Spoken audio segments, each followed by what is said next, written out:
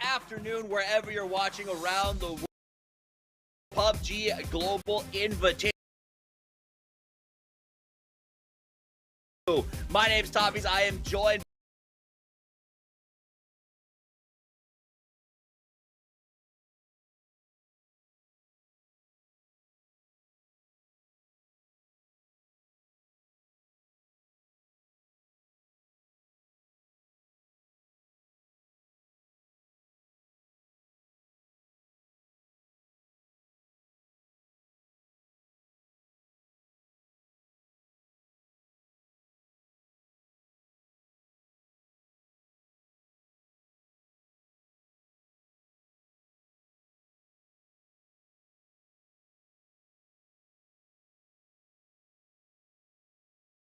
those are casual flex there as they are currently at the top of that leaderboard. Cameron Davis, did you pick a team to be on the top yesterday, and are they there? I didn't. I remember talking about, if you want to talk about TSU specifically, saying that they were not my favorites from the Chinese region, but 4 a.m. weren't even in my top 3 from the Chinese region, just because consistently in international events, they're always so inconsistent, but it was really good to see them come out on top. However, it was only 4 games, and it was a really solid win from one of those 4 games to give them the massive amount of points that they have. So today we're going to see if they can't continue that momentum, but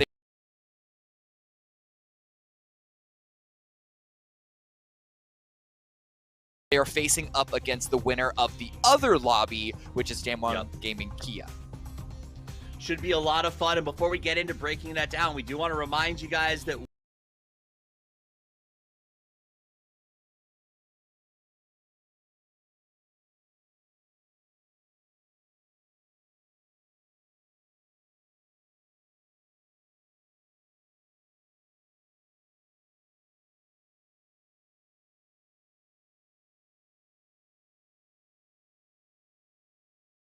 and we can assure you that those players are on board with it as well, which has been very, very cool to see. All right, guys, let's talk about the schedule. Get the housekeeping out of the way so that you know what's happening today. We've got 8 games.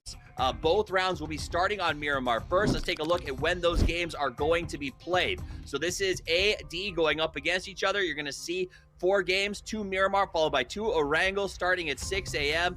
In Central European time. I'm not going to do the translations for you across the board, but that is basically 15 minutes. So get out your chalk out there and start using your advocates and figure out your conversions. But 15 minutes from now, it starts, and then it's on the hour going forward. We will have an hour break between the rounds, and then we come back at 11 Central European time for the next round. That'll be B versus C, and should be a very good bunch of games. That'll be Miramar and Orangel, and we'll actually have a nice little switch in the broadcast team as well, so everyone can stay fresh during a very, very long round of seeding. So that's what we are looking for in terms of play today. It is going to be awesome. The 32 best teams in the world slugging it out. Let's look at those teams and exactly where they stand right now. Cameron?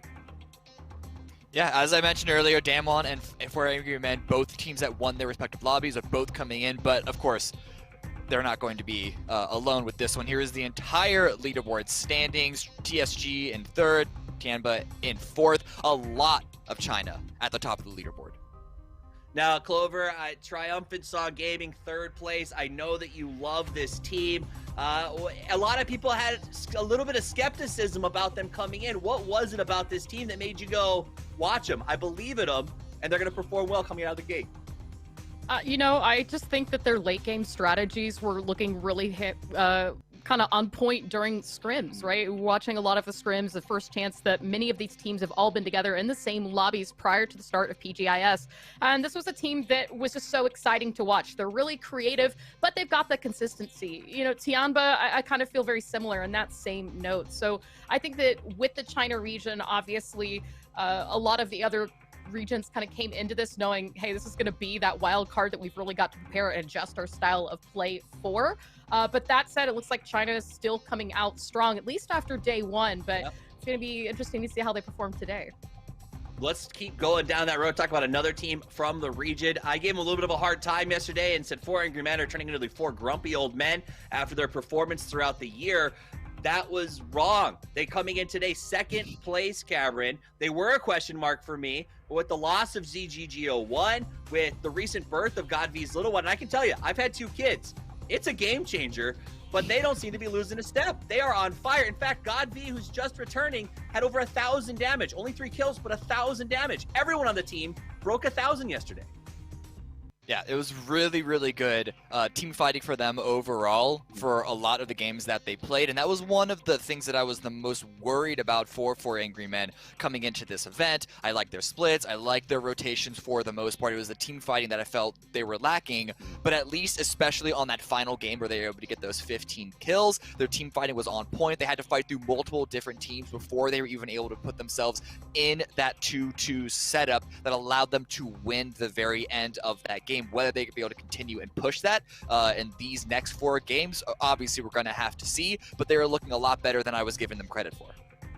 Just a quick point of order. I think you said 15. It was 16. Just because the 16K Club, you and I both love the 16K Club. The idea of wiping a quarter of the lobby appeals to everyone, and them doing that deserves a lot of accolade. It's been very cool. But why are these teams so aggressive? Why are they playing so hard? It's because they want to make money. Let's take a look at exactly how the prize pool works in this tournament. This is the PUBG Global Invitational S with a prize pool of $3.5 million. It is the biggest prize in PUBG history. But how does that big stash of cash break down? Let's look a little bit deeper. $2.4 million will be earned in weekly survival and final rounds. There's a guaranteed $1 million so that all the teams participating can take home something, but the sky could be the limit because 30% of in-game sales go to the pick'em pool, allowing you to support your favorite teams directly. But how do teams win that lion's share of the cash? Well, they have to win games. While some will go to the winners of weekly survival matches, most will go to the top 16 each week who make the final, making it $2.4 million in weekly series winnings. The first 8 teams to make the weekly final get paid, but the pay goes down the longer you take. So win early if you want to cut to that $192,000. But no matter how you get there, just get there. Get a chicken dinner so you can make the weekly final, where we return to the super rule set and the prizes get bigger by the week, ending with week 6's $1 million prize pool and a $500,000 grand prize. It is literally about to rain money as the top 32 teams from around the world drop in on Seoul, South Korea to earn their share of that cash. Will a past champ repeat, or will a rising star hoist the trophy? All we know is that sitting in these lobbies is the next PUBG world champion. Clover, I gotta ask you, do you think it is a returning champion? Do we see another repeat from a 4 a.m. or a Genji, or is this the time and the place for new talent to rise to the top? I definitely think that this format is really going to present itself, for allowing a team that potentially has not won anything to kind of come in and finally take that trophy. But at the same time, I think that we've got a lot of tenure that can really show itself forward. So I know in my heart, I've got my eyes on a couple of people that could be potential returning champions. But at the same time, especially as we're kind of getting through this very first showing, I think there's a lot of opportunity for some other teams as well. But that said, I mean, you know, maybe a little bit of bias. I'm really still loving the Sonics. I know we've been talking a lot about China, but from North America, I would want to kind of see them break that drought and take a victory. Even Europe, right? We've talked a bit about that yesterday as well with FaZe Clan and wanting to kind of see if they can finally take that first place championship home. On the screen right now, you're seeing groups A and D. That is who is taking the field of play in just a couple of minutes. They're getting in their chairs, Cameron. They're getting loaded and ready. Who are you most excited to watch out of these two groups? Unfortunately, of these two groups, as far as North America or EU is concerned, I don't think any of these groups at the moment are showing that they are going to be global winners. From this group, I have to continue to put my vote into the corner of Damwon Gaming Kia. They have been so good. You want to talk about tenure? We're most familiar with them as OGN Entis from multiple years previously. They actually got 4th at PGC, 4th at FACEIT from 2019. It's still a very, very similar roster to that point, and their rankings during the PCS series has looked so good. 4 a.m. did step up yesterday, but it's been a fluctuation for them as it usually always is. For Kia, it's almost like fate is saying that this is their time. Yeah, Damwon has been absolutely phenomenal. I mean, I think Paper Thin hasn't casted yet, but we all got to sit with him in the green room yesterday, and he was just screaming. Like, he was so pumped for these guys and told us that they were going to be incredible. In fact, I know in a little while, I think we're even going to feature them in terms of some highlights because they have just been absolutely wild with their play. Clover, anything in particular when you watch them that stood out to you as sort of the keys to their success? I think it's just an all-around performance for them, right? One thing as well, and we'll probably get to see it a bit with the highlights, but throwables was a really big part yesterday. I think a lot of times when we look at the way that these teams are performing, the way that they're getting kills, throwables are kind of a bit in the background of our mind. You know, they're really good for the late game, they're good for finishing. But in terms of play yesterday between both of these lobbies groups, throwables were actually 5th. And I think that we saw a huge increase in the way that these were used, not only just in smokes and deflections, but in just a crazy amount of damage. I'm really thinking back to some of those Miramar games as well. Additionally, I think the ability for them to keep all of their players up through the late game is showing how well they can continue to work together as a team. They're not playing as a solo player holding on for dear life at the end, which is something that we did see from a couple of other teams like TSG. All right, let's dig into what's happening today a little bit more, Cameron, as we sort of bring A and D together in terms of the overall standings. And let's start at the bottom, because we can work our way from the bottom to the top. We've talked about the big winners so far, but there's been some teams like Buriram, Oath, teams that we thought these guys were going to come out. They might not win the whole thing, but they've got what it takes to make a statement. It's like they have rocks tied to their ankles, and they're just kind of trying their best to get to the chicken dinner, but they can't. They're getting plucked before they even make it into the top 10 half the time. Yeah, even if obviously these are 32 of the best teams in the world, so it's not going to be easy competition for any of the teams involved. But for Oath and Buriram, this was not what I expected from either of the teams. And Oath especially was really surprising because so many people have been going on and on about watch the scrims, Oath are popping off, They're so good. Like, the roster is such good firepower in there. Snakers especially, as usually their star, has really been popping off, really been firing on all cylinders. And then, but yesterday, nothing was really happening. And so it was very, very disappointing to see, at least at the start. That makes sense. Clover, another team that we are going to have some eyes on today that was always in the mix but never really closed the deal was Zenith, another North American team. They were kind of the least favorite of the American teams, or the North American teams coming into this event. I don't understand why they're not transitioning. We kept seeing them get to sort of that last grouping of circles, and at one point we even saw them with a priority position. They're just not closing the deal. Yeah, I mean, Zenith yesterday had a couple of really great moments where they'd managed to play late game. They've really been enjoying holding on to those southern positions. They're kind of, I believe, in second of the 4 NA teams, right? They're outperforming Oath and Shoot to Kill. But like you said, a lot of the work that they're doing, it's stuff that we're not always seeing. It's a couple of shots here and there, some work at the kill feed. But I think if they can keep up strong in that late game, kind of like we saw with that Erangel performance yesterday, there's a lot that we could see from Zenith in terms of growth. But if anything, I think that you kind of can't completely hold yesterday against some of these guys. I'm just hoping the rest of this weekend they're able to kind of quickly learn their mistakes, adapt, and adjust. Because, I mean, like you said, 5 points for Oath yesterday, that is not what we were expecting at all. And let's pivot a little bit and call a spade in terms of yesterday's play. Some of these teams had to go up against Group C, which has been absolutely insane to watch these guys play. I mean, you're seeing some of these teams and sort of their overall performance. And in fact, let's take a look at teams to watch. These top 3. Talk to me about these guys up here on the board right now, Cameron. It's Damwon Gaming, 4AM, and TSG. We saw 4AM and TSG in our first set of groups from A and B yesterday, and they got first and second. And so it's 2 from one group, and it's the top 1 from Damwon Gaming from Group 2. This is almost like seeing how a bracket progresses in other games where it's just one team versus one team and you just continue on from there. So I'm really hoping that all 3 of these teams will be continuing on their momentum previously and only cause to lift each other up by the, arguable increase in competition with both teams being involved. Absolutely. And again, we saw Clover, one of your favorites up here in the top 3, 4AM. A team that I think still has question marks that we're going to have to deal with. But Damwon has been absolutely incredible from Group D. That said, another team to watch that I would add to this, and it's not because necessarily of the great moments, but because of the frustrating moments, Clover, is Team Liquid.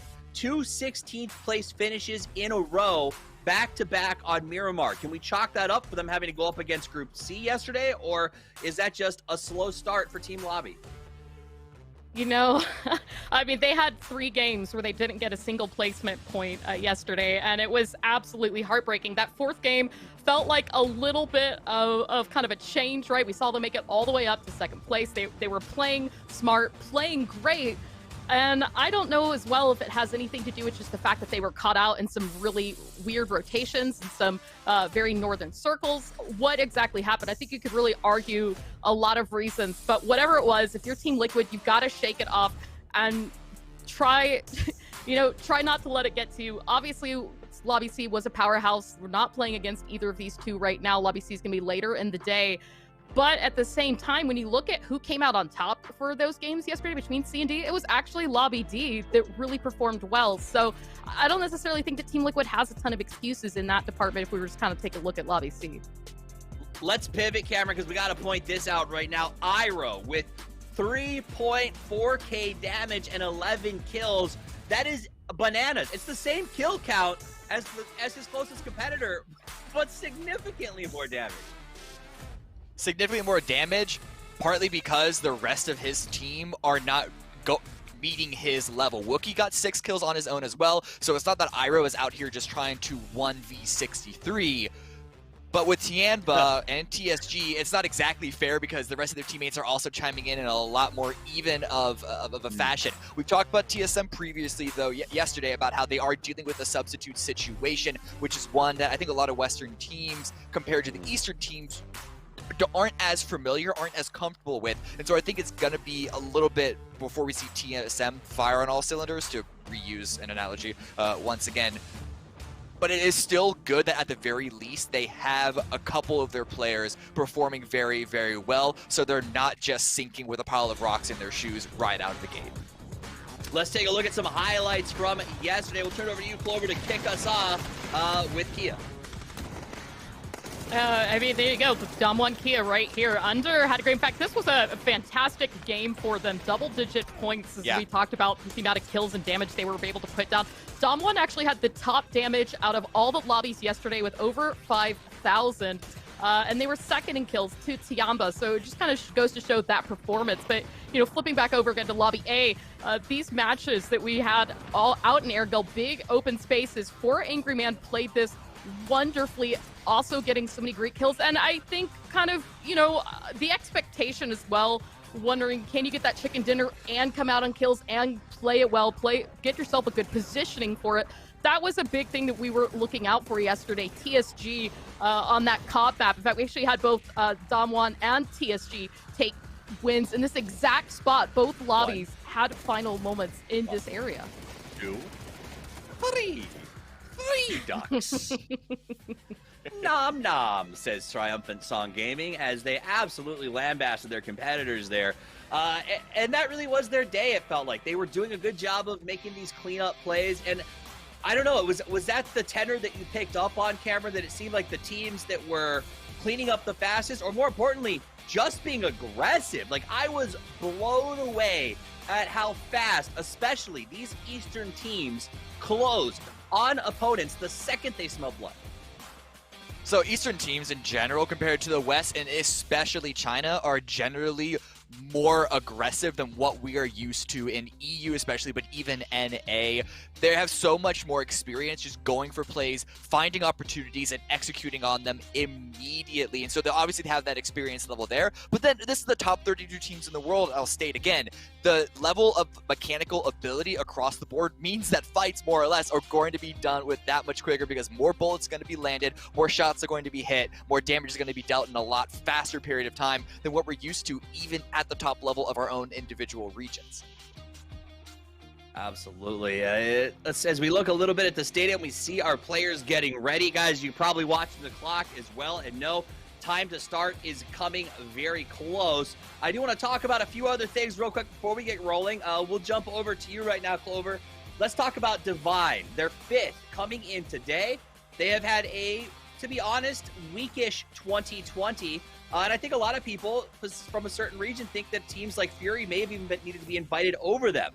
Do you think they're punching above their weight class right now, or is this where you expect them to be when we go the distance?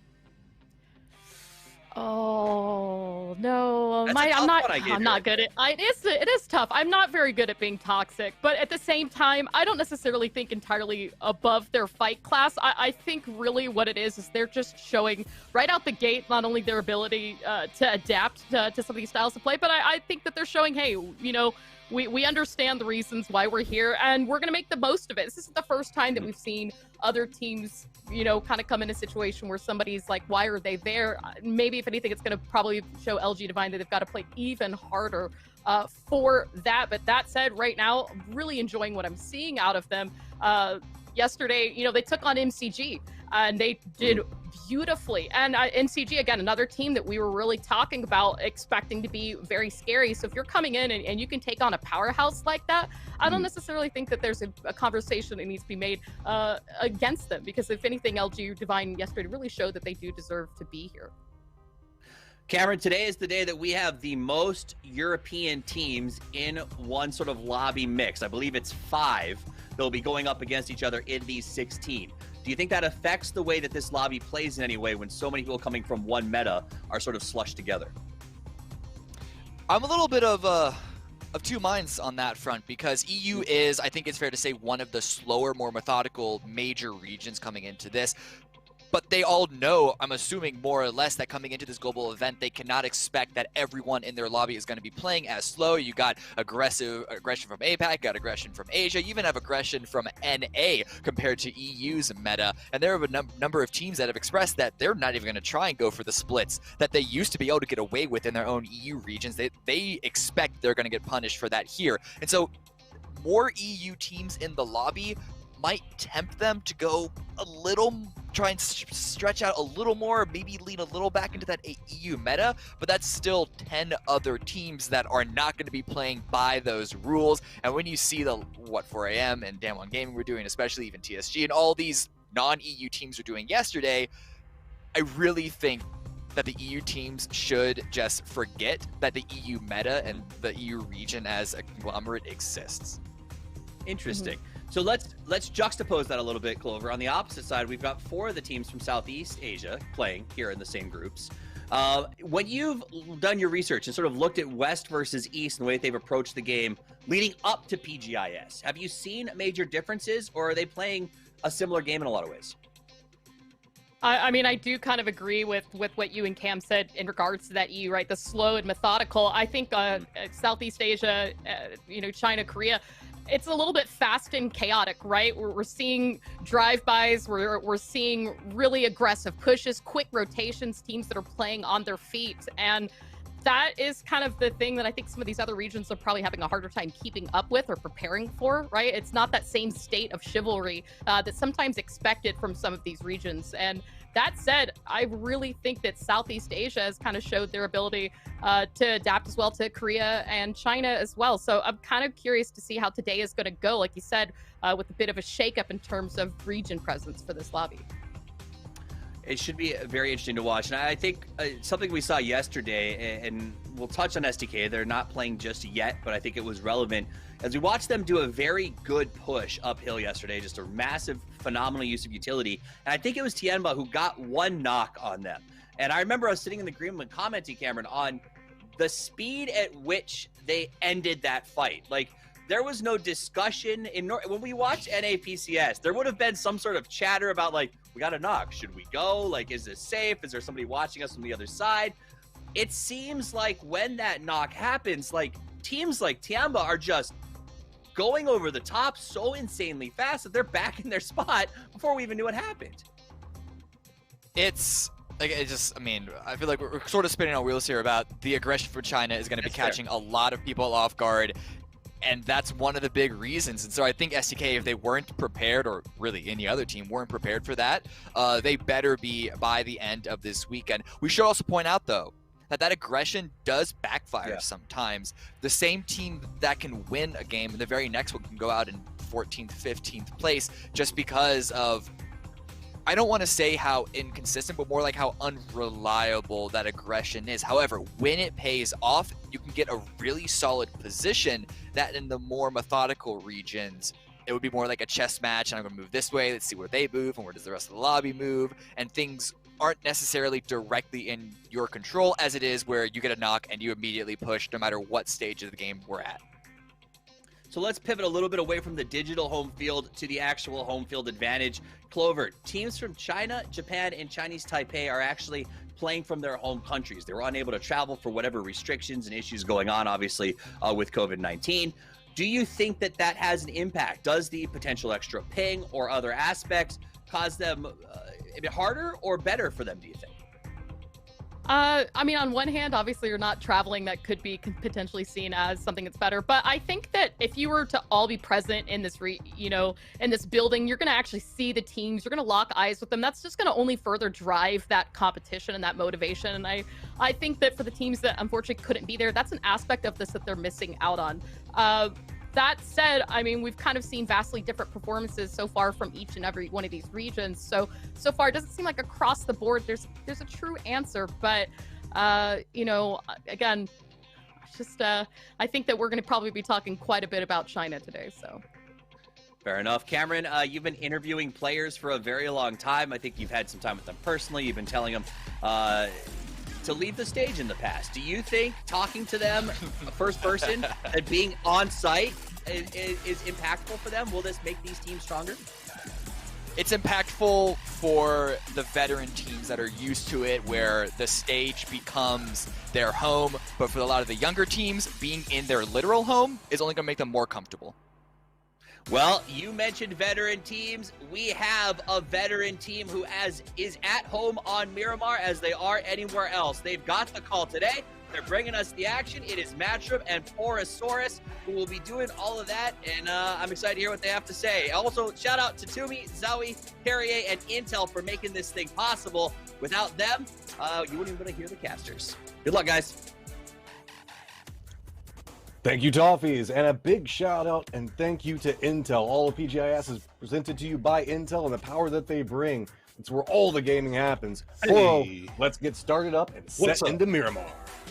I'm ready. I'm psyched for it already. Now, remember yesterday, first game we saw had that hot drop where Buriram took a nice punch in the mouth, and I don't think they ever really recovered from it.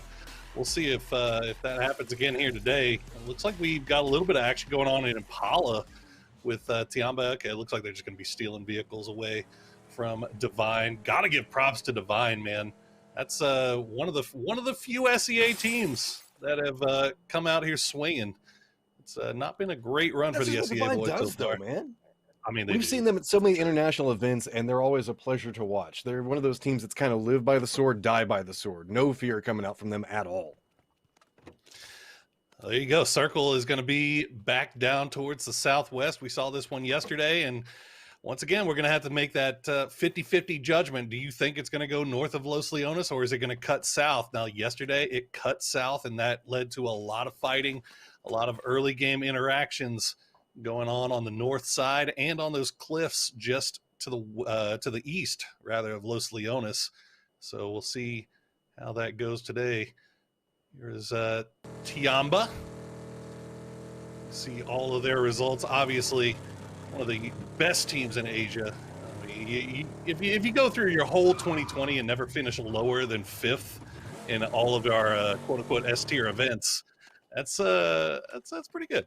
That's pretty good. I mean, that is a firm statement on how you're going to do that. And look at the confidence coming in saying that China's going to take the trophy. And what a huge trophy that thing is. I love how it's just in the center of the stage and everybody has to look at it when they're playing inside there. I wonder if, like, whenever they die, they just glance over at it and it's just like, damn you, I will get you at some point. See, I want to know who gets that life-size statue that's rotating around in the middle, you know? That's kind of what I was getting the vibe of what the trophy was going to be like. Like that was the actual trophy? That'd be sick. See, just put it. No, this is one of the things that we in the don't know kitchen. since I'm not there. I made the assumption that was kind of like the trophy, but it could just be a super intimidating statue that just spins around and stares at everybody. I want to know where it's going to end up. We gotta see who ends up taking the big black statue of terror and destruction. Speaking of terror and destruction, these boys, considering they got as many points as they did running up against the group of death, quote unquote, in Group C, I think that bodes pretty darn well for the Damwon boys as they got through the hardest lobby, you would think, and now they've got to deal with Groups A and who else? B? Yeah. I believe B tomorrow. Just as a heads up, guys, yes, Damwon is also going by the tag of Kia on there. So if you hear us refer to him back and forth, don't get confused. I know it's a little bit rough for this Team Liquid. Had a little bit of a rough day yesterday. Looks like they're already making their a little bit of a sin back over. Team Liquid known for really enjoying trying to get center control early. It looks like that's kind of Bisa's role is trying to get a little bit of scouting out and what's happening around. Look, if there's one thing that you can take from yesterday for TL, it is that you could not possibly do any worse on Miramar than you did yesterday. It's only looking up from here. See, that's the positivity we need there, Poro, bringing it over. I love it.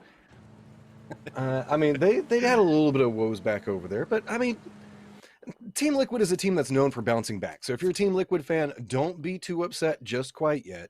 There's still opportunities for it, but looking back over, you can see that TSM is going to be in a nice position back over there, and strong performance coming out yet again from this team. I mean, we saw them play in some very disadvantaged positions, really be able to fight their way out of it, and as the desk was talking about, Iroh is such a key component for that.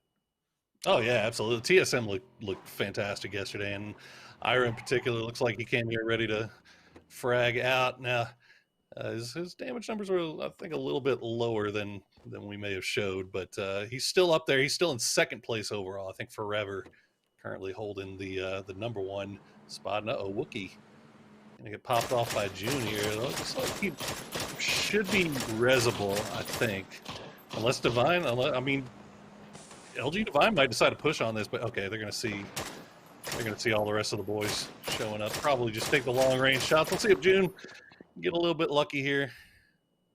That should Notice be a pretty took out the safe race. tires. That's going to make it a little bit harder for them to try to get out of position from here. So while they are going to successfully rescue Wookie Bookie for the time being, they're going to have a little bit of trouble getting out of position with it. And I think that's why they're just abandoning the vehicle. But look who spotted them out. That's going to be Evie from just a second ago. Going to go ahead and get a knockback over towards Iro.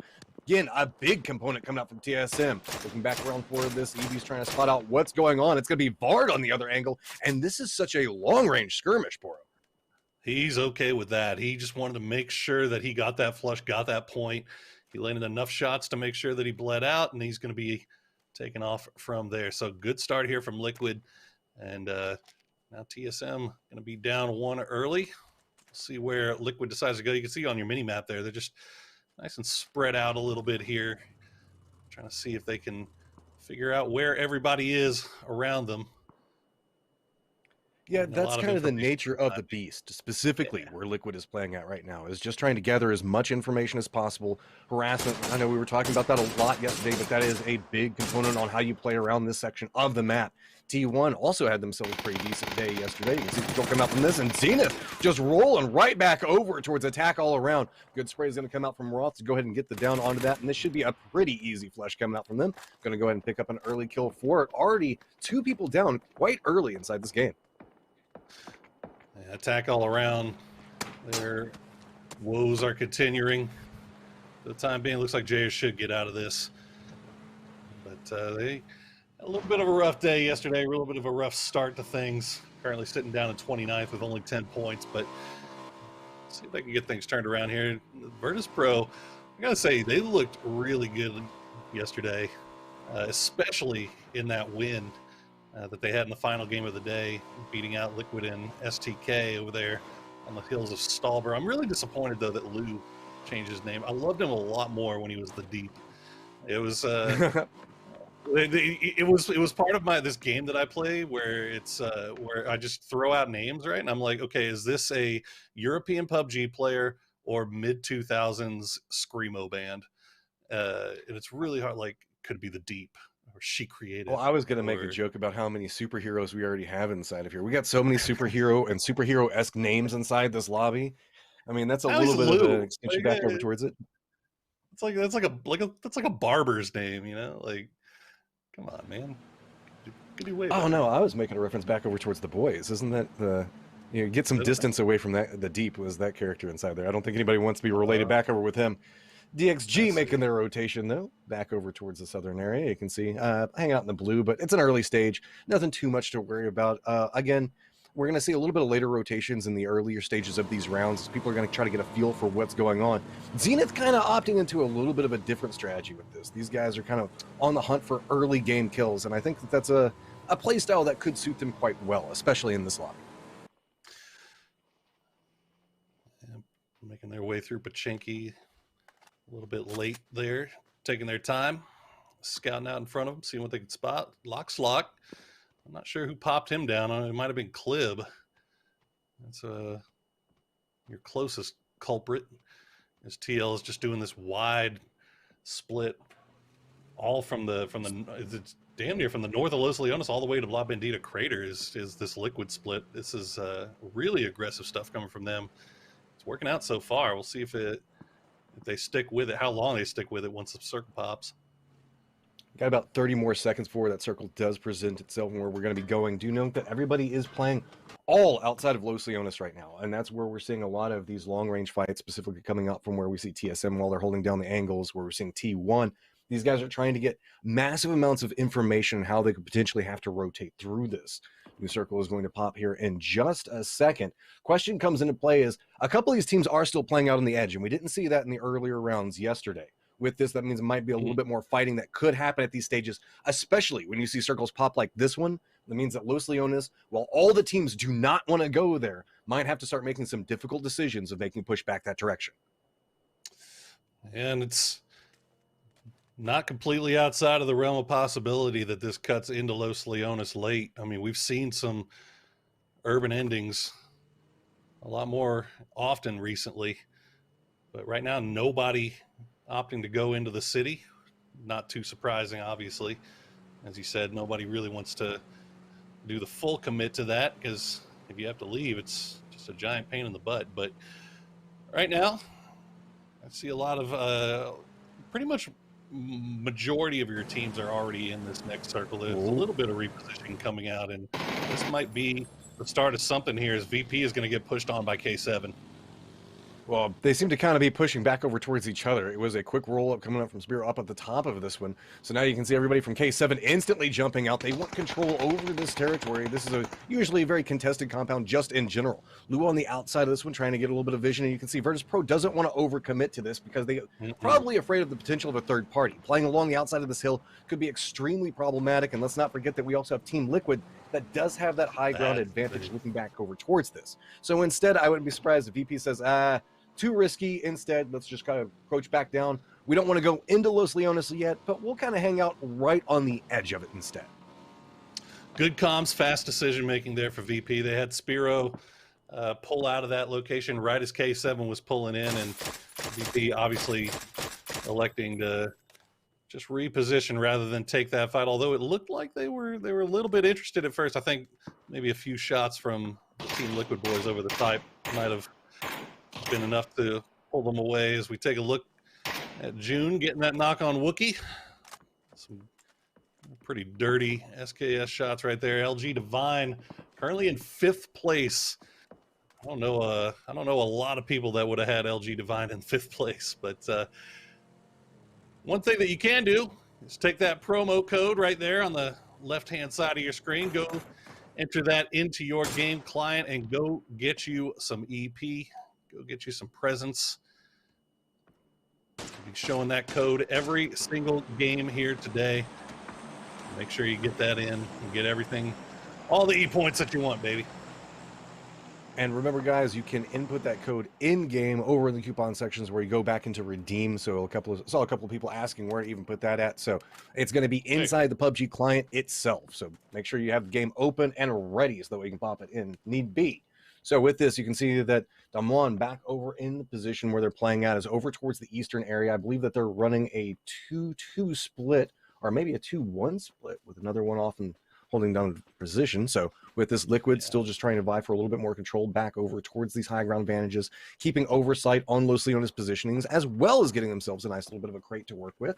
That's just going to make life a little bit easier for Liquid that did have, let's be real, a touch of a rough day yesterday. So already getting a little bit more reinvigorated in this. And Poro, you were talking about that. Hey, sky's the limit for Liquid. Look at it. 1 point already stacked up on the day. Way better than yesterday. Let's go. And now they're going to get center circle, high ground. Liquid is absolutely vibing right now. They'll have a lot of control over everything that's coming on around them. Meanwhile, we'll see Navi over here just south of Los Leones. So this is going to be the circle that makes them have to push through the city. And as we saw just moments ago, the city completely empty. Well, now it is completely populated. You got about 7 teams that have all sent it into Los Leones. So it's just going to start getting stacked, specifically back along the corridors, over towards the north. A lot of teams are going to start collecting back over into there. You can see a little bit of a breakout starting to happen with that. Stack all around, looking back over towards the direction of teams that are rotating in. DXG is to the south of this position. Looks like they're trying to figure out how they're going to make a form of approach back into this. Way back over towards the west, Zenith also looks like they might be making, at least contemplating an approach back over into this area as well. So a lot of these teams starting to stack back over, and some of them sending it quite deep back over into Los Leones, most notably Navi, who's making a strong push over towards the center and is going to get a lot of those high buildings. And that's going to grant them capabilities to play this a little bit differently than these teams that are now getting stuck down in the low ground and really having to contend with neighbors, like we're looking back over with T1 playing over against Daytrade on a different angle. Zenith making their approach. Doesn't look like they're wanting to commit too much, but DXG also not wanting to commit too much back over towards this. And we might find that DXG could have a little bit of an angle on what's going on to this. Yeah, it's not a great rotation from Zenith, and they might be about to find that out as they're going to be driving right past DXG. No shots fired just yet, but I feel like there we go. Long K is going to open up. Oh, the seat swap. Real quick, but Shinboy jumps out of the vehicle and downs himself. That's going to be a quick, easy flush for IQ 500. They didn't have to use much of that IQ at all to get this. So, as a spectator client bug, don't worry, guys. It didn't fly away. It didn't shoot off to the moon by any means. It just kind of bounced for just a second there. My man got Cherry Poppins there for a second, but it was just a glitch, just a bug. And now, I mean, I like this from DXG, though. As soon as they start that fight, they automatically start repositioning. But look how busy Los Leones is. I mean, you got T1 right on top of Day Trade, Navi right on top of AAA, VP right there. They've got K7 just off to their north. I mean, everybody playing it out in Los Leones. And meanwhile, you know, we haven't really even talked about it. 4 a.m. all by themselves on the north side. TSG have the entire southeastern side to themselves. Tiamba is just chilling in a compound outside of Los Leones. I mean, there's just, the aforementioned Liquid has been feeling great. So, good shots, Kickstart. Not going to be able to get that. But I don't think it's going to be enough to get the flush. He managed to get the jump back behind the wall. So nice awareness on what was going on over towards it. Question comes into play. Looks like Zenith is going to opt into pushing this, so they're going to have to close that distance quite quickly. Wall's going to come up in defense. Circle's going to pop. It's going to be right on top of K7. So with the aggression starting to come out from this one, you can see that DXG decides the fact that they don't want to stay back over towards that angle and cannot commit to the red. Punich still has the high ground, goes for another spray back over towards him, catches one right out in the open, and that's going to be IQ 500 down. So a little bit of vengeance coming back over as Punich does manage to take down one of the members for DXG. Meanwhile, Donba making a little bit of a play back over. This looks like they're opting towards the north and could run right into where K7's at. This is what we were worried about. As soon as you saw that circle pop, I couldn't help myself. I sighed out loud because all these teams that were outside and hanging out on the outside of the city of Los Leones, now they have to crash in. They have to figure out where they're going to play this from. Tiamba, the first one, they send it in. Now TSG is sending it in from the south side. They might run right into Zenith and DXG as well. Positioning back over towards the north is going to be extremely vital. You can see Liquid still trying to play the high ground hills, but it looks like TSM might be trying to contest it. Back behind that, it's going to be LG. It's going to be Divine looking back over towards this angle, but also Demlon coming back behind this. So you can see TSG trying to make a push right through the middle of everything. Roth starting to get in position. Kickstart as well. Don't have the angles to make a play from, but now starting to be aware that this is a very dramatic fight for them, and they have to figure out if they want to commit to this for how long, because they do have the inside track towards the circle. And they might choose to, instead of fighting this out right now, try to get Kickstart back away from this, retreat, and just try to hold the angles and see who tries to approach back over towards them. But good shot's going to come back over towards us. Another quick flush, and it's going to be Volibear going down and out very quickly from Kickstart. There you go, TSG. Not going to stick around, not going to waste any more time playing with this Zenith fight. They're going to get in their vehicles, continue their wrap. They'll just eat the blue damage for right now and see if they can come in from a more westerly position.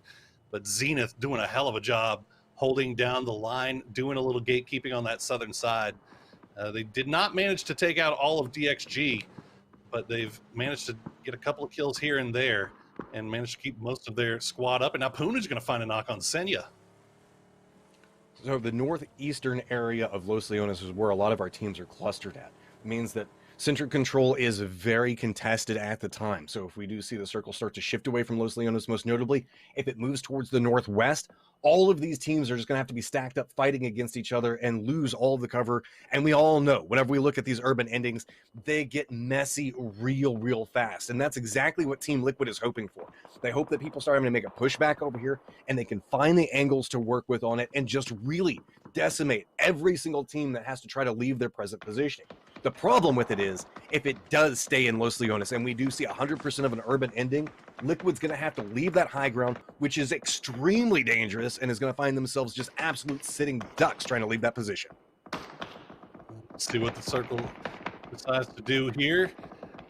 Liquid, I think they're aware of LG Divine. The Liquid's in such a good spot. If they can take care of Divine here, if they can wipe them out and not lose anybody, Team Liquid's going to be in a fantastic position to maybe win this game.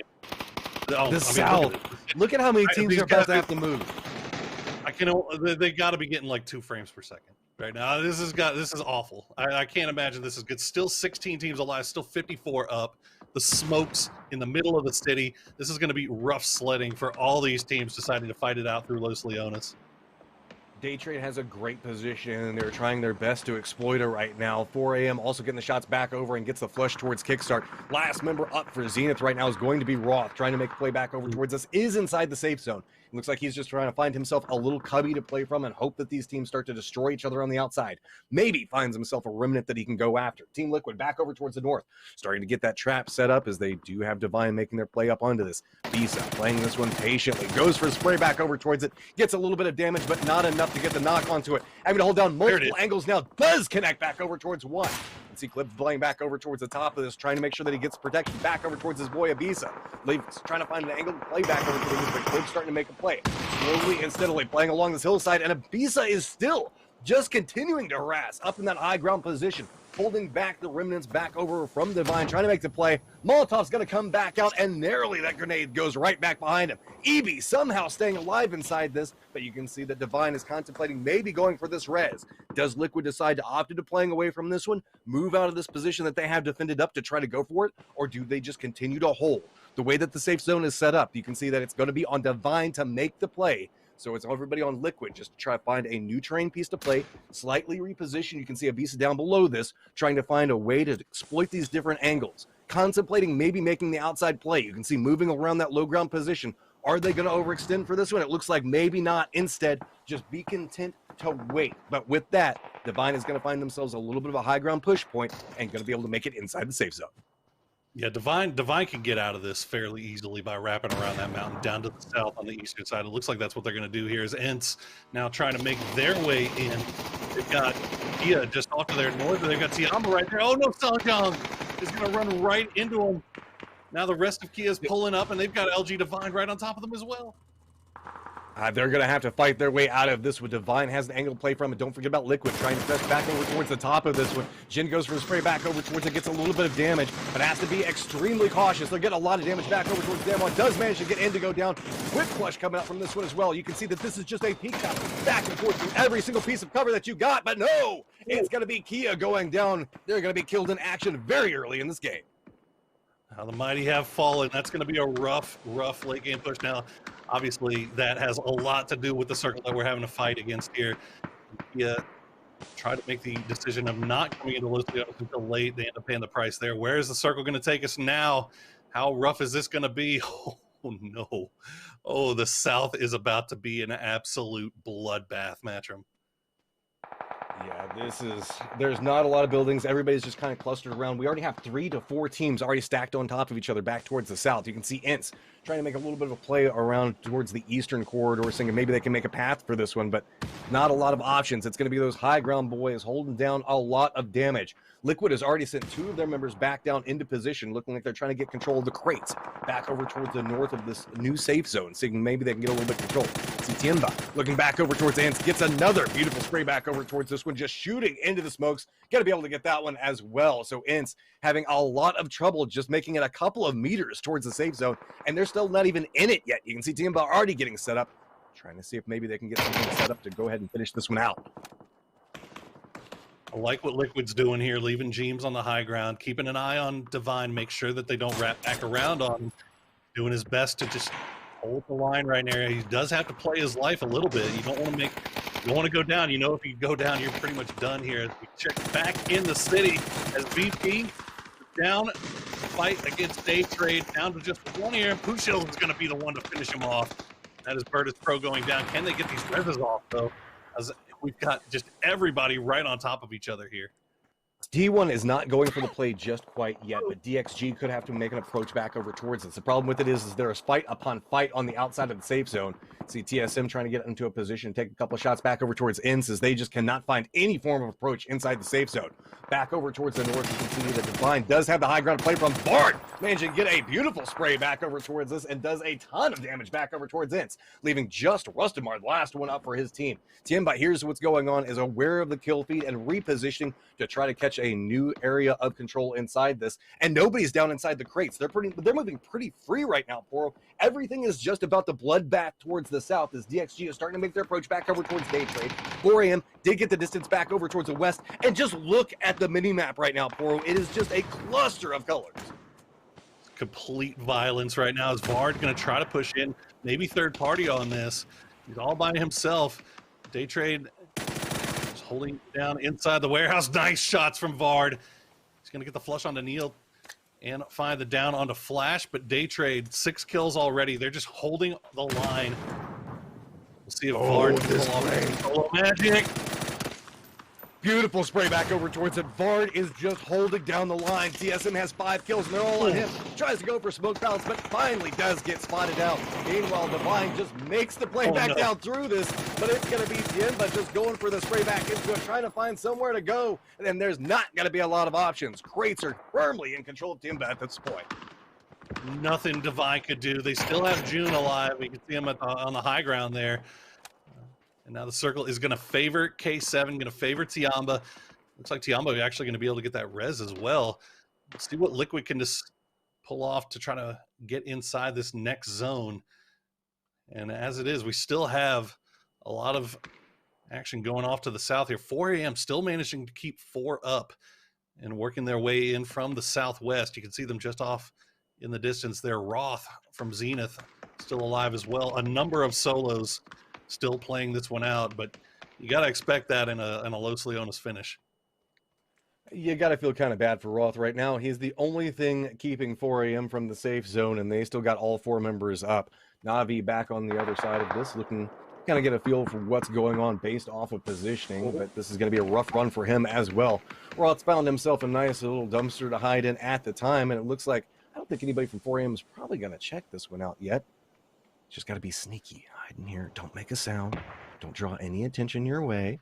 Just leave How many it be. people in chat It'll be fine. saying just be patient. right where they diamond hands right now. Just keep it together. Somebody's making the Roth is right where he belongs, in the dumpster. Oh yeah, you already know. You already know, dude. It's EU times. They're gonna rip on every single one, everything North American. I'm surprised we haven't gotten too much of it yet. But look, the silence pays off for him. It's gonna be Orange that takes the shots onto this, and I don't know if you want to poke that bear right now.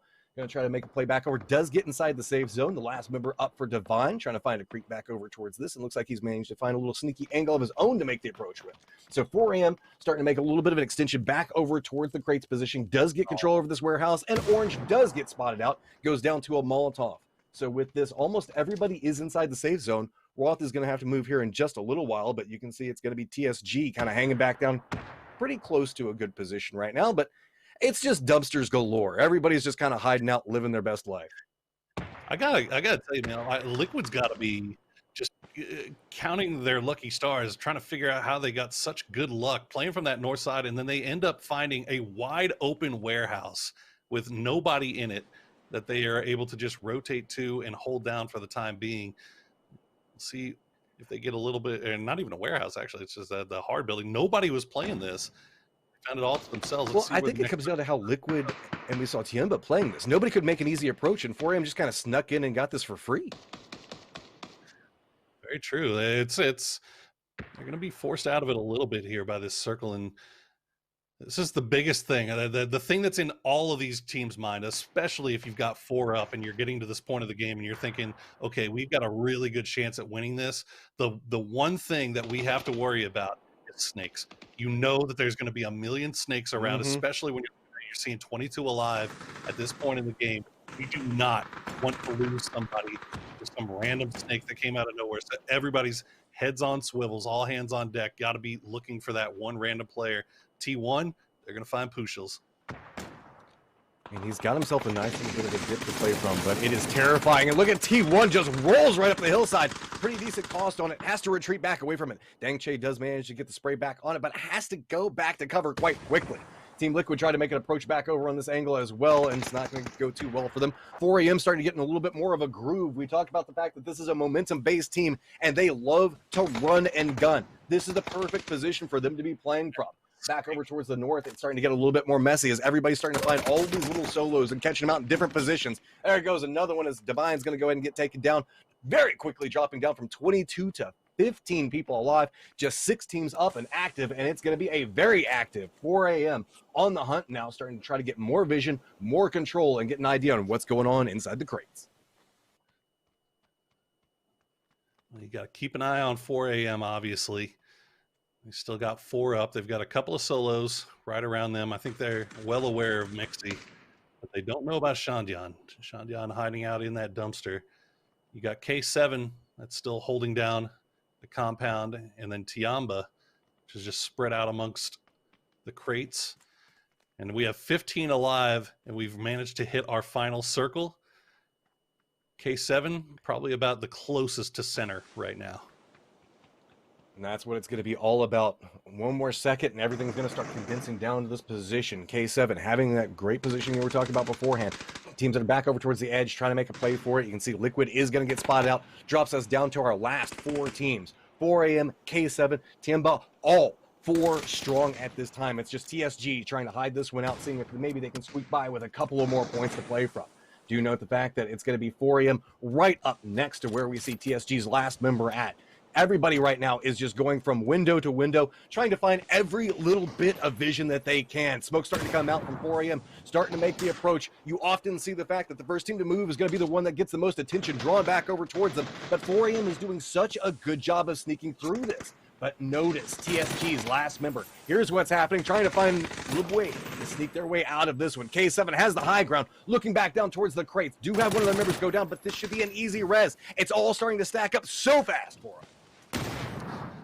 And Shandian is just sitting there, getting protection from 4 AM. He's hearing the footsteps run all around him. 4 AM still not aware of him. Tiamba and K7 fortunately are able to get these reses off. This high ground position that K7 has, they need to get more knocked with it right now. But 4 AM and Tiamba avoiding the line of fight as well as they can, preventing K7 from taking that first step. Playing this so clean, bouncing from cover to cover, but everybody's starting to get in range. Tiamba and 4 AM finally cross paths. Quick shootout between the two of them. It's still K7 holding down the high ground, but they can't stay there for too much longer. They have the blue zone creeping in back behind him. Tiamba tries to go for another one. Now down to just M200, the last one up. 4 AM still has 3 members strong, trying to find a peak for it, but another one of their members goes down. It's still going to be K7 up on top. 9 kills, just absolute dominance from this position. Raining in death upon death on everybody that tries to make a move. TSG still has one of their members up, tries to make a push from the safe zone. Not going to be able to get anything out of it. Does get taken down, and with this, it is just one member. Tiamba back over. 200 goes for a spin back over towards 1. Gets it. Does not get the second one, but there you go. K7 Esports walking away with 12 kills and a round victory. What a great finish there from K7. They held that high ground position as long as they could. Were able to get the reses off. Managed to pin everybody down and kind of keep track of everything that was going on below them before they had to completely commit to pulling down off of that rooftop. But I mean, I got to give props to Shandian as well. I mean, Shandian, I think, ended up getting a 3rd place spot there for TSG and as the solo player. And what a crazy game. What a great victory for another of these Chinese Taipei squads. I mean, just beautiful positioning coming out from that one and knowing how to exploit it. You saw the fact that Tiamba was making a great move, and 4 AM, they were trying their best to use those crates, navigate positioning, and really contest up against that high ground advantage. But once the firefight broke out between the two of them, all hell broke loose, and it was all up to the high ground to just control every bit of movement of what was going on. Well, once you see that circle cut over to Los Leones in the city, you know your meta has just been thrown out the window. It's all about who can adjust to chaos the best. K7 coming out on top this time. Let's take it over to the analyst desk to talk a little bit more about this one. Guys, take it away. Thank you very much, gentlemen. Let's give a big shout out to K7, who takes a little bit of a play out of Obi-Wan's playbook as they take the high ground and dominate the end of the match with 12 kills. Not too shabby. I'm excited about looking back at exactly how that match went, but an unexpected champion here, Cameron. Yeah, not the first time we've had an unexpected champion, but I think more so unexpected than anything else was the Los Leones shift. City endings are so difficult to play because of, we all know this, how many corners there are available for people to hide in. You can fit so many more players in the square footage inside a city compared to more natural terrain. And so the fact that we're seeing 2nd place with 5 kills, 3rd place with 1 kill, 4th place with 4 kills is not very surprising considering where this game ended up in. But K7 with 12 is huge, and you mentioned it, Tavis, it's because they had the high ground, they had the rooftop specifically to be able to overlook where all of the action was playing out in the end game. And you can see as well, I mean, the dumpster game too, right? We had Roth in one, Sean John as well. They not only brought TSG into that top 3 spot, but all of the different places, the angles, the coverage that teams tried to have, it was great up until the late game, right when the Blues started to close in here, and you could really see K7 play that up to their advantage and walk away with not only the most kills in this lobby, but I think some of the biggest strength. They were killing and fragging through every part of this game. You know, it was an absolute chaotic mess for teams down in the South.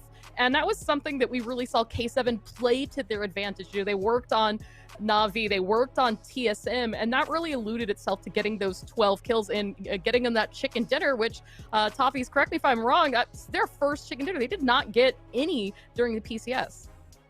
I would correct you if I could, but I shan't because I can't. They did not get a win. In fact, this is the first time they finished above 4th place. So a great finish for them. And again, Cameron, this is a team that they were, to be clear, back-to-back winners of the PUBG Masters League in their region. But today, they have not made a lasting impact on the international scene. Now, as we look at these match results, I would argue maybe it's time because they did get some 4th place. They got a 4th and a 5th yesterday, and now a chicken dinner. That's not bad. It's not bad. It's not the most exciting thing either, I have to say, because it was a very strong position that they found themselves in, but it is not one that they had to fight and scrap for. The fact that the circle ended near their building was, we got to say, circle luck. However, they did execute upon it very, very well, and I love the fact that they did leave 2 players on that rooftop, on that high ground, but they didn't just stay inside. They sent 2 other members outside to roam around the edge of the circle to make sure, to make it at least very difficult for anyone to try and sneak inside their building, because once the circle reaches its full climactic close and one team is on one floor and the second team is on the floor below and it becomes a heal off, that's where things get really, really messy. So K7, I love the fact that they were proactive and not letting that happen. They got active. But that said, Clover, I think Kevin brought up, how often can you count on having a building lets you have roof access in a final circle to sort of elicit dominance? But I guess when it does happen, that's what you do. You get 12 kills and a chicken dinner. Yeah. You bolster those stats, and that's how you make a top 16, right? Absolutely. I mean, obviously now here we look at the top kills. You just have 1 member of K7, but at the same time too, I think it's just the ability to just keep on finding a good spot, right? We didn't really see K7 hang out in one spot, wait for things to happen, wait for them to come to them. They were very proactive that match. I think that's one of the reasons that they were able to stay ahead, though. Additionally, there we go, damage up. Now you can see Orsavets coming on Savior as we saw him light up the kill feed there at the very end in second, along with Xenon for number 1. But we're seeing the dominance of China come out for this very first match, something that we were kind of curious about before the games started today. In fact, you know, K7 aside, our 2nd, 3rd, and 4th place teams were all China from this match. Very, very nice play. But we got to give a shout out. You saw Vard there for a second, Cameron. He looked like Elmer Fudd as he was just shooting people jumping in the air nonstop with rabbits everywhere. And he seemed unstoppable for a minute, but not bad for a guy who was essentially by himself. It was a very, very solid run by Vard to collect those points at the very end, which is what the only option that you ultimately have as a solo player. And it's also really good to see, contrasted to what we saw from yesterday, another member of TSM start to heat things up. And so this is definitely not just going to be the Iro show that perhaps the points and the kills from yesterday might have implied. And so I think that we are going to continue to see, or at least I hope so, continue to see TSM ramp up their abilities. Yeah, I mean, the problem for me, though, Clover, is that so far TSM has been chronically middling, and I expect them to be better, be stronger, be greater. Yes, they are up against some challenges, but is that an acceptable excuse? I mean, at least in this case, in this match, the position that TSM had as that shift happened, I believe right around phase 4 or 5 when they kind of fell out in the mid game, as you said, it's also because they had 8 teams in the direct vicinity. And that is the unfortunate part with those urban fights, those endings, is that there's a snake around every corner. There's not really a lot of places to breathe and play from, but we were still able to see them get out quite a few kills from this. So I think if you kind of take that circle away and you look at some of the groundwork that TSM was at least able to put in this match, I definitely think that we're going to see more from them going forward today. You brought up the circle. Let's talk about the circle, Cameron. This was an interesting one. And from the start to finish, I mean, I think we saw our first team, Don Juan Kia, came out. They went out in 16th place. They were the first team eliminated at 22 minutes in phase 5. And then from that point on, it was Urban Chaos. Talk to me about this circle, why the kills were so late, and why it was so chaotic. So we're talking about how this was a city ending, but if you want to be specific, it was more of like a suburban ending because it wasn't the dead center of the city. Even at phase 5, phase 6 a little bit, even phase 7, you could argue, there was at least a little bit of more terrain, natural terrain involved in the circle than what the poster child for what a city ending would look like. Which means that could be a little bit of a bait to not go into the city because we all know this, if you go into a city, you're basically committed to being involved in the city and the chaos that thrives there. And so to see a team like Don Juan try and take control of the area around the city is very, very, I like their motivations with that. The problem is, they were then the last team that had any real place to go. They tried to push up towards the North Rocky area, the little plateau that Liquid had been holding down for the longest time before they got pushed by a number of different teams. They tried to get involved. They came last. We all know how that can sometimes turn out. And so ultimately, I'm not going to take this 16th by Don Juan as a way of saying, oh, yesterday was just a fluke, because this is such a difficult type of circle to really strategize. Yeah, you brought up Liquid. Let's be a little fluid, and let's flow on over to what we saw from them. They didn't go out in 16th place this time, Clover. Thank you. They didn't go out in 16th place this time. The tide is rising. That said, I thought they had a really good 2-2 split there on the northwest side of the circle for a minute, and then that shift that went to K7 was like a good, swift kick in the backside for them, and they just couldn't adjust. I mean, is this their story? Can we just chalk it off to, man, they just can't seem to get that circle? That definitely was a bit of a heartbreak because, as you said, they really put up a really good and methodical fight against LG Divine, that northern eastern high ground, right before the circle took that hard shift in the zone. They played that so well. They got kills, they got out of it, they kind of just barely got themselves into town, and then the circle said, you know what? No, we're going to turn this up just a little bit harder for you. Now, it's not to say that Team Liquid did terrible. They walked away with quite a few kills and placement points from that match. But, you can't really, I think like Millie Circles on Erangel, you can't really hold these urban finishes on Miramar against the teams. I feel like they're the exception, not the rule in terms of some of these performances. Can you hold a one-off against a team? Maybe, when there's only 4 games. You brought up points. Let's take a look at this leaderboard and see where everybody stands after that match. Pull it up, and this is the overall. Keep in mind, there are some teams that are not playing. This is AD, so BC is on standby for later this evening, afternoon, morning, wherever you have to be watching from. But this is where the overall is. Tianba has moved up to first place with 48, looking very good. Cameron, 4 Angry Men at 46, and TSG, your team, Clover, still sitting in a nice little third.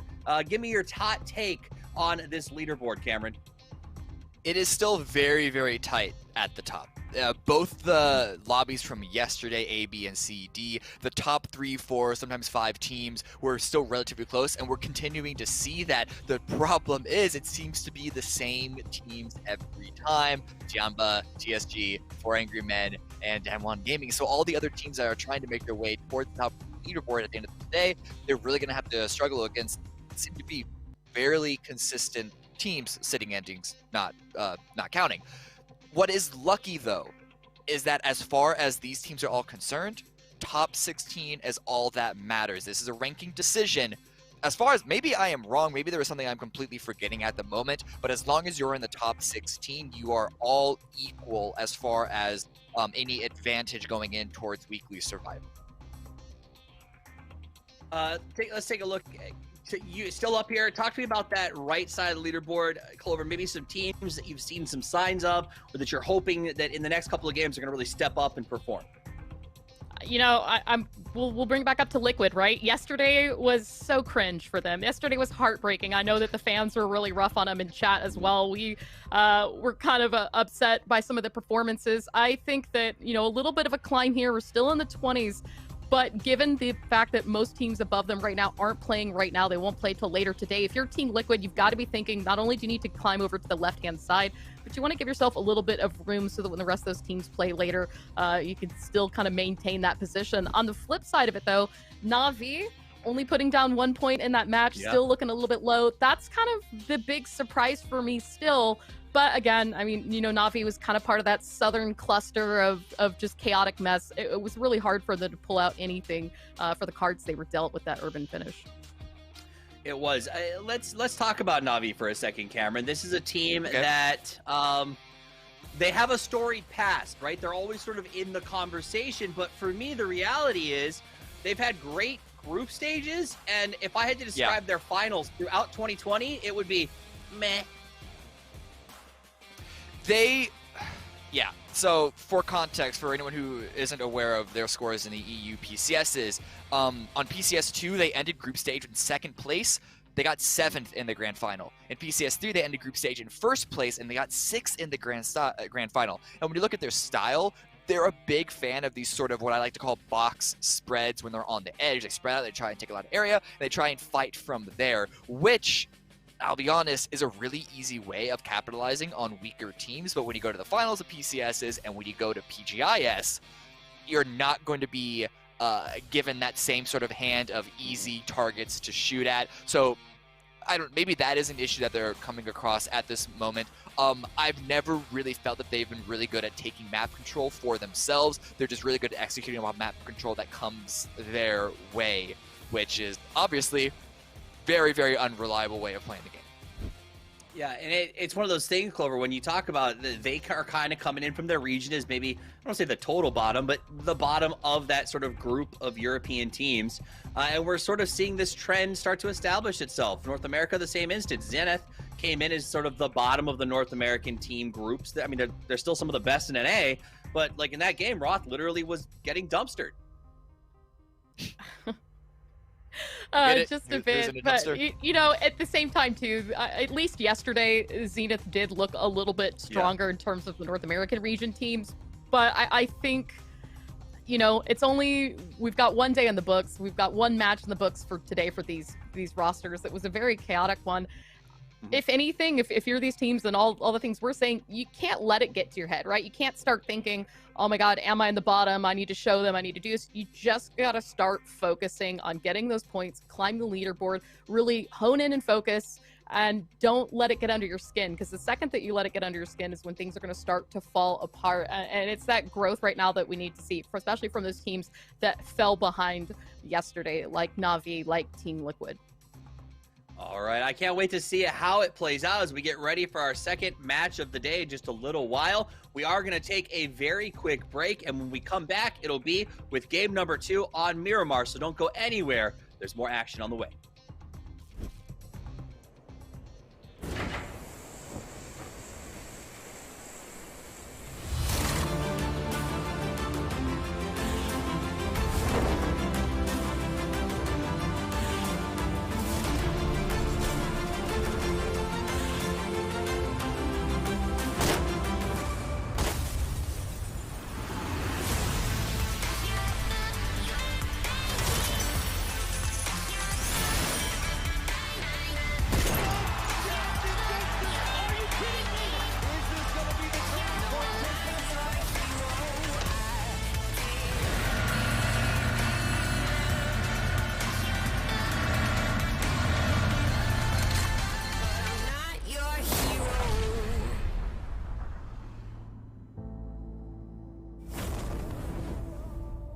PUBG esports fans. The PUBG Global Invitational S starts on February 8th, and as is custom, we're launching a brand new Pick'em Challenge to go along with it. Each Pick'em Challenge is a little different, so make sure to watch all the way through to find out what's new and what's changed this time around. It all begins on January 20th and 21st when the esports tab officially reopens inside the PUBG PC and console clients. All throughout PGI.S, you can use this tab to keep up to date on participating teams and players, along with real-time tournament info. This is also the first chance you'll get to purchase the first set of killer PGI.S gear and begin supporting your favorite teams. Since this is quite a long tournament, a second set of gear will become available at the end of February. The first challenges begin on February 6th, and you'll have from Tuesday to Saturday each week before the weekly final begins to participate in the challenges and pick your winners. Rewards from the previous week will be distributed before the next challenge begins. Now let's talk about those challenges. We've got 3 different challenges this time around, molded to work within the PGI.S tournament format, so pay attention even if you think you've played it all before. The first challenge is to guess the top 4 teams that will advance to the weekly final each week. If one of your selected teams makes it to the top 4, you'll get a prize according to the rank they end up in. Simple as that. You can pick 1 team per voting coupon you wish to use, and 4 teams are guaranteed to be worth EP, so choose wisely. The second challenge alternates its win conditions every other week. On weeks 1, 3, and 5, you'll have to correctly guess which team will score the highest kill points during the weekly final. A correct answer will award you a whopping 200,000 EP. On weeks 2, 4, and 6, you'll have to guess who will take home a chicken dinner during the 10 weekly final matches, with each correct answer earning you 25,000 EP. You can only win once per team, but the good news is you don't even have to pick which game they'll win, making this challenge even easier. This challenge also requires voting coupons, so make sure you plan out where you want to spend yours before making a selection. Voting coupons can be obtained by purchasing PGI.S gear, or through one of the free methods we'll talk about later. 30% of the revenue from PGI.S item sales is given back to participating teams, so pick up some cool PGI.S gear and show your team spirit. The final challenge requires you to pick the winner of the 32-team event match that takes place from March 5th through the 7th. This is a free event and requires no voting coupons, but can still net you a sweet 50,000 EP for a correct guess. Looking for ways to grab a couple free voting coupons and some EP? The first one's easy. Simply log into the esports tab and you'll pick up a free voting coupon once per week. Make sure you grab them though, there's no going back if you miss a week. Secondly, we'll be randomly showing codes during the PGI.S broadcast. Codes for a free voting coupon will pop up during weekly survival broadcasts, and codes for EP will pop up during weekly final, rank decision, and survival tournament broadcasts. Fans who are quick enough can enter these codes in-game to earn free voting coupons and some free EP. You can only claim 1 free voting coupon per week through this code, and you can get up to 80,000 free EP during the entire PGI.S event. These codes are first come, first served, so be quick or try your luck again the next time a code appears.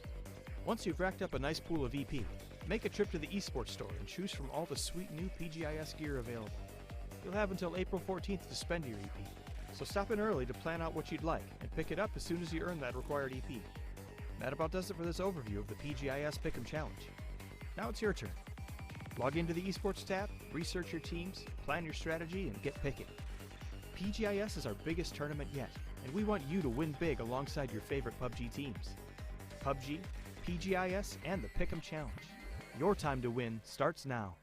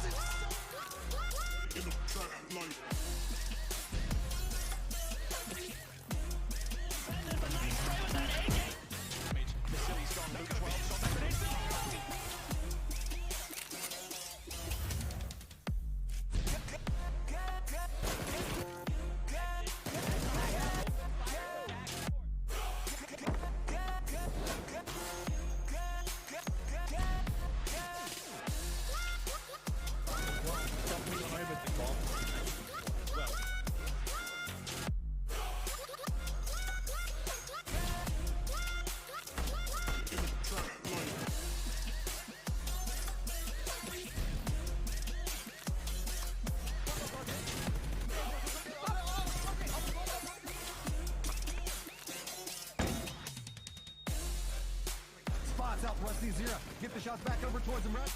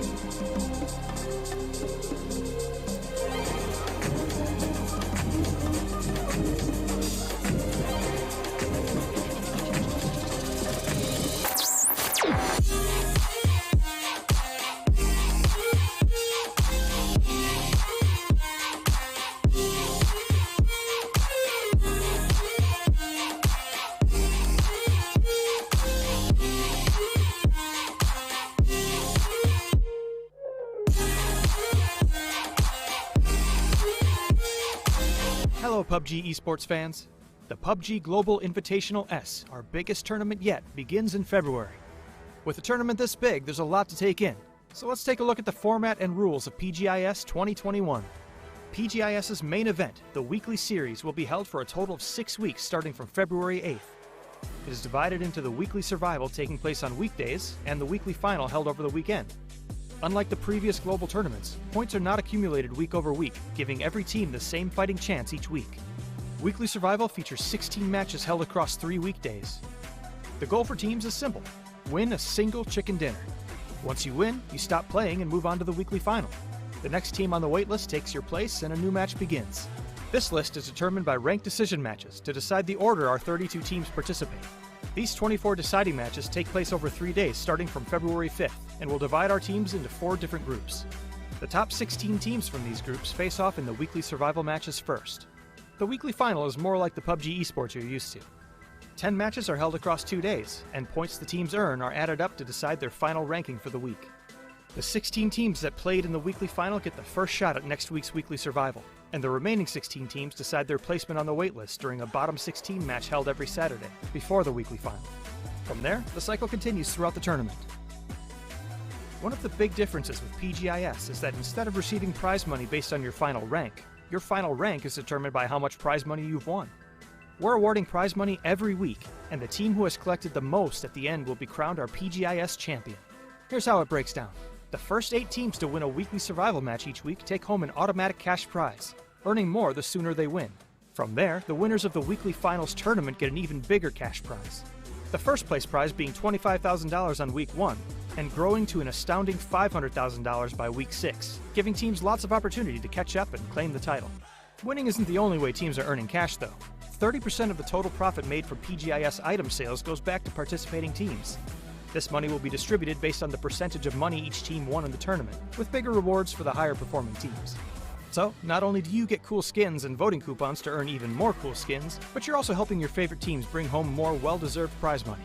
Win-win! That about wraps up our overview of the PUBG Global Invitational S. Initial ranking decisions happen on February 5th, and the first official matches kick off on February 8th. So be sure to tune in, pick your winners, and cheer on your favorite teams across 8 weeks of intense PUBG action.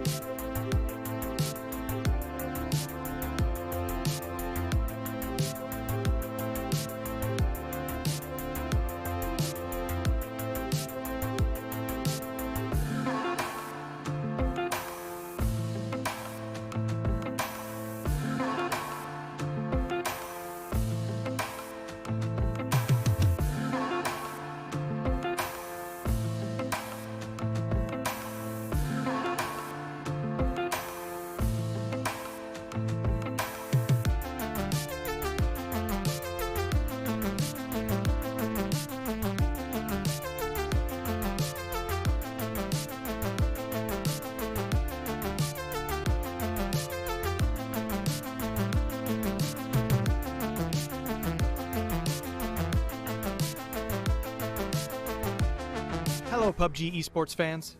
The PUBG Global Invitational S, our biggest tournament yet, begins in February. With a tournament this big, there's a lot to take in. So let's take a look at the format and rules of PGI.S 2021. PGI.S's main event, the weekly series, will be held for a total of 6 weeks starting from February 8th. It is divided into the weekly survival taking place on weekdays and the weekly final held over the weekend. Unlike the previous global tournaments, points are not accumulated week over week, giving every team the same fighting chance each week.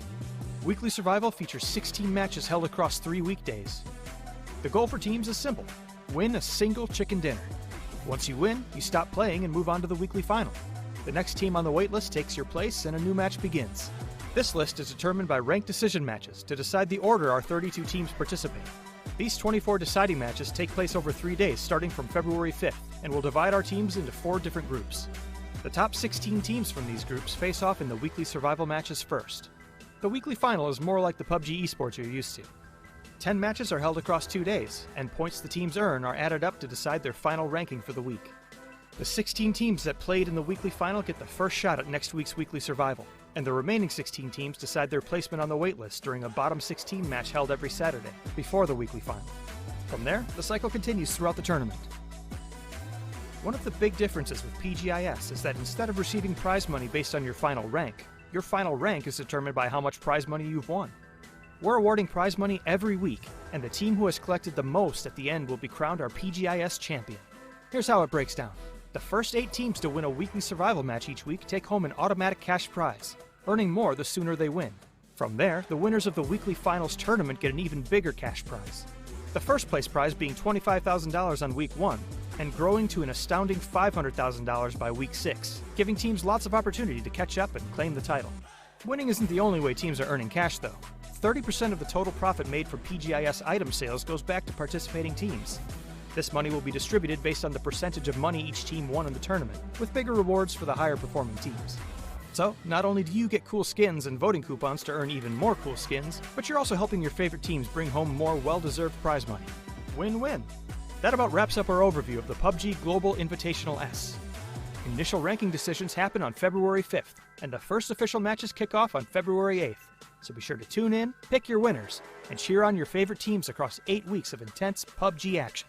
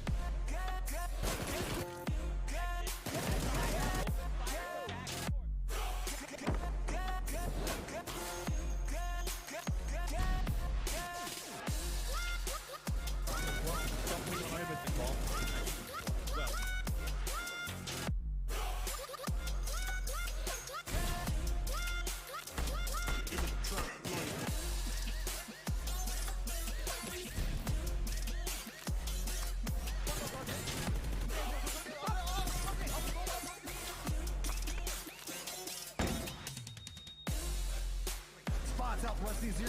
Get the shots back over towards him, Russ.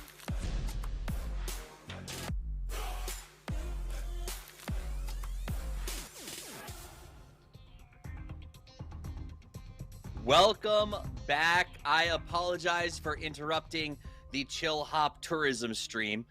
It was fun, and I now understand there's a market for something like that.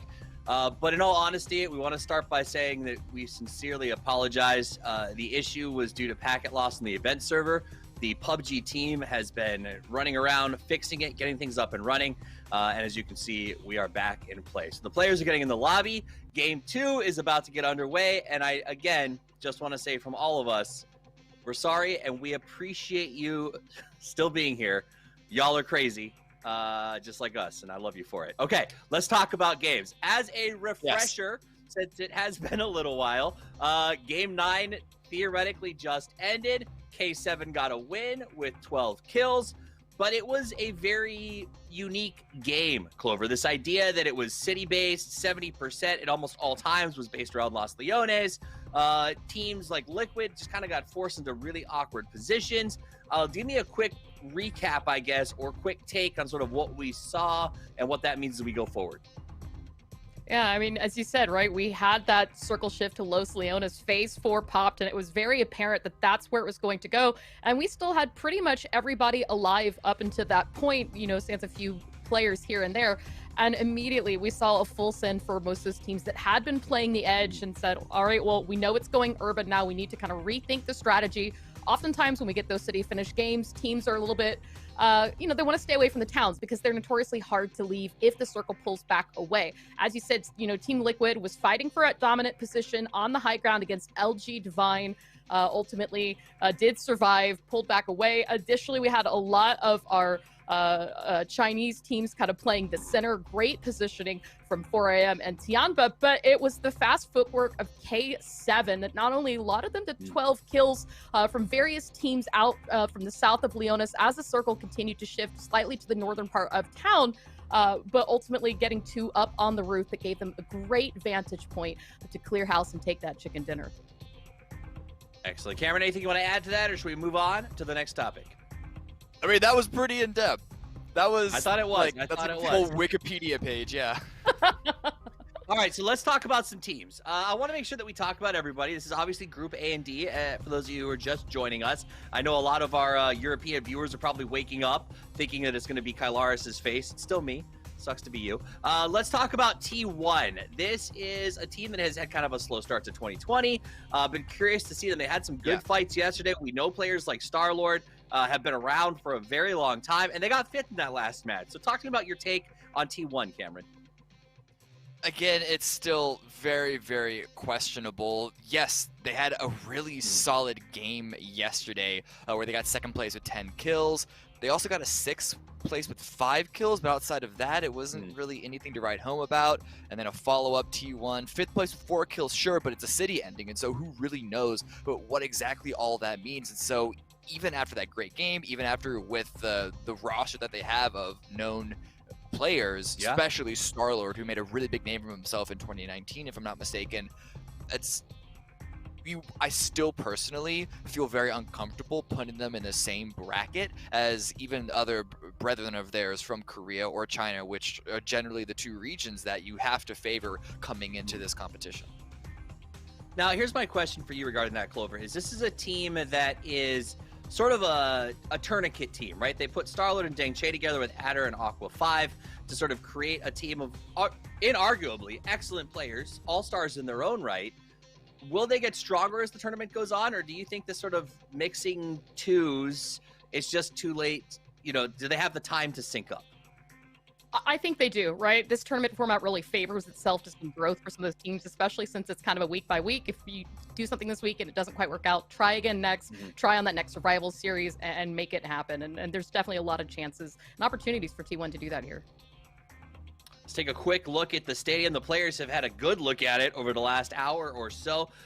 It's gorgeous. You know, Cameron, if they built a skate park in Santorini, this is exactly what it would look like. This is very cool. All right, that said, it is time. It is time. Get hyped. The game is starting.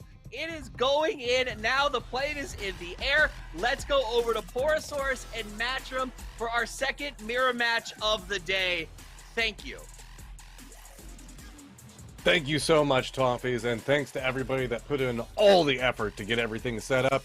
But we are back, everybody. Plane path going directly over Los Leones.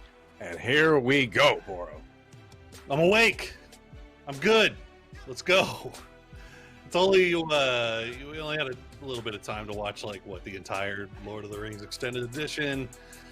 Maybe read a casual novel. We're good. We're good. I think all these guys are ready to go too, and I know a lot of people will probably think, you know, they may be a little bit a little icy after having to take that big break. Nobody likes to have to take the big break. You want to be able to sit down and just bang these things out. But more than that, I think that they were wanting to make sure that everything gets fixed, everything gets solid, get that packet loss thing squared away. So now we don't have to worry about that anymore. So as you guys can see, there's going to be potentially like a couple of things going on with observation just due to what's going on. They're more focused on making sure that the game stays stable for the players right now. So if we're not seeing a lot of switches over and whenever fights are happening and whatnot, that could just be part of what's we're going to be looking at through this one. Circle does pop.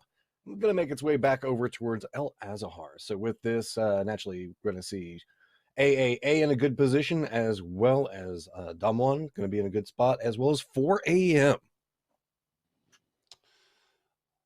Well, if anything, this lobby doesn't need, it's 4 a.m. being in a good position. They've been, their meta has been on point so far as Miramar is concerned, even better on Erangel. So it is definitely China #1 so far. Tiamba, 4 a.m. and TSG all holding those top 3 spots with Damwon Kia right behind.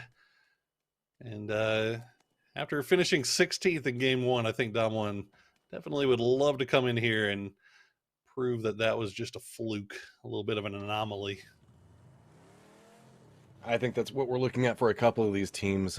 Most notably, we're talking about some of them that were needing a little bit more of a solid day today. So with this, hopefully they took the time inside that break to regroup, figure out what was going on inside of game 1, come up with a couple of new strategies. Actually looking back over towards the points and situations that we're looking over on the left side of the screen there, but very wide angles to get a feel on what's going on. Do you know TSM already inside the safe zone as well? They're playing around the graveyard area, just back over away from Minas. So with this, that's going to allow Demon to have a little bit of a, or Damon, sorry about that, a little bit better of a positioning. And really, I feel like this, whenever we're looking at this circle, there's going to be the flatlands that are back over around Hacienda. We talked about that area being problematic for a lot of different reasons, but most notably rotations. And whenever we see this specific circle, that field being back over towards the western area means that a lot of these teams might opt into taking very far wrapping rotations back along the coast potentially, as that's going to be kind of a no man's land that 4 a.m. is presently holding down. Yeah, I mean, by all indications, this should be a slow play circle for the first half of the game. A lot of playable area, a lot of different routes that you can take to try to get into it. I think we'll see a lot of teams try to rotate off to the north. I mean, DXG already sending in that direction.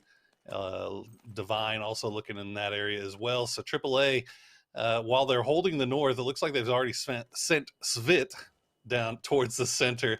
And this is one of those circles that we see quite a bit, and it's the little valley just off to the west of El Azahar that gets a lot of play. 4 a.m. already setting up over in that area as well.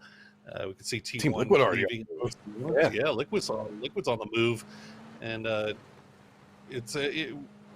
looking to see if maybe T1 might run into them, but Liquid keeping things pretty tight here in their rotation. Yeah, Star-Lord actually going to hear those vehicles maybe stop and take a few shots over in this direction. Now you got Tiamba and Ents that are also rotating around here as well. So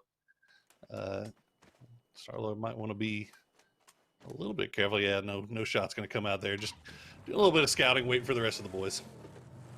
I like that. Be a little bit more patient with it. See if maybe Team Liquid bumps into another team in front of them, and then they'll know if they have a potential rotation through there as well. We're talking about a lot of teams probably going to make long rotations over towards the east and the north. Right now, we do have Ints that's already on the move along the coast road. Looks like T1 might be opting into a similar path, just like we were talking about Tienba. We also have Liquid. TSM also looking like they might be doing a little bit of a reposition back over towards the east as well. A lot of teams already in movement, and I think that's just the nature of the beast with this circle. I mean, we've talked about the fact that there is the Death Star Trench that's going to be running just to the west of Azahar. Makes a lot of problems for a lot of these teams, specifically in rotations. And it's very centered inside the circle. So that's why a lot of these teams are moving very early, knowing the fact that if they're going to gamble in position to the north or the south of that giant trench, that's just the road that cuts back over towards the west, they know the fact that they want to get into power points now and claim them early, because that's where a lot of potential fighting is going to be happening. Did you call it the Death Star Trench? Dude, it is. Yeah, it's just this big, huge. I've trench that never runs right heard through the middle that. of I've everything. never heard it referred to that. But you know what? It actually works. It works. It is. I mean, that's the most major feature about this first circle, right? And then this is where a lot of these teams are in the position of right now. You got to decide, okay, do we want to play north of that valley or do we want to play south of it? And that's you can see teams already starting to make their decisions then going up there. And oh no, Divine coming real close to crazy. Gets the shots off. There it is. Gonna land the last one. That's gonna be Lou. Gonna be making sure that one's finished off. So Divine running into 4 a.m. 4 a.m. getting over to this spot quick. And as a result, And this is just the western end of the trench that we were talking about a second ago. And you can see that this is going to be a stacking point capable of picking up several kills. Divine does manage to get away from this one, but it's just going to be a matter of losing that one member. Positioning is going to be extremely important for this circle. As you can see, there's just so much verticality. Looks like Liquid found themselves in a little bit of a situation. Evie is going to find himself caught out. That's going to be a quick flush as well. Oh, Liquid was perfectly set up there to do a little gatekeeping on TSM, but they didn't see Tiamba coming in from that eastern side. Now they have to turn their attention over in that direction already. The smokes are out, but you can already see. I mean, you don't throw that many smokes out unless you're at a disadvantage here. And Tiamba realizing that, I think they're crashing on top of this, and that might be bad news for Liquid. There goes James.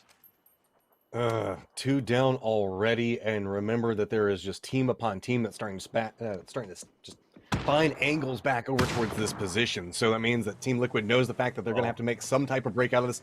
Clip already hopping inside the vehicle. That see a nice little flank play trying to come out from Mixon. Does manage to connect back over towards it and gets a flush, but that's a quick turnaround back over towards Tiamba. So with this, Liquid tries to make a break away, and it's going to be shots coming out from TSM to finish that one out, and Liquid goes out early.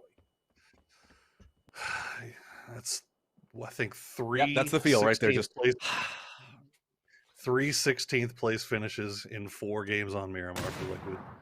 That is a big old feels bad, man, right there. Well, they still got 2 games on Erangel that they could probably turn this around to see what they can do. They got to shake it off, which, I mean, it sucks, especially after sitting here and waiting for so long. And then you get into the game, and 8 minutes in, and you're already done. You got to sit back and think about that again. But those Liquid boys are made of strong stuff. So we'll see what they can put together. Well, everybody else is moving real early except for Na'Vi. Na'Vi's kind of coming in back behind this one. One of the few teams that's not inside the safe zone just quite yet, back over towards the west of San Martin still. So scouting this one out, I guess caution being the way that they're trying to approach this early, potentially dangerous circle. Long rotation for them as well. I mean, they're coming down from way down in the southwest, so taking their time. And this is, I mean, this has been Na'Vi, right? They come in late. They do their due diligence, scouting from the edge, making sure that they don't blind crash into anything. It hasn't been the early game that's been the problem for Na'Vi. It's been the mid, and trying to find their way into circle 4 and 5. They're just getting kind of picked apart, nickeled and dimed every single time, it seems. So we'll see where this next circle decides to go, and if it gives them a little bit of luck. We see Batulins picking off Savior there. I made an argument yesterday. Oh, yeah. No, I was saying I made an argument yesterday saying that Fex might be the 2020 European MVP, arguably, and I got to say Batulins is probably your best argument against Fex. Batulin's having himself a hell of a year in 2020. I mean, just in general, we're seeing a lot of different people step up, and not just over in EU. There's a lot of strong play coming up, and with, I guess, new rising talent that's constantly popping off inside of PUBG, and that's what you love to see. Just a healthy scene that's trying to grow up inside of this, and team upon team, finding out new players and just new talent that they can just find ways to use inside of their rosters. So with this, now let's take a quick glance back across. As you can see, it's going to be a little bit of an interesting situation as the circle does pop, and it's still back over next to Azahar. Really Junkyard kind of a little bit more centered.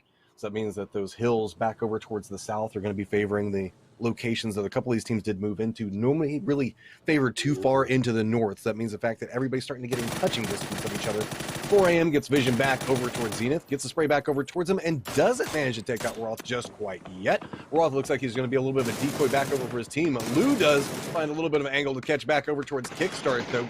Well, Kickstart's catching some air off of this one. Lou's going to start moving into grenade range. A couple of tosses come back over towards the bounce. Not going to connect just too much yet. Lou's going to instead try to use this to reposition around it, and you can see that there's so much covering fire coming out from 4 a.m. Good little peek back over towards it. Kickstart's quick to go down. Punage takes a ton of damage. You can see Shinboy also in a world of trouble. That was dirty positioning from Lou. They started taking the shots from the other side. They knew that Zenith would pull up to the top of that ridge line and try to take return fire. Lou in a perfect position to strike on that. We'll see if Gabi can do something here. And the 1v1 wins against Punage.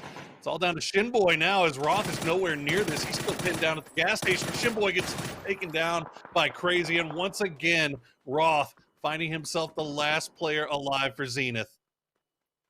It's just salvage coming out from this one, and this is a little bit of a dangerous position to play from as well. Not easy to extricate yourself from this positioning, especially with a very angry 4 a.m. back over towards the west.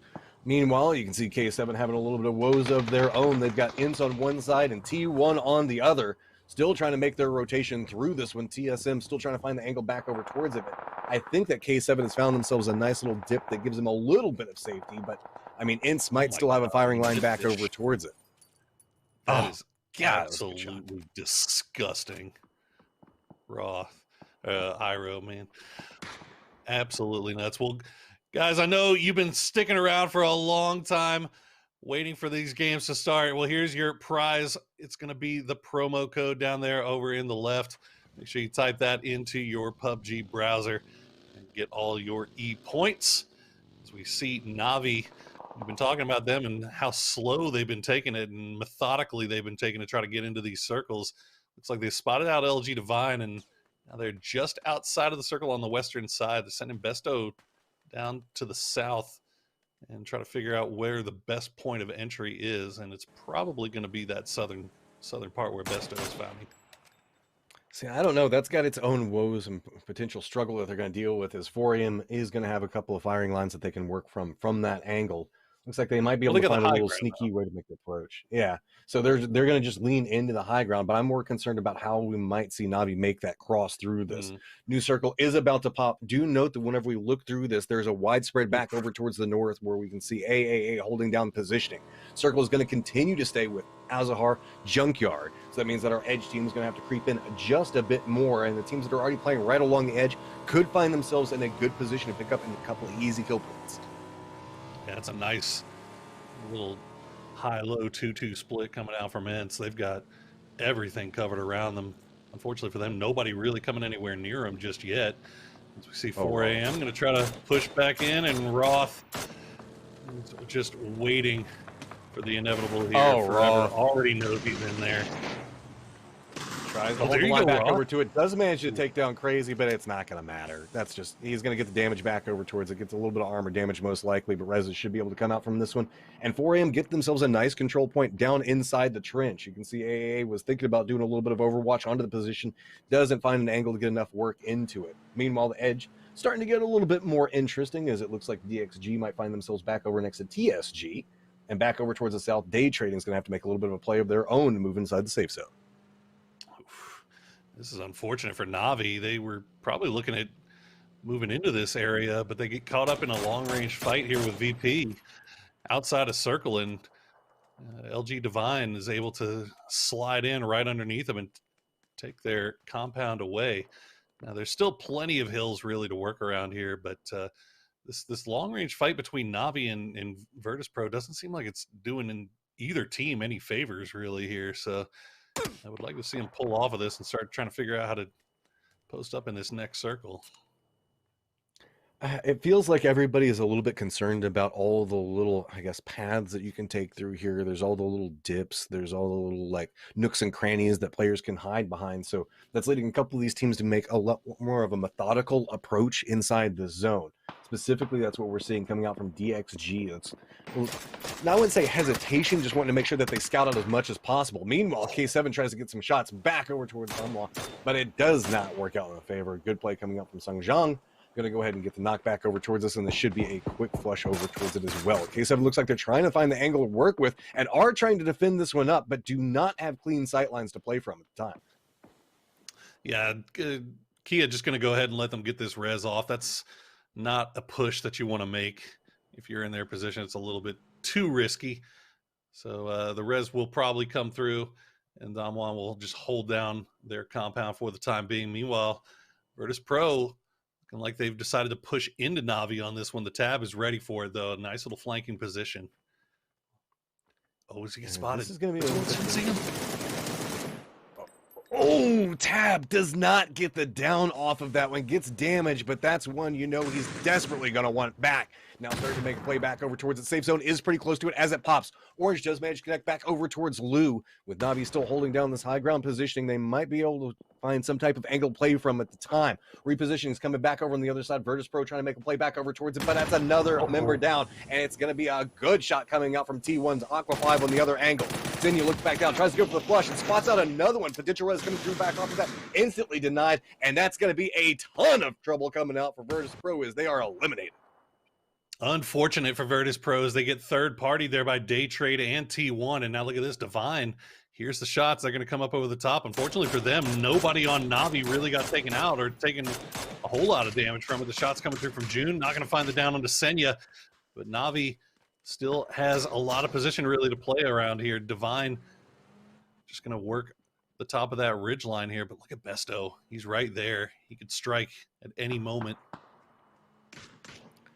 We're also seeing the potentials of, again, T1 having good positioning inside the circle already and have been able to provide a lot of shots back on teams as they're trying to rotate through. You can see Navi still just trying to keep the eye back over towards Divine, trying to prep out a grenade, maybe go for a Hail Mary off of it. It doesn't look like that one's going to connect with anybody as it's already a little bit of a flank back around the different sides of the hill. Besto's still kind of looking back through this, and Tienba going down in 13th is going to be quite big. That's a very aggressive split coming up from 4AM back behind this. Do you note that 4AM looks like they're making a little bit of an approach that's going to put them right back behind Divine's positioning right now. Attack all around is literally attacking all around as they're trying to make the cross back over and could put them right back over next to Kia's positioning. You see 4AM starting to creep up on the northern side of this Divine and Navi fight that it's kind of stalled out along this hillside. Fortunately for them, a few shots still being sent over towards 4AM are going to keep them from maybe pushing this board that they wanted to. Lou finds out that Lou. Tires to feel hill. Unfortunate. But yeah, AAA sending shots over there, Kia sending shots over there, and now TSG, after taking out Tiamba, now turning their attention towards DXG. DXG putting in some work. Blind Iron Sight going in towards the smoke is going to connect to get the flush back over towards this. Triumphant Song Gaming is going to find themselves in a little bit of trouble trying to make the run back through, trying to juke back down through the bullets and doing a great job. Blue Zone's right back behind him. Finally does get spotted out, and that's going to be TSG going down as well. Nice play coming out from DXG. A little rough game there for TSG and Tiamba as we see this fight that just keeps threatening to pop off here. I'm looking at June trying to go in there from the side flank, but now they're getting third partied as well. And you see 4AM gonna take out Levi's, and now Divine is in a bad spot. They've got 4AM shooting at him from the north side. Navi still creeping up over the top of that ridgeline, seeing if they can pick anybody off. Orange gonna find Levi's, take that kill. This is kind of bad for a lot of these teams. 4AM already getting a little bit aggressive. So I'm sitting at 5 kills already after feasting back over towards the fight in the trench. Divine realizing the fact that they might have an opportunity to exploit here, but not going to be able to find it. Good grenade going to come out over from Tab to connect onto this. Couple of flushes going to pick this one up as well. Now Nikki finding himself at a very rough location. Navi still trying to hold on to this high ground advantage that they've got, but Next couple of seconds, the circle's going to start to close, and Na'Vi very aware of their positioning. Instead, going to start rotating back over, trying to move into a gatekeeping position back towards 4AM, who is going for a res, and that really stalled out the momentum that they were trying to third party into this fight. Na'Vi looking good in this fight so far, in this game so far here. As they lose the 1v1 against Godwin, but immediately gets traded back by Senya. So they are right there, protecting each other. Should be able to get that res as well. Get back up to 4. As Besto and Senya keep their eyes over towards 4AM forever. Looks like he's been spotted out. It'll be finished off. Nikki going to be the one to do it for him. And now Nikki, let's see if he can do anything about Na'Vi creeping down over top of him. On the other side of this, you can see it's going to be AA lining up against Amwan. See, no real push coming out from that one. They're pretty close to each other, but they're aware if they start trying to creep up this hillside, there could be a couple of cresting issues as your head's going to be the first thing to pop up. Instead, take it a little bit more slow and steady and using the sight lines towards their advantages. You can see the fact that have a couple members pretty far back trying to get a little bit more information, and it looks like the call to move forward is starting to come back out towards Kia. Kia still being the point man for this, trying to hold back the line, and I think that AAA knows the fact that they do not want to take this fight from this positioning, instead trying to retreat out of point. So this is just a move into a counter move where we're seeing the North really just being contested based off of sheer movement and firefight that is happening. No real connections or knocks happening out. And meanwhile, over here on the West, Day Trade made a long wrap around. They managed to put themselves in between Na'Vi and T1. They get a couple of downs here onto Na'Vi, but now it's turning around on as Vinautica is going to find himself the last one up. Flash going down. But Besto, the last one up for Na'Vi here. And he is putting in a ton of work for his squad right now, just bouncing back behind every single angle. On the other side of this, you can see T1 taking some shots back over towards Day Trading. Day Trading finally going out. You can see poor Nikki trying to make a peek back over towards the top of that hillside, and it's just everybody from T1 looking back that direction. Kia still making the push back over towards AAA, finds out both of them real quick. There's an exchange on knocks both sides, and that is a stronghold coming back over, as it is a lot of mutual knocks. Just one member up left for Kia, trying to make the play back over, and this is going to have to be a chain res situation. Yeah, attack all around, giving them everything they could handle right there. As we see the last ditch effort for Besto can keep things going for Na'Vi. Looks like he can. Somehow manages to find a rock. But that rock is his home, as the U.S. has abandoned him. This angle from T1, if they peek back down, this is going to be absolutely terrible for K7. Grenade's going to go back through. I don't think it's going to connect with too many, just the one that was on the outside of the other ones are hiding inside the shack. Problem is going to be trying to find an angle back over there to try to get a res. Car's going to pop back over. I don't think it landed back over towards him, so they might be able to get a play out of this one, but that's going to put him in a little bit of a risky positioning off of it. We do have T1 that's starting to just take a stranglehold of that southwestern area. So with this now, Dem1 starting to make a little bit more of a move back over towards the positioning in the north. It's going to find poor old Nikki right in between them and T1. We still got another player in this that hasn't really shown their hand just yet. They're playing the low ground coming from that eastern side, and that's going to be Ents. Still have 4 up, playing from that compound. Haven't left just yet, trying to clean up what's remaining of TSM and DXG. Meanwhile, T1, as you said, spreading out all over the south and southwest here. You see Ira going down, Miracu just barely staying alive with some mobile cover here. You also have Neil holding it up for DXG. Ents hasn't left this compound just yet. It's outside of the circle as well, so they're going to have to figure out something to do. Yeah, there's a lot of solos just clinging to life right along the edge of the zone right now, and looks like they're going to find themselves in a rough spot. DXG going to be out there. Miracu's going to be out there off of positioning.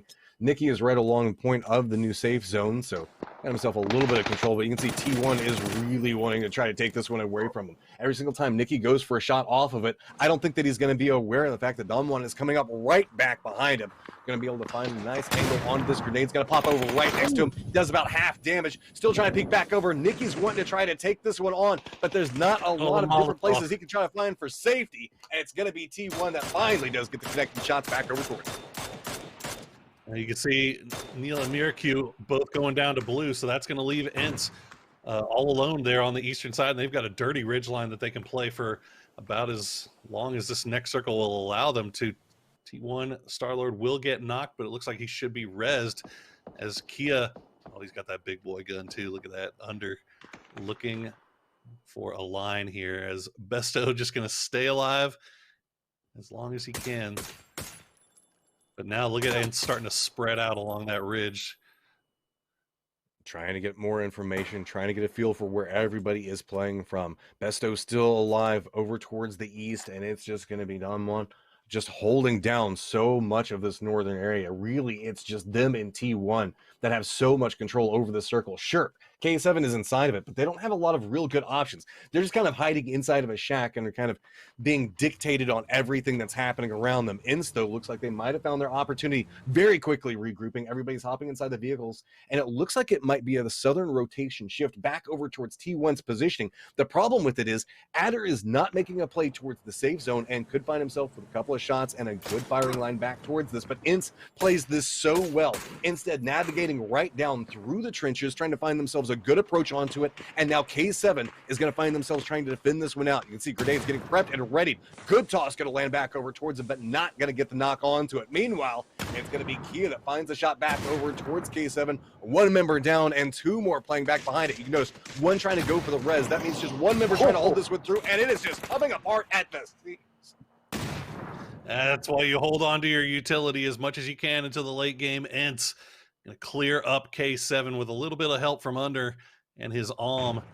But T1 still 4 strong, and they've got a great little position to work with. Your Kia as well, and they are just collapsing all on top of each other. That's just a good read from T1. They knew the fact that we were fighting K7 a second ago. They saw them get flushed out. Now goes for a flank around the side of this. Good defense going to show up from Ince. They're trying to hold down 2 different points. It's just going to be Kia on one side of it. It's T1 on the other. They're clinging to life right along this hillside, trying to shoot everything that moves through it. But it is just going to be Damwon. It's just walking through everything, picking up kill after kill. T1's getting a lot of knocks coming back over their direction, and you can see that it's just one member up. Make that no member is up. T1 having 2 that are down, or just 2 that are up at the time, one of them that's down, and it's just going to be Kia holding down this high ground positioning, raining down at a lot of damage back over towards Aqua 5 and Dangche. Aqua 5 finding himself as just one of the last people still up inside the positioning, trying to make a play around this, but not going to get much that he can get out of it. Instead, trying to find the low ground position, and that's going to be an easy, clean pickup. 13 kills coming out from Damwon. Just zero hesitation on the part of Damwon there. You know, they knew how many people were alive. They instantly third-partied, sandwiched on top of Ince, and they spread it out, kept track of where the players for T1 were. They were making sure that they had complete control. And man, that was as brutally efficient as you're ever going to see a closeout of a game B. I mean, that was just clean and efficient. They knew where the angles to play, and really their movement through the circle, and specifically through those later stages, was so good. Ince found an opportunity, moved back over towards K7, but you saw the moment that they made the play back over towards K7, it was just a pinch attack from 2 different angles, Damwon on one side, T1 on the other, and they tried valiantly to cling to life, but Ince just couldn't contest with the different movements that were coming in from both teams, and just, I want to say how aggressive they got. This isn't kind of like, whenever we look at EU, a lot of times it's a little bit more of a ranged fight in one of those situations. Right through then and there, that was just a straight up run into the face of Ince. It was a very, very well played by them, and you know, this is what you come to expect from Kia. This is what we know that that team is capable of doing. And you know, Ince did everything in their power. They did everything as well as they could have there, but it was just too much to ask to be sandwiched by both of those teams. And once again, T1 finding themselves up there in the top as well. But we are going to throw it over to the analyst desk to talk a little bit more about this one. Guys, take it away. Thank you so much, gentlemen. It was nice to have you back in the chairs. And a big shout out to Damwon Kia, not only for a massive win, but the first team to repeat as they get their second chicken dinner in less than 8 games. So congratulations to them. The unstoppable force has yet to find an immovable object that can slow them down, or so it seems. But let's check out the highlights, Clover. Highlights. Oh man, that never gets old. It's a very, very exciting Miramar game that was off to a rough start for our fan favorite Team Liquid, unfortunately going out 16th again. But that said, a lot of action on the East Coast for teams that were playing in around Al-Zahar. You know, early on, we kind of saw that split pop where it was favoring that highway a bit, but very quickly turned down south. And that's when teams kind of started to shack up a bit. We see Division, TSG, all Tianba even, all fighting out on the east side, whereas all this fighting for the high ground between Damwon and T1 kind of played off the other edge of this. Yeah, it was a very strong position that T1 had once the circle shifted away from that highway, which I think a lot of teams were happy with that shift, I mean, because any sort of ending of a game that has that valley finish is very brutal. But unfortunately, T1 weren't really able to utilize that much to their advantage. They got a second place, sure, but only 3 kills. That's even fewer kills than third place, fourth place, tied with 6th place. It's not exactly what you're looking for, especially for a team that we've had a lot of questions about with T1. But for Damwon Gaming Kia, I am loving how they're playing right now. The way that they've approached the game from yesterday with their really strong game from Miramar, as well as today, is that they play a very slow early game, pretty slow mid game, but then they slowly get to a position that they're just crawling around the edge, taking fights, and just basically killing everyone that comes in their way. Coming into this event, I was prepared to have Indigo as my player, as the main one to watch really, but it's mostly been Under and Kale that have gotten the most kills yesterday, as well as this game, both of them getting 4 of their own. And we were warned by Paperthin that those are the 2 that are going to be like on the front line, going to be very close and personal, very close quarters combat focused players. And that plays perfectly into their style of just sweeping around the edge and picking any and every fight that they come across. Phenomenal play from them. We will continue to talk about it because, again, as the first 2-time winner, they deserve a little bit of that accolade. But let's take a look at the match results. As you can see, in 15th place, Team Liquid, but they still went out in 16th, Clover. They only got 15th because of that kill. Yeah, that 1 point. I mean, it's good to go out with at least something for that, but you hate to see this. This is 3 16th place finishes so far this weekend for Team Liquid, and that is going to make things very difficult in the overall leader standings. Not to discount them yet, there's still a place where they could potentially pop off for the rest of this weekend, find themselves in the top 16, but it's going to be a really hard go for them. Cameron talking about the top of this match result board. I know it's all going to come back to Kia, but we've got some big ones. Na'Vi makes it into second place despite not actually getting second place. Yeah, I mean, that's that 7 kills helping them out there, getting 11 points overall. And they're a team that maybe didn't need them the most on this leaderboard, but they were very thankful to have this. I think right now they're sitting somewhere on the halfway mark. No, they're actually, sorry, not even that far. After the previous game, they were in 28th place. So these 11 points are very necessary for their climb up to the top 16 that they're looking for. All right, walk me through the kills, Clover, as it looks like, again, Damwon Kia up on top. Damwon, Casey said, Kalen Under really doing magic for this roster. Shangjiang not too far behind with 3 kills. It's been a very, I think, kind of dominant position for them to come back in. We were talking a lot about China and how much we were really expecting them to do fantastic here in this series. As you can see, both Lou and Volibear making an appearance, but Damwon is kind of putting the foot down and saying, hey, you know, we're really here to challenge that. Additionally, as well, Ints, you know, they had that circle favor, that compound they took early on. They didn't really have to move from it until the late game when the circle finally shifted away from that position, and that really allotted Digger the opportunity to get 655 for damage here ahead of everybody else. It shows that even though Ints wasn't really as high on the kills, they were still a part of a lot of that action. It's true. I mean, Cameron, this is, I don't want to say the first moments of brilliance, but you saw Diggory up there. Ents has been kind of quiet so far, and this was a great game for them. They got 3rd place, they got 4 kills, and finally some real signs of life. I won't say that the tournament's easy for Ents by any stretch of the imagination at this point, but still, some good moments. It's definitely a good start, but I'm hard-pressed to say that they didn't really have to work too much for it. They had a really solid position that worked well in their favor, got 4 kills off of that, but for a team that has been consistently criticized for being too passive, I don't know if this is really going to be a sign of life that I think that they really need if they want to do well in this competition. Other people to take a notice of, K7, who won the first game of the night a millennia ago, is in 5th place after this match. So K7, a team that I think a lot of people, Clover, didn't really have necessarily even on the top 16 radar, is consistently performing, especially here this evening.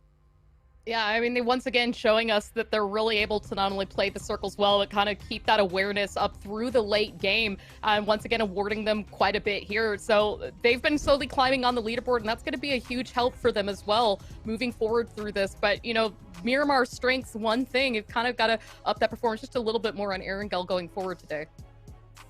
Now, let's keep with Dom on Kia. I want to make sure that we give them their fair shake here.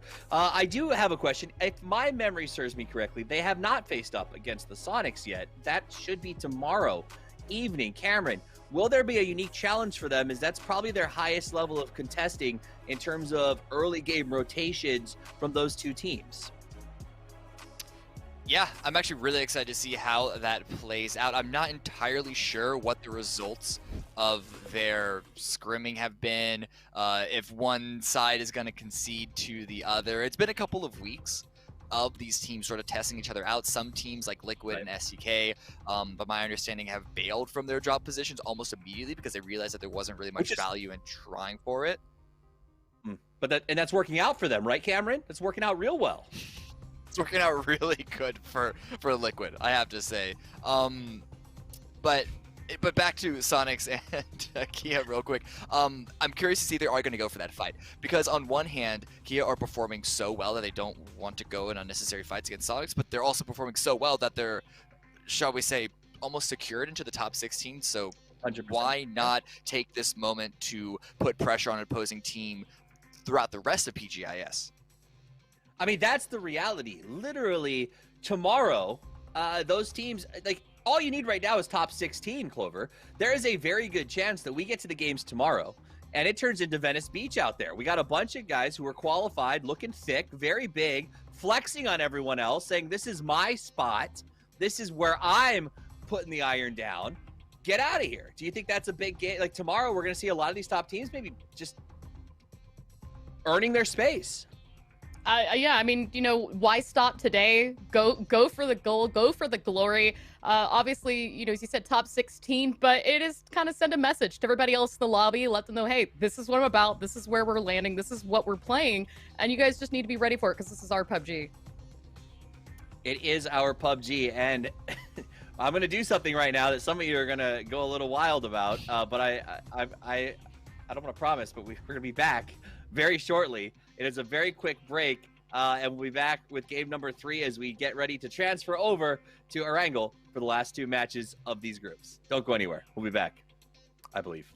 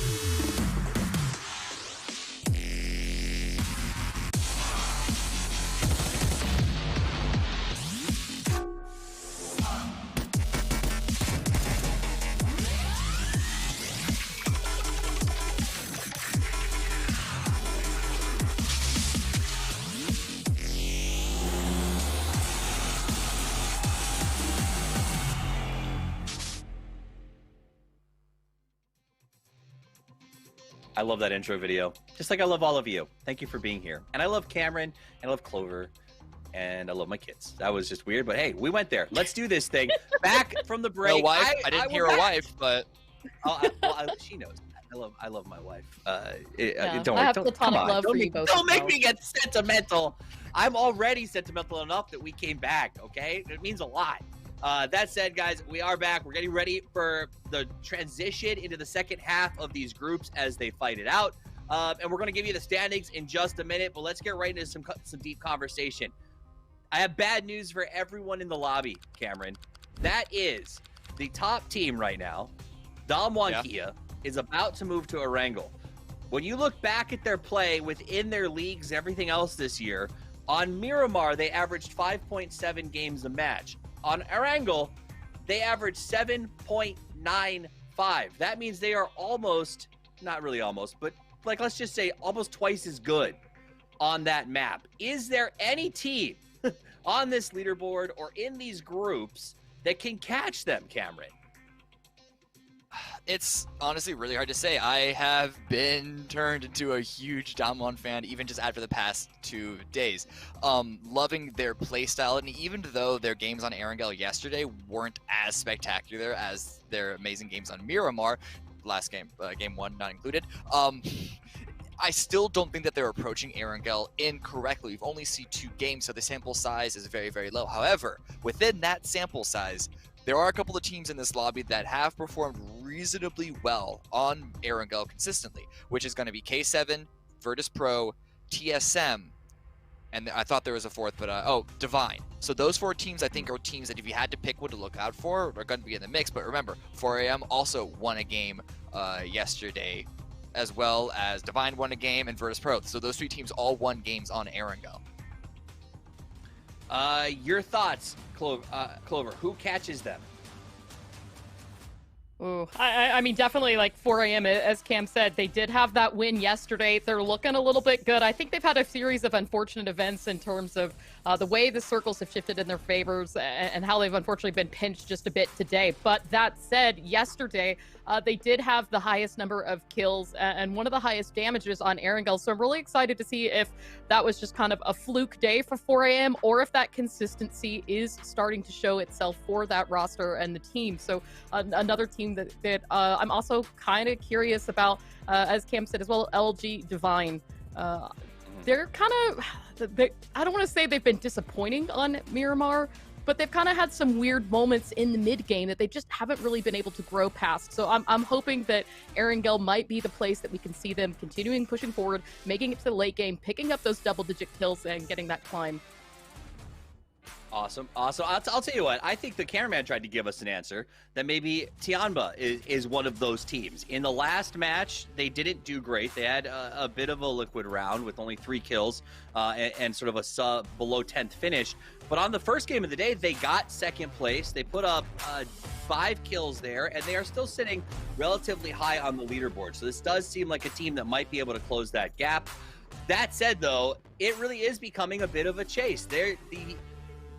Martin was talking about it last night, that 65-point cutoff, that point where teams are going to start to say, hey, I'm comfortably in the 16th, is rapidly approaching. And if you aren't there, it's time to make a bold statement, as you only have 2 more matches to play tonight if you are in these 2 groups. That said, it is time to watch those matches get played. The plane is in the air. The island is in play. Matchroom and Porosaurus are in their chairs. Let's go to them live for the call. I love you too, Toffees. And I love you, Poro. Even though he didn't put us inside his love category, I guess we're just going to go ahead and continue that one through. But now it is time to leave Miramar back in the dust and make our way over towards Erangel. I know, man. It feels bad, doesn't it? Like, It hurts a little bit. Hurts a little bit. It's a little bit. Yeah, it's whatever. We'll somehow manage to survive and persevere through this lack of love. It's okay. It's fine. You know, I'm hoping that kind of finds a way to persevere in this one. Team Liquid. Boy, They're just playing with golf rules right now, dude. They're going for low score. Look, I mean, any team that's playing right now that finds themselves on that leaderboard that you're looking at right now needs to have something happen in these last 2 games to kind of push themselves up a little bit because, boy, oh boy, after this, we're going to have one more day left, and you want to be in that top 16. If nothing else, to be honest, the fact that Damwon is just kind of dominating and nomming up all these points may be a little bit helpful for some of these teams that are in the chase. I mean, the more points that they gather back over towards the top is the mathematical benefit for the people back down towards the middle sections and specifically the lower sections too, because that just means the fact that whenever you look at it, if they're walking away with, let's say, I don't know, throwing out a random number here, let's just say, since we were just passing the halfway point, 120 points, let's just say that. Okay. Let's just say that they walk away with all of that. That means the fact that everybody else is going to be able to stack up much easier. You can see the middle of the pack, how tight it is, all things considered, when we look through the entirety of the group stages. So with this, if they do manage to accumulate points, that does mean that these teams that are desperately needing some could find opportunities, and every single kill point is about to start passing because we just hit the halfway point for these lobbies. For sure. And I got to tell you, man, there's not a lot of excuses to be had here with the circles. Uh-oh. What's going on here, Neil? DXG going to find themselves Dangshay. Dangshay, nobody really near him. It looks like Adder is about the closest one. He's in vehicle. Looks like he might be heading over in this direction. Oh, they're just looting. They're just looting. I don't know if they have I don't know. They might have heard that one. And did a little bit of a step forward. You can see instantly stopped. Dangshay playing this one a little bit slow. There's the fact that reinforcements are coming up. You can see Adder making a play back behind this one, starting to regroup. That's going to draw a little bit of attention back over. DXG starting to regroup back on the other side of this one. See if maybe they can try to set up a defensive line angle, but Adder even finds an approach angle back over here towards this.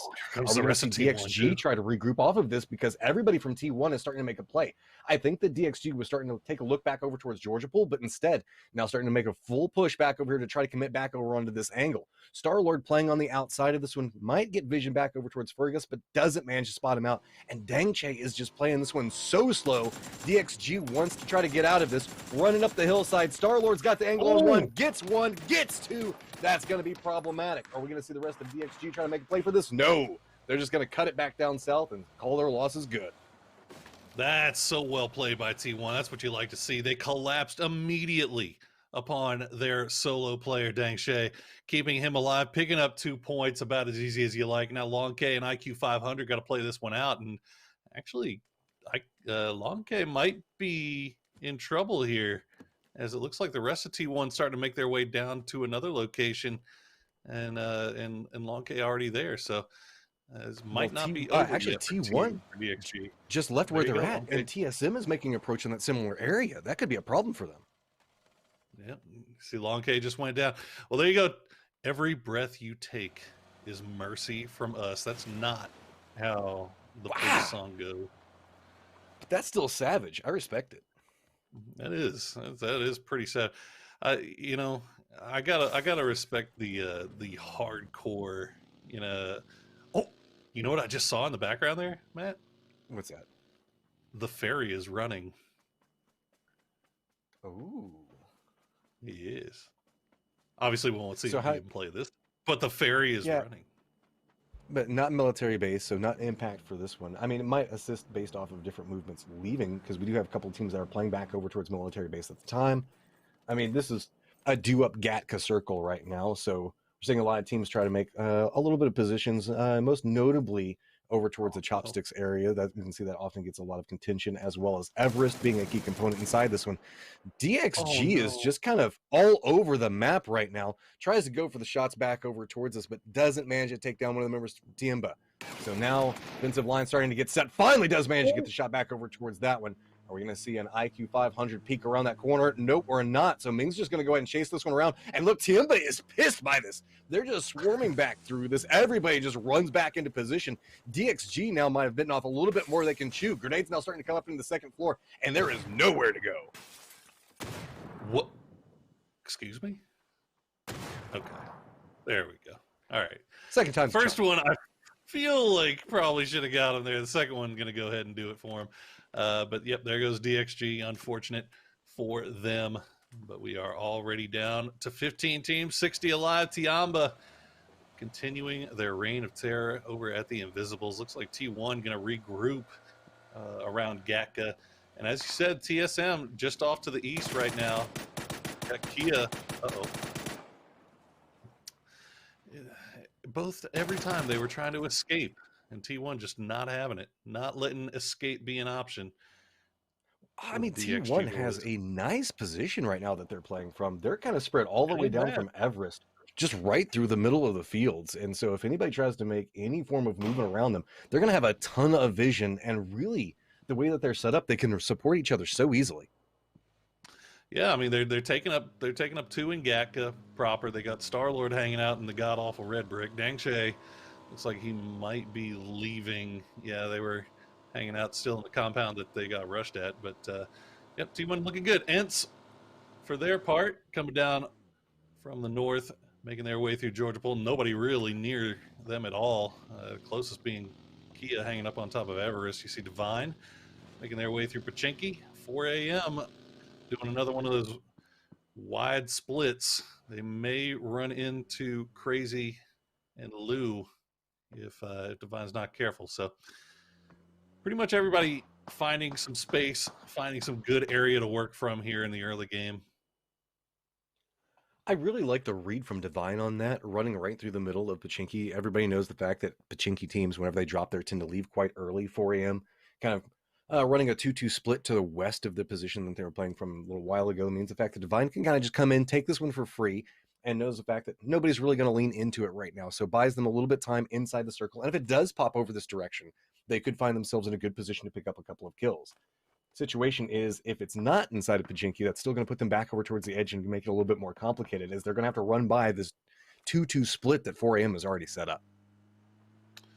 A lot of wide splits, a couple of coastal rotations coming in as well. You see Navi made their way up on the western coast, VP coming in on the southern, and right in between the both of them, you got Zenith hanging out in Quarry all the way to the coast. So normally you see a lot more kind of centering up on stuff like this, but teams electing instead, if they come in late, to just kind of hang out towards those edges. Meanwhile, Liquid, see them holding down. They had 3 in here and 1 up on the hill, but it looks like they've collapsed all down into the compound right now, which is probably for the best, seeing as how TSG is now an unfriendly neighbor. Well, they're running a 2-2 split just south of 4 a.m.'s 2-2 split, so that makes this whole corridor just an absolute bloodbath waiting to happen. Day Trade's just to the south of Liquid's positioning, and you can see Navi way back over towards the west. Oddly enough, Virtus Pro is back along this positioning as well and could find themselves in a little bit of a skirmish. I don't think that we're going to see this one go too hot and heavy just quite yet, because really, who's going to commit to a coastline fight unless you're just after a couple of kill points? This is going to stay at range for quite a while. No, the Tab taking a few shots over there, letting him know that he's there. Batulin's just bobbing and weaving, ducking and diving. That's going to be enough for the Tab to decide, yeah, you know, they know I'm here now. I'll let them scare them up a little bit, scout out where I might want to go, where I want to go next. This is all just kind of waiting for this next circle to pop. As we see K7, the only team really still on the move here. But I like this. They're inside of vehicles. They know the circle's going to pop, so that way they can stay active. They're running through the fields, though, so a little bit of a problem. Remember that firing line we were talking about that was set up by T1 just a second ago? Well, this is the moment they can put some work into it. Problem was, I think that they were kind of glancing back over towards the west and didn't find a good position on this one just quite yet. So with this, K7 is going to squeak right by through this. As you can see, Liquid and TSG were in that skirmish just a moment ago, and they're going to roll through, but hey, there's a couple of shots coming in the backside of it. Savior does get knocked out of it, but I think this should be fine. This should be an easy rest for them to get. Shandian down in the middle of nowhere there. Not sure where he was trying to go. Probably, I guess, running over to the compound K7 just occupied. Meanwhile, you see Navi already on the move. They're making their way over to the Prio. They've got Zenith passing them by as well. And oh no, Shinboy gonna go down there as Senya landing the spray. So Zenith losing 1 in rotation. Looks like they're heading up over towards the observatory, just above the Invisibles where Tianba is playing. I don't think that Zenith get how the car meta is supposed to work right now. You're supposed to shoot people while you're driving by in the car, not let people shoot you as you're driving by and they're outside of the car. I mean, we've been talking about the strength of really the drive-by situations inside of cars, and Zenith just keeps getting caught out in awkward little fights. there's just people hiding in spots that they're not expecting and taking them down and causing a couple of early casualties several times in a row. Yeah, that's true. I mean, Zenith definitely could be having a better day, but you know what? I'm not too worried about. I'm not too concerned. They're still hanging out in 14th place. You just want to be in that top 16, and by all right, Zenith has been playing well enough to have earned their spot in the top 16. Now we still have one more day left to play, but you know, I have no problems whatsoever with the effort that Zenith has been able to put out so far today. I know, I'm just picking on them a little bit. I'm allowed to do it here and there. Look, Hence hey, with a good shot. You know me, I got to stand up for the boys. A little Tixu actually going to land that one. Sanjay going to trade it back as some long range shots being traded back and forth. This is a big wide 2-2 split here from Ensa, actually. I mean, they are just bookending the entire field south of hospital right now. As we take a look at everybody's squaring up. We want to make sure that you get your E points, your EP. Make sure you type in that code over there in the left and get there as quickly as possible so you can earn your rewards for hanging out and watching these fantastic games. It's like AAA is going to go ahead and get themselves present from heaven as they have complete control of the hillside around Quarry. 4 a.m. positioning up around Everest is going to have a ton of vision to work with and information to know how to navigate this next circle coming up, as they have, let's be real, pretty much an eye on everything leading all the way back over towards AAA's positioning all the way back down towards the south. We are starting to see a cluster of teams start to stack up around the Chopsticks area, as we do have Divine, TSM, TSG, TL, as well as K7 all playing from that position. It's the closest we can see to where I guess a cluster of teams are at this point. Everybody else is kind of spread out across the entirety of the zone. So if we see the circle shift away from this, could be problematic for our Chopsticks friends, but I mean, it's pretty centered. I wouldn't expect too much bad stuff to happen. Actually, it's just going to stay entirely in there with poor Divine. They're going to have a little bit of a build-in, but they're not going to want to stay there. They're going to have to make some type of move. Yeah, the quicker the better, too, because you got a few teams that are already on the move. Ents in vehicles. Kia also going to be collapsing on top of each other. You got 4 a.m. still hanging up on top of Everest, overseeing all of this. Liquid also on the move already. You also have your teams that are still hanging out to the south that have to find somewhere to go inside here. But Kia. Oh, but here's the thing. Look, T1 is so centered up inside this. All these teams are going to start trying to drive by their position. Oh, Liquid. Oh, Liquid, are you crashing right Not into like this? Not like this, Liquid. All right, Mixie, you get it. Going for the peek around on the outside, and oh, there it comes into play. Adder finds angle back over towards James. That's a 1 down. Aqua 5 looking back over towards Abyss's position. Already down to Half-Life. Star-Lord finds an angle. Gonna go ahead and take down Clib. And this is turning problematic real fast. That was a beautiful spin back around coming out from them. Now just Mixie the last one up, and they rolled right into the wrong neighborhood. Trying to get the shots back over towards Deng Che. He's just going to retreat away from this. And everybody from T1 starting to make a little bit of a play around the positioning. But do note, there are shots coming out from back over Tinba's direction, back towards the west and kind of the southwest positioning as well. That making it a little bit more difficult for T1 to take the aggressive play back over towards Mixie. But the problem for Mixie is the fact that there's a lot of other teams that are taking shots at him as well. I just don't get it. I don't get Circle 3 and that was your best option on a rotation. I made jokes for a long time that Liquid tends to send it straight up towards middle, and if they can just play there, they consider that to be a benefit a lot of times. Basically can hold this down for a while, but it just feels like in this lobby, there's just so much strength in the gunplay. It is so risky to drive through these gauntlets that normally you can kind of get away with. And not even just that, but just how they crash. I mean, you had 2 on both sides of GACA. Like, why not send all 4 to one side and crash? I don't know. But you know what? Maybe they got something I'm not really seeing. But you know, they're waiting, really working out too well for them right now. So we'll see what happens. Forever does go down, but should be resable here. And they still got Crazy and Lou that are on top of the mountain. Looks like they're heading down here to provide some support. Nikki, if you're going to finish this off, you better get in there. Yeah, you got to make a play fast. TSM also has a back angle onto Nikki's positioning. That's why he's starting to creep up into this. Reinforcements do come through. Finally, the grenade's going to connect back over towards Forever. You can see everybody from 4AM now starting to step back away from this one. Good positioning coming up from Lou that does have a good positioning play from this angle. Can look back over towards the way we're seeing the movement come through, but TSM starting to take shots in the backside of Divine. That's kind of forcing them to play this a little bit more aggressively. Circle this pop, and it's not inside of this position.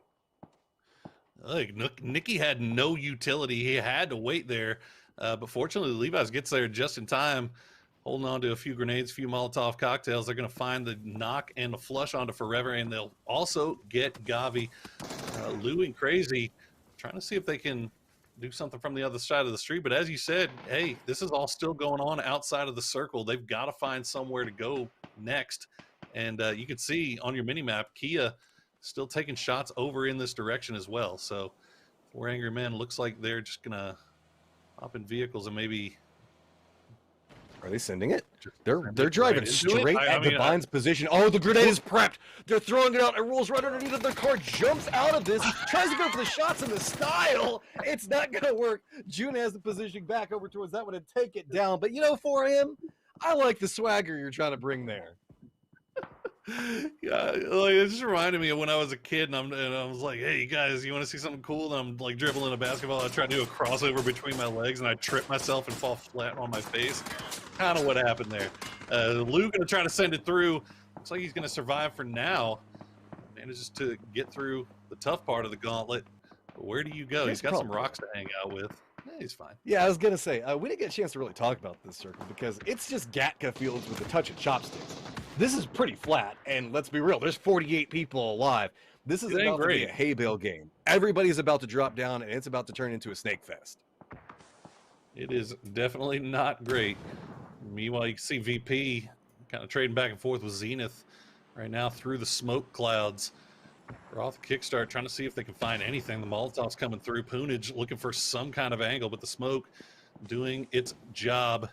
But again, this is all going on outside of circle. You got Navi and Tiamba that are already inside of circle that could be third-partying this at any time. Zenith playing this one a little bit slow. Good peek back over coming from Roth. One and then a second. Look at the play coming out from that one. Hutchinson tries to go for a spray back over towards it. He goes down, and there we go. Zenith gets eliminated as Virtus Pro somehow, some way holds the line. Put forth a good effort there. That was a nice little fight, but VP playing those smoke clouds perfectly. And I mean, you can't ask for anything more than it coming down to a 1v1. And it sucks that they lose it, but Zenith giving them everything they can handle. We'll see if TSM can hold off AAA. Oh, it's not looking like it. Quick Knock comes back over towards it. Wookie Bookie playing an outside position, as well as Iroh back over towards Chopsticks itself. AAA should be able to just walk through, flush these out. They've got a little bit of cover that they can play from, and TSM is just going to have to deal with this. Meanwhile, Divine looks like they might be contemplating making a play back over towards Chopsticks, instead stopping right along the hillside in front of this. A little bit of a slow roll rolling right up into this point, though, looking back over towards AAA's positioning. Yeah, they're fully aware that somebody's here, but rather than just crash right into it, go ahead and look to the rock, and that's going to play dividends too, as June will find gems. And now is the time for the push. The good grenade bounce a little bit too far, but oh, does enough. There you go. Hits the backboard. As you like. Oh, here we go. Day trade. They're making a play back over towards K7's positioning, and this is just coming in with full-on strength. Defensive line instantly collapses to K7. Now they're going to have to try to play this one with grenades and just peak angles. You can see Lock. Try and make a little bit of a play back around this one. Looking back over towards it. Savior puts in a little bit of work. Does manage to get down Veronica. So we're going to have to see how fast we can see this fight end, as unfortunately, not a lot of it is inside the safe zone. And Day Trade does have a little bit of life that they can cling to. Finally, the last reserves coming up right back behind them. So they're going to firmly regroup back into this position. But K7 trying to find a little bit of a sneaky angle to play around this one while trying to flush out the one that's inside the house. And it started off looking good for Day Trade there. Nice little crash.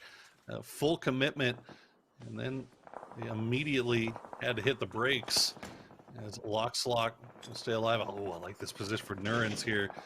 Only thing you got to worry about is somebody third partying you. And look at this. Now we got another push from Kale. He goes down to but Sanyong. They had no idea. Sneaky play coming out from this one. Can he manage to take down Nikki? No, third party is going to start coming in. Tries to go for the play around this one, but it's going to be yet again a big survival point coming up. Back over on the angle, and Divine clinging to life over and over again. Under wants to come in and try to finish this one out. Jumps through, gets the spray back over to the just res. And now it's a peak battle around the tractor. Grenade's going to come back over from one side of this. Looking back over for this one, being patient with it. Under trying to play this one slowly, but the grenade's just going to pop off anyway. So with this, Kia do end up taking the tractor. Jeez. These guys are absolutely nuts here. Let's see if TSM can deal with TSG, the fight that we've been afraid of, Matrim. The battle of the TSs. This is just chaos, man. I mean, you can feel that China and Korea are just starting to get into an aggressive play positioning coming through off of this. They're just like, hey, we know the fact that there's nowhere to go, so let's just send it and see if we can get some kill points out of it. And I love the awareness on just trying to maximize the amount of points that they can get. Meanwhile, remember T1's nice little setup that they had before? Now they've got a whole bunch of neighbors to contend with. Technically 4 squads. They're really just one strong squad and 2 solos hiding out in the same building. Mexi's still alive for TL here. He's got well, you got the European building as Mexi and Diggory just holding down 2 different angles here, just trying to survive, trying to stay alive. Somehow Tiamba managed to get all 4 in here. I guess Liquid might have to go back and VOD review to see how they managed to do it, because clearly it was impossible. So with this, you can see that the was rude. I'm TSM sorry. It is was too not easy. inside the safe zone. The last member for 4 a.m. up over towards the north. Lou not inside the safe zone, getting shot at by Aqua 5 positioning. Really, everything is just down inside the Gatka Central Complex. Really, K7's going to make a play here in just a second. They're just going to send it back over towards the edge, so that shouldn't be too big of a deal. Really, the potential fight happening over here is TSM maybe making a play back over towards N1 positioning, but I don't know. This is just kind of everything outside of the Gatka compound is just kind of awkward right now. There's just, I mean, it's just nothing but wide open field, and T1 has vision over all of it. Fortunately, Under? looks like Under. Is he actually going found to get Under. into this position?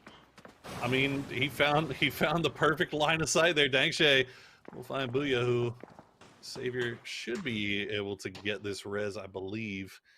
And then they got support from Lockslock as well. Looks like Dangshay might have spotted out Lou. Aqua 5 also looking in that direction. So all of our Gatka neighborhood really is more concerned about taking out everything that's going on outside of Gatka right now. And all of the weakened teams are just kind of shooting at each other that are not inside of Gatka, except for Lou, who can't even move. Savior's trying to make a little bit of a play back over towards TSM's position. Iroh's not yet inside the safe zone, so he's going to have to make a little bit of movement, and it's all going to come down to Wookiee. And that's a really sneaky angle he was trying to find through there, but just doesn't manage to connect with it. Go ahead and toss out a couple of grenades, see if they manage to connect. Under, though, is going to see if maybe he can pick up a kill out of this one. Not going to be able to find it. Tries to go for the shots underneath it. This one, Wookiee, though, does manage to spot out K7, trying to go for a little bit of a style play of their own. So now Savior, the last one up, just clinging to life right next to a hay bale, and that's going to open up the opportunity for Iroh to move inside the zone. Man, I was told that the seat swap meta made that pretty much an easy thing, but Wookiee Bookie just putting him in his place. Is TSM going to stay alive here, keep those 2 up and Under? Meanwhile, still just a huge problem.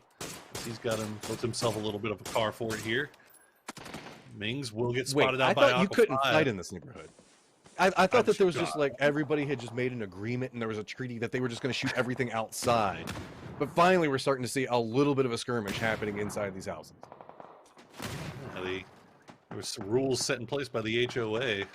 Unfortunately, it looks like Mings is going to go down there, Lauren, try to get the res.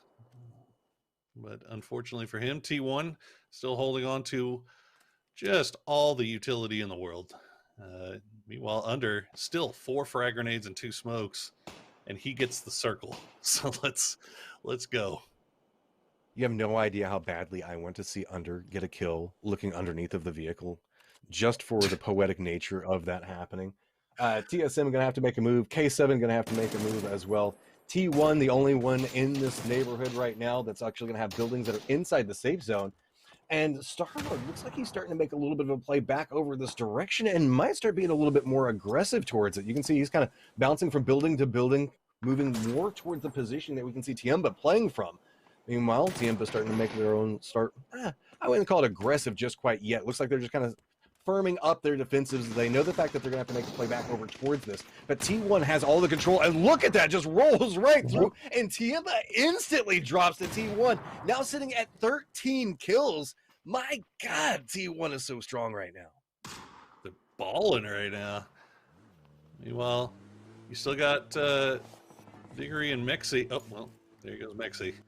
Does get spotted out, but he gets liquid to fifth. Hey, he got placement points, man. We take that. The seat swap. Oh, what are you gonna show him how it's done? No, under. Oh, I don't even know. I just don't even know what's happening over here anymore, Poro. Like, it's just. Sure. Look, Adder I was kills told that the Iroh. seat swap Grenade medal was lands gonna on make things- under. Sure. Why not? Why not Poro in this round? Whatever. I don't even know. Sure. I mean, like, hey, Ira got him. That's all that counts. And now it's down to Diggory. What can you do, my dude? Let's see if we can get a point off of this. Oh my God, dang Shay. Jeez. I mean, God, that's just T1. I know we said it just a second ago. These guys are scary right now. Bro, where has everything this about that T1 round? been I all know. year? We're kind of memeing about this, but this is for all the chaos that was that last round. It was sure as hell fun to watch. Let's be real. There was a lot of attempted style points coming through there.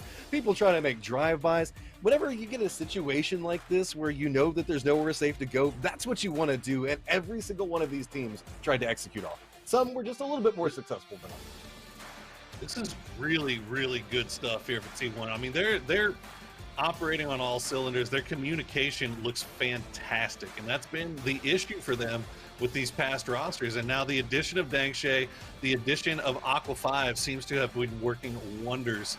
And now, I mean, they're just firing on all cylinders, man. They look great. It's just the way that they react to everything that's going on around them so quickly. I mean, how many quick spins did we see coming back from these guys? It's awareness and just quick communication. We saw them find themselves in disadvantaged positions towards the beginning parts of that game, and everybody on the team just rallied together, repositioned so fast, and it was just movement to movement all the way through it. Front to back, fantastic game from T1. You can't complain about anything I saw there. Well, let's see what the analyst desk has to say about that one, guys. Take it away. Good luck.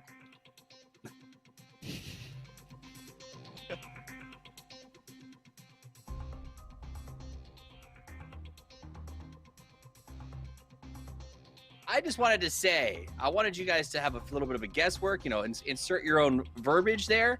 The reality is T1 dominated. They played it very, very well, and 16K Club. That said, that is the third team of 4 Korean teams to now claim a chicken dinner. Very, very impressive from that region as they come out swinging. So let's take a look back at the highlights from that match as we really pay homage. We talked about that last one, Cameron. We brought up T1. We talked about, do they have what it takes with this sort of 2-2 team? And they answered us very quickly.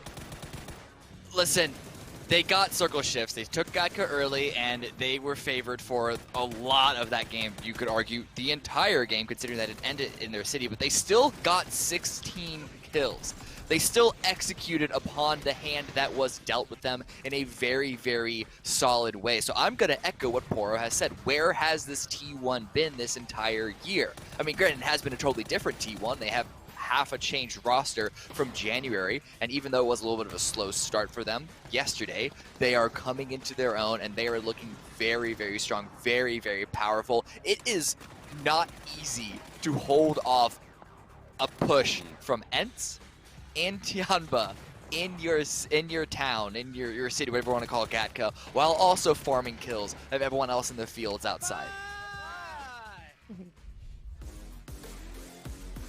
Yeah, I mean, Clover, with T1 8. especially too, Aqua 5 picking up 7 of those kills and Adder 4, there really wasn't a player on the team that didn't frag out, as you said, and we kind of saw it, right? We had a couple of solos still in there, and we talked about Mixie being able to stay alive for quite some time. T1 played that smart. They didn't push that compound that Mixie was in. They just kind of let him be left in there for a couple of phases so they could focus on what was happening around them, because you still had Under from Dom1. It was kind of out to the north, rotated around Chopsticks, where we saw a lot of these other teams fighting out through the east, and ultimately I think was some of our last players up through the end of the game, but T1 still managed to take them all out one at a time. Tianba, TSM, Team Liquid, ENCE, all of these teams that try to play in or around Gatka absolutely eliminated. I mean, it's a tough thing to do. That circle is brutal, Cameron, and I will say, call back to yesterday, the first Gatka game also, big circle in sort of that, or I'd say Gatka game. First Erangel game was a Gatka game in that area, as teams have tough choices. There's not a lot of real estate to be purchased. It's like living in New York. Everything is taken when you get there a little bit late, and you just kind of have to, I mean, you know about that. You just have to kind of make do with what you got, right? There are places available, but they are incredibly expensive, as ENCE, Tianba, and Mixie have all found out in Gatka. I do want to give a quick shout out to TSM and Damwon Kia, because within all that chaos and not being inside Gatka, they were able to pick up a fair number of kills, 5 and 8 respectively, which is, I think, very good, considering this was essentially a field ending, except a field plus a compound in the dead center of it that was just farming bodies left and right. But 26 points for T1. 26. Hey, we got to give them love. Again, we got to say Kia is up there in the mix nonstop. These guys are a freight train. ENCE and TSM showing up. But here's one for me. In 7th place, Team Liquid, not at the airport. They come in here. They get some points. This is a big improvement for them, Clover.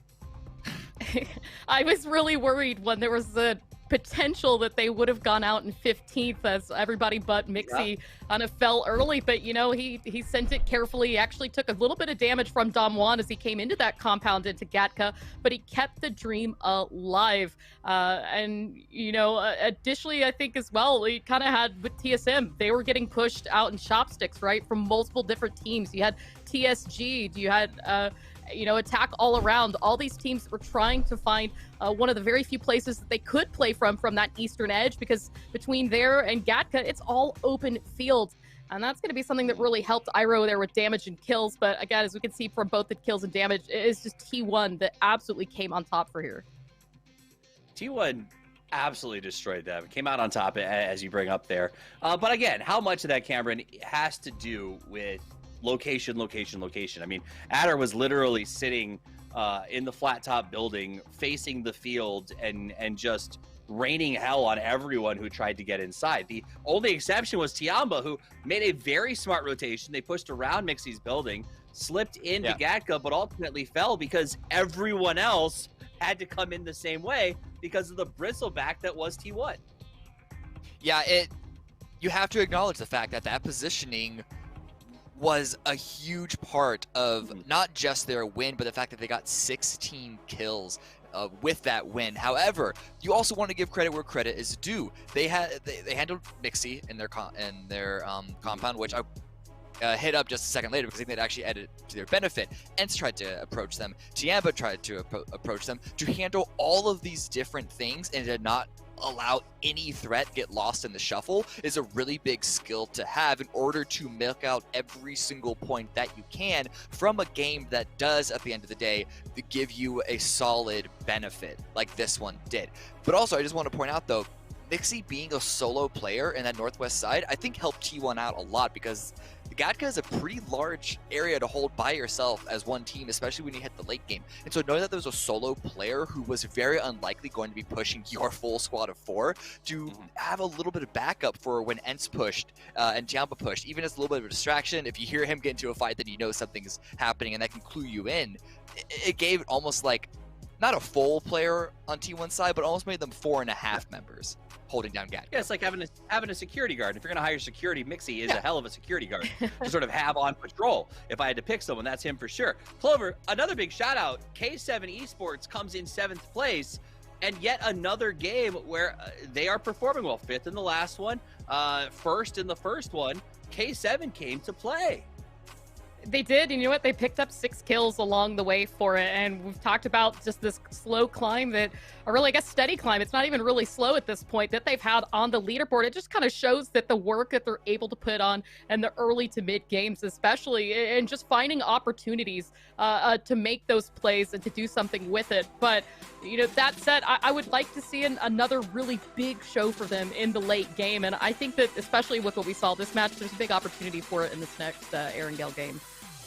Now we're getting ready to move into the last game for this group, and I want to let you guys know we will return with the next 4 matches shortly. It has been pushed back an hour, so there will be a break for disinfection and team changes after this match, and we'll be back at 20 KST, 12 CET, and 6 EST.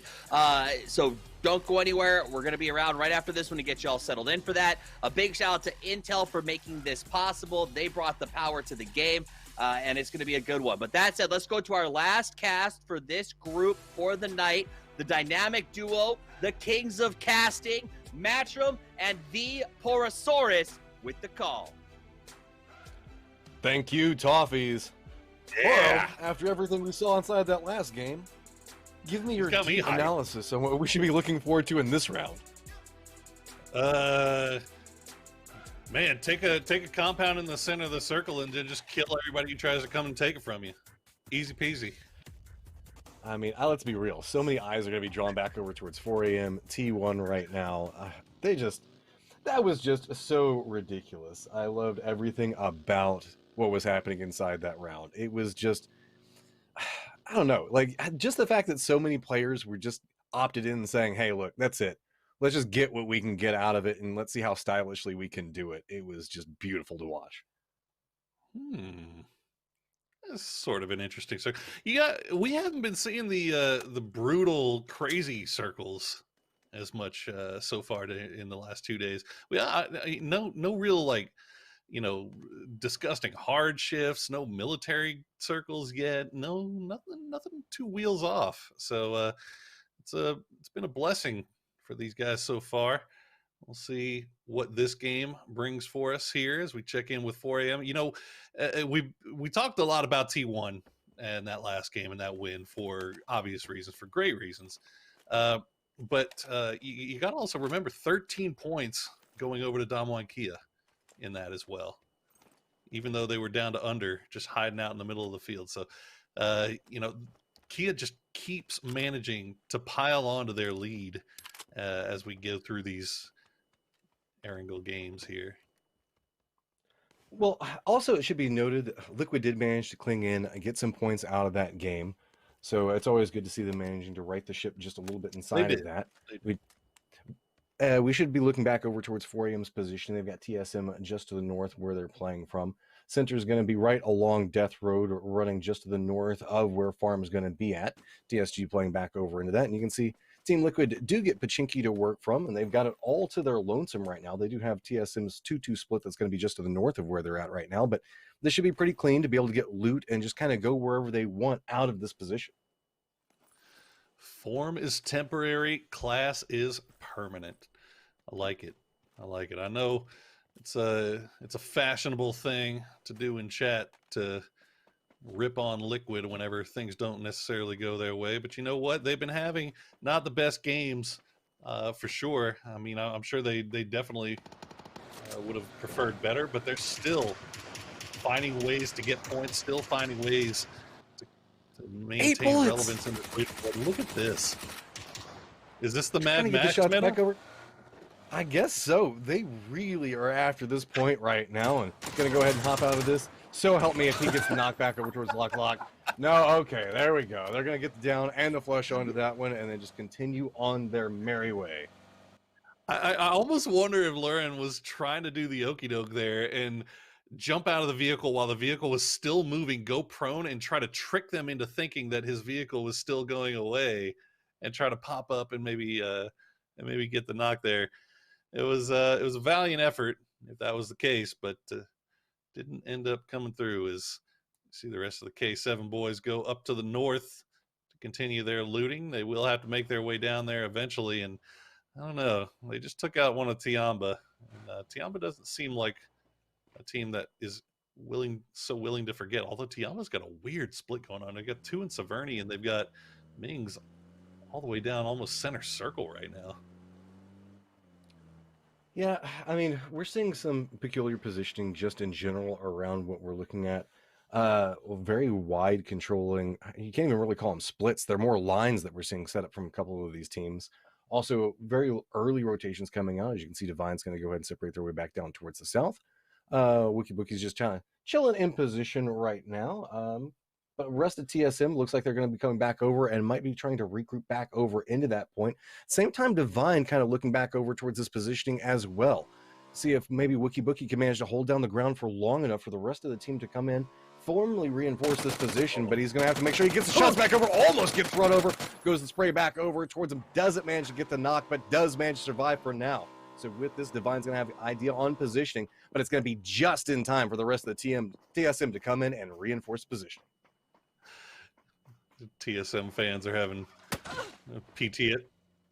Okay. Oh, PTSD that's the most damage he flashbacks. took from that.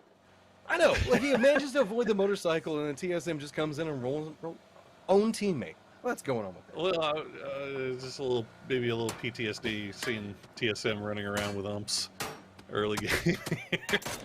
I know Toby's biting his lip right now, but you know what? You throw a 2x on an ump, sometimes you can make things happen. Unfortunately, not this time. But TSM will continue to center up here. Looks like they've left Miracu just off to the north while the rest of them have repositioned off to the south. Meanwhile, VP making their way across the eastern bridge. No one really near that Milton farm area, so it should be a pretty clean rotation for them right now. T1 still on Military Island. Yeah, no rush rule coming out from them just quite yet. Most of the teams, I mean, let's be real, very friendly circle, so nobody's going to be having to make any dramatic plays just quite yet unless they just really are feeling the moment at the time. VP coming in this one a little bit slow. You can see stopping through, trying to get a little bit scouting before continuing their path in. See that very common coming out from the military base positioning. Back over towards Kia's direction, they're playing up around Lumberyard. No real teams to contest back over towards them. Just at the foothills to the west of this position is going to be where TSG is potentially playing from.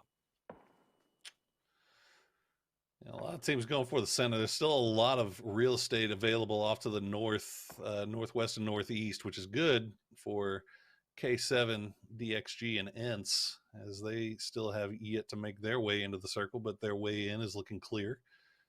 You also have Day Trade coming in from the southeast. They should be fine. And then T1, I'm wondering what their plan is here, because they've got a couple of guys that are hanging out on the beach just south of Sharkfin, so this might be a boat rotation for them. Checking in on Zenith over by Shelter, and they've got a nice little 2-2 split up working for them. Where we see Zenith playing from, there's not any real contested points that are any teams looking aggressive towards them at the time.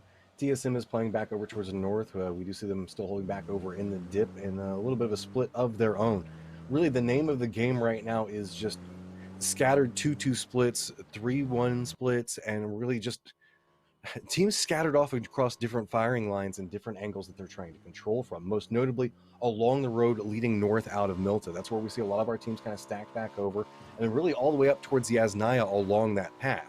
So really it's left the Razak, School, Pachinki area entirely open, but whenever we have Canal inside of this, that is a section of the map that's just being absolutely eaten up. And T1 playing back down in military base, absolutely no rush. It almost feels like they're hoping that maybe a couple of fights might break out. Maybe they might just be able to roll up into this a little bit later. Yeah, for right now, they're keeping themselves entertained by shooting long-range shots back and forth with VP. Spiro more than willing to take the shots back, keep playing. But looks like for the most part, everybody has found their place where they want to hang out, at least until the Circle 2 pop. There's just some minor repositioning here coming out from TSG. They do have Kia just off to their east here, so looks like they've gone ahead and abandoned the split and left it over to Sanjang and Indigo. Those boys will gladly take it. Here's now Star-Lord going to take the shots over towards Spiro. And we're looking at about, what, from Star-Lord's positioning, about a solid 1,000 meters there. Just Yeah. no big deal. And see, maybe they can connect something into it. But I like the fact that both of them are committing into this because they both want to get the swag of getting the shot back over towards them. But finally, it looks like VP is going to go ahead and leave position. And I mean, T1's wanting to get a couple of shots back over in here, maybe open up this path if they opt into taking it, going back across the bridge. VP in no rush to leave this positioning because potentially they might be able to find themselves with the capability of holding out T1. T1 just has multiple options, and especially with the way that the circle is configured, they can still go back over to the west if they do so choose. So with this, we're still going to have a canal in play. The circle is going to be pretty centered just the west of Farm. Well, there you go. And importantly, I think VP took away the shark fin landing position from T1. So now T1's got to figure out what they want to do. Everybody on the move. TSG spreading out throughout Farm. They might run into VP here, as it looks like both teams had the same idea in mind here. Batulin will get there in time, and he's going to find Sia. Nice shooting from him. Try to go with the follow-up grenade just to make sure the Peng can't go for the res, and that is going to do it. Peng will have to get on out of there. So good stuff coming out from Batulin. Now with this, they're going to get control over that position. TSG is going to go ahead and regroup just a little bit back over towards the north. Kia is going to be in the position just north of where we see TSG trying to regroup. And back over towards the north and eastern areas is where we're starting to see a little bit of edge fighting coming into play. 4AM is playing back over towards the north, taking a couple of shots at Divine as they're making their approach. TM is back behind this one as well, but no rush to push their way through this one. It's just going to be Divine cutting a path in a fairly easy location. Sure, there's going to be some long-range shots that are going to be coming out towards them. It's really just going to matter if we see AAA manage to hold back into positioning onto this, but I don't know. Really, I think that Divine managed to find a little bit of a path to cut through, and they're going to be heavily rewarded by this because the compounds just to the south of this are all entirely open. There's definitely a pathway that you can cut through that can kind of break lines of sight from the most popular places, at least, and they're going to find that one. Jayers going to land a dirty spray down. His boy Svit going to be the one that gets the credit for it, though. As, the rest of Divine has crashed in on AAA's compound. And I was telling you earlier, man, I keep wanting to call him against all authority. I know that's wrong. But it's just a callback to the early days of PUBG, though. A little flashback for those that have been around for a while. But nope. Attack all around. That's what we're sticking with for now. Meanwhile, T1, as you mentioned, I was going to say, they did go across that western bridge. So good on them. But they do have to worry about day trade now. Well, on the other side of that, K7 making a long rotation back over towards the north, and could be approaching along where we saw Divine make their run through the center a little while ago. T1, latecomers into this, instead trying to get a little bit more information, but it's going to be Day Trade that is holding down positioning just south of Pachinki along that hillside that we know is quite strong, looking back over towards the direction. T1 might have gotten some information back over towards this. Is just with the way everything's set up right now, everybody's taking the long range shots at each other. There's probably about 200 to 300 meters between almost everybody, except for potentially Na'Vi. Na'Vi's going to find roll right along this point. Day Trade's also going to find one as well. Doesn't manage to get the down onto Adder, and that's going to be absolutely huge. Now, Monotika's going to have to play this one quite safely, and you can see throw down the smoke, realizing he's going to be very quickly flanked off of this. This T1 is just rolling through this one. Aqua 5 going for the spray back over towards it. Finally, we see the drive-by connect, and Aqua 5 gets the spray back over towards it and gets the flush. Harassment coming out from the other side of Day Trade Gaming as a circle is about to pop. I mean, I don't care how much of a nerf has been put onto seat swapping. That was still one hell of a spray down from Aqua 5. He does pay the price, though. He is knocked, but fortunately his boys going to be providing him with some cover. Dangshay going to get a knock onto Flash. Pushil's now joined by Nurens. They're just hanging out on the top side here, trying to find some angle. Pushil's has one down onto the pipe, but the smoke's going to provide enough cover for Adder to get this res onto Aqua 5, and now Dangshay on the move. T1 starting to regroup back along the hillside. So we're going to have to see a very quick reposition and maybe see Day Trade step away from this one. Keep in mind, this is not inside the safe zone, so they're probably not going to overcommit to it. Looks like a couple already make the play back over towards vehicles. Even T1 already opting into this. And do note, keep on back down in the left corner while action's starting to break out just a touch. So make sure you guys pop those into the PUBG client itself. See if you can get yourself those extra esports points. Yeah. Got to get your coopies. Make sure you get all your EP. Go get those sweet esports rewards as we check in with DXG, trying to send it in just south of Death Road. They've got Kia on the top side.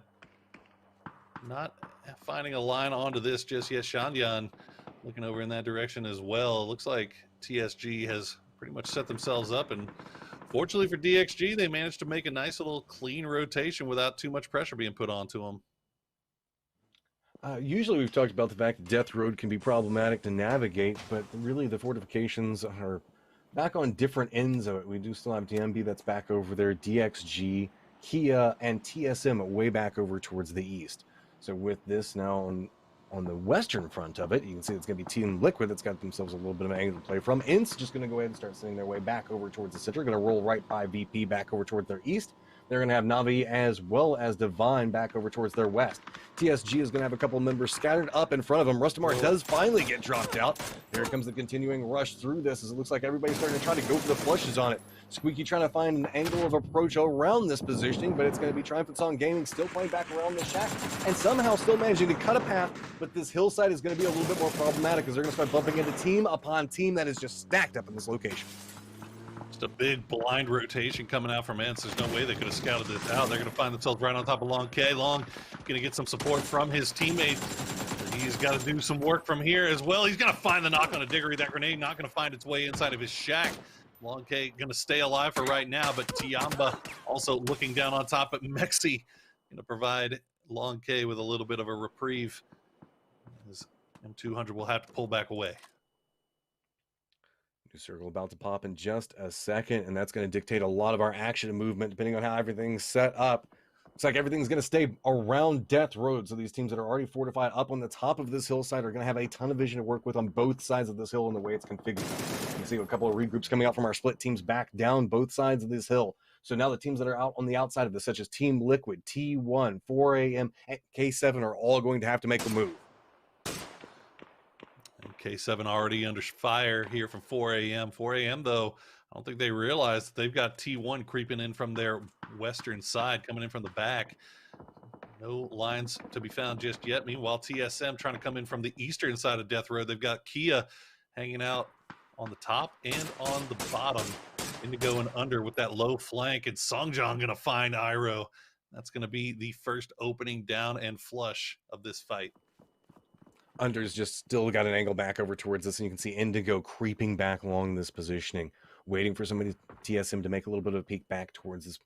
Instead, it's going to be a firm defensive line starting to set up from Kia. Got to be careful as a couple of shots are getting popped, peppered into him from the backside of this one, but it's just going to be Kia starting to play this one a little bit more aggressively, just waiting for the moment that somebody from TSM moves forward and Indigo can take the shots back over towards his kill. Starting to be a little bit of a distraction back up the hillside, but Miraku does manage to connect over towards it. K7 goes out on the outside of this one, but it's going to be Indigo's time to shine. Finds the shots back over towards Miraku, goes back over towards Wookie Bookie, does manage to connect with that one as well.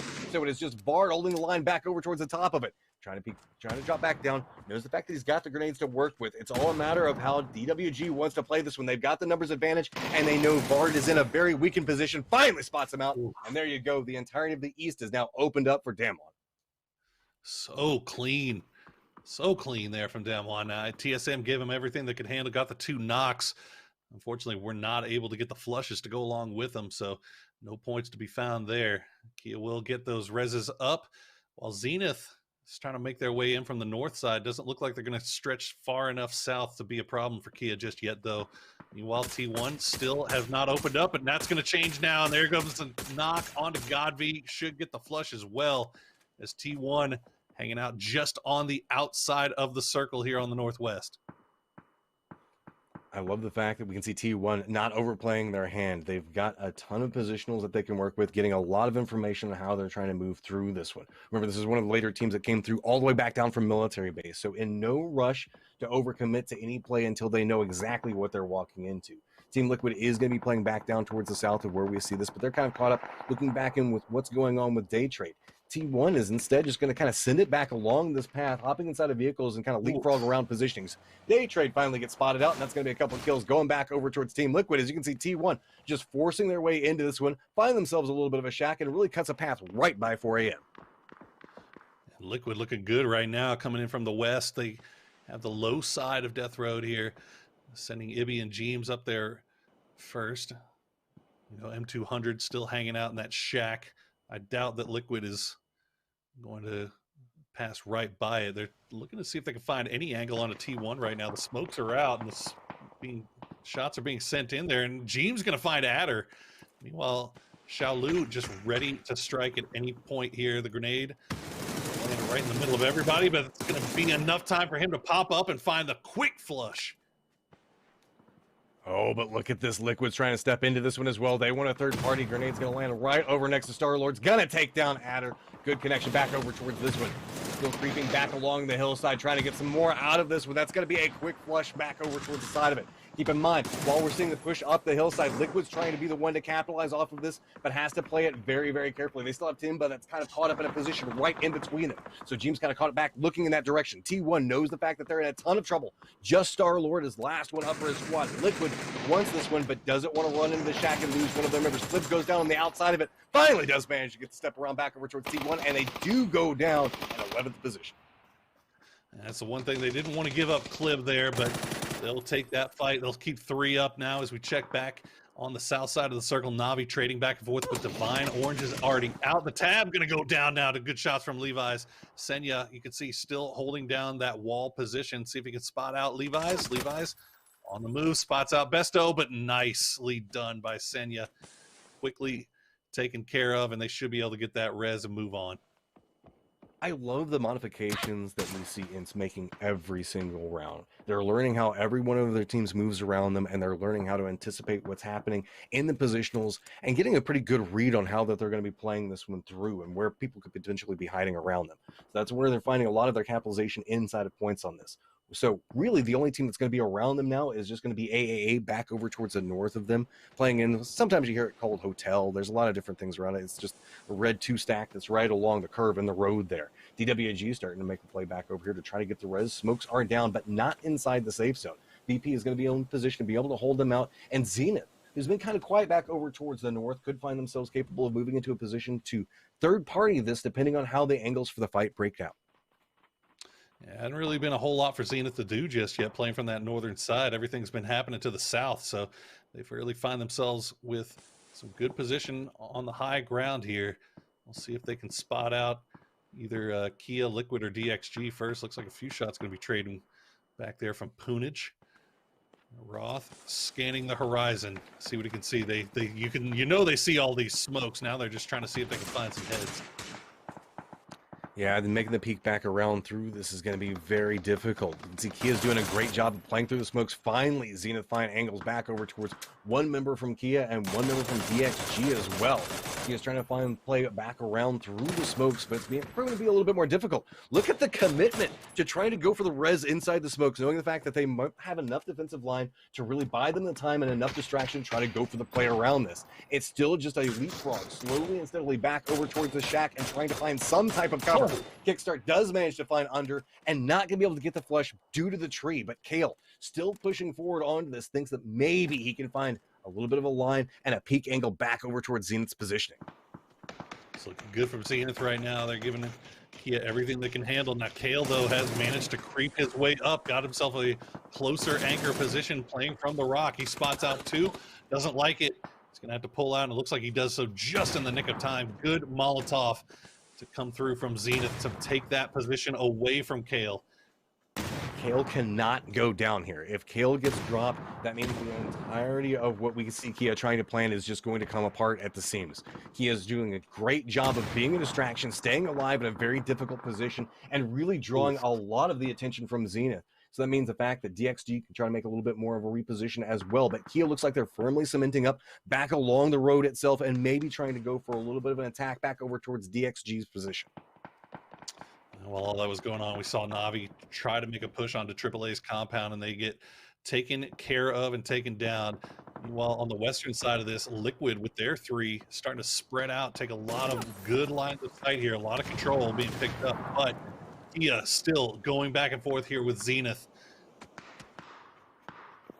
A little bit of a creep back around this. You can see that Kia did manage to get back along this hillside, and while this is going on, VP starting to make play back over towards this as well. Finally, a couple of shots are going to connect, and that's going to be Roth that does go down. This could be the opening that we see Kia looking for this entire time.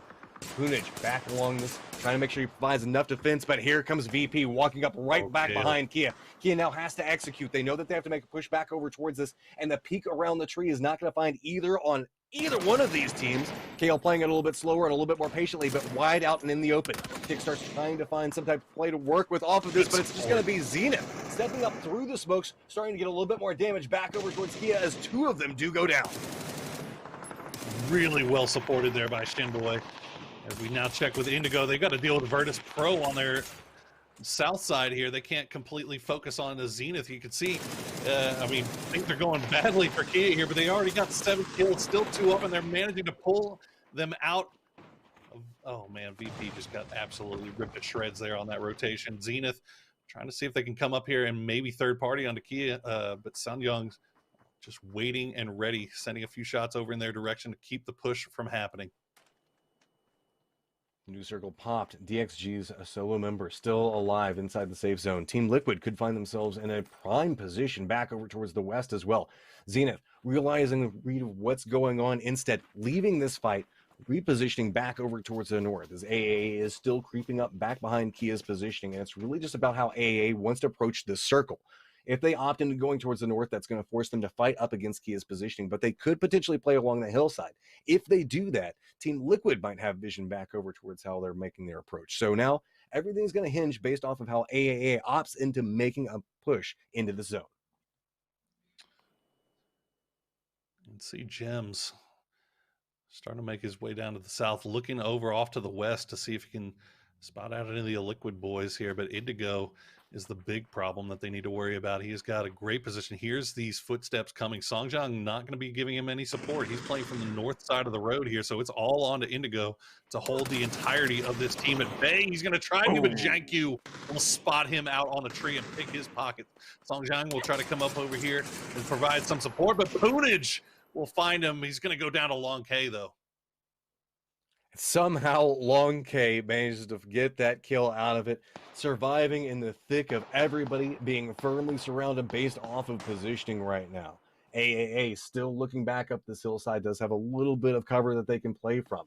Zenith has retreated back over towards the north, and Liquid hears everything that's going on, but doesn't have a lot of vision to work off of based off of their positioning right now. They still have a nice, strong 3-man squad up, but numbers advantage still leans back over towards AAA.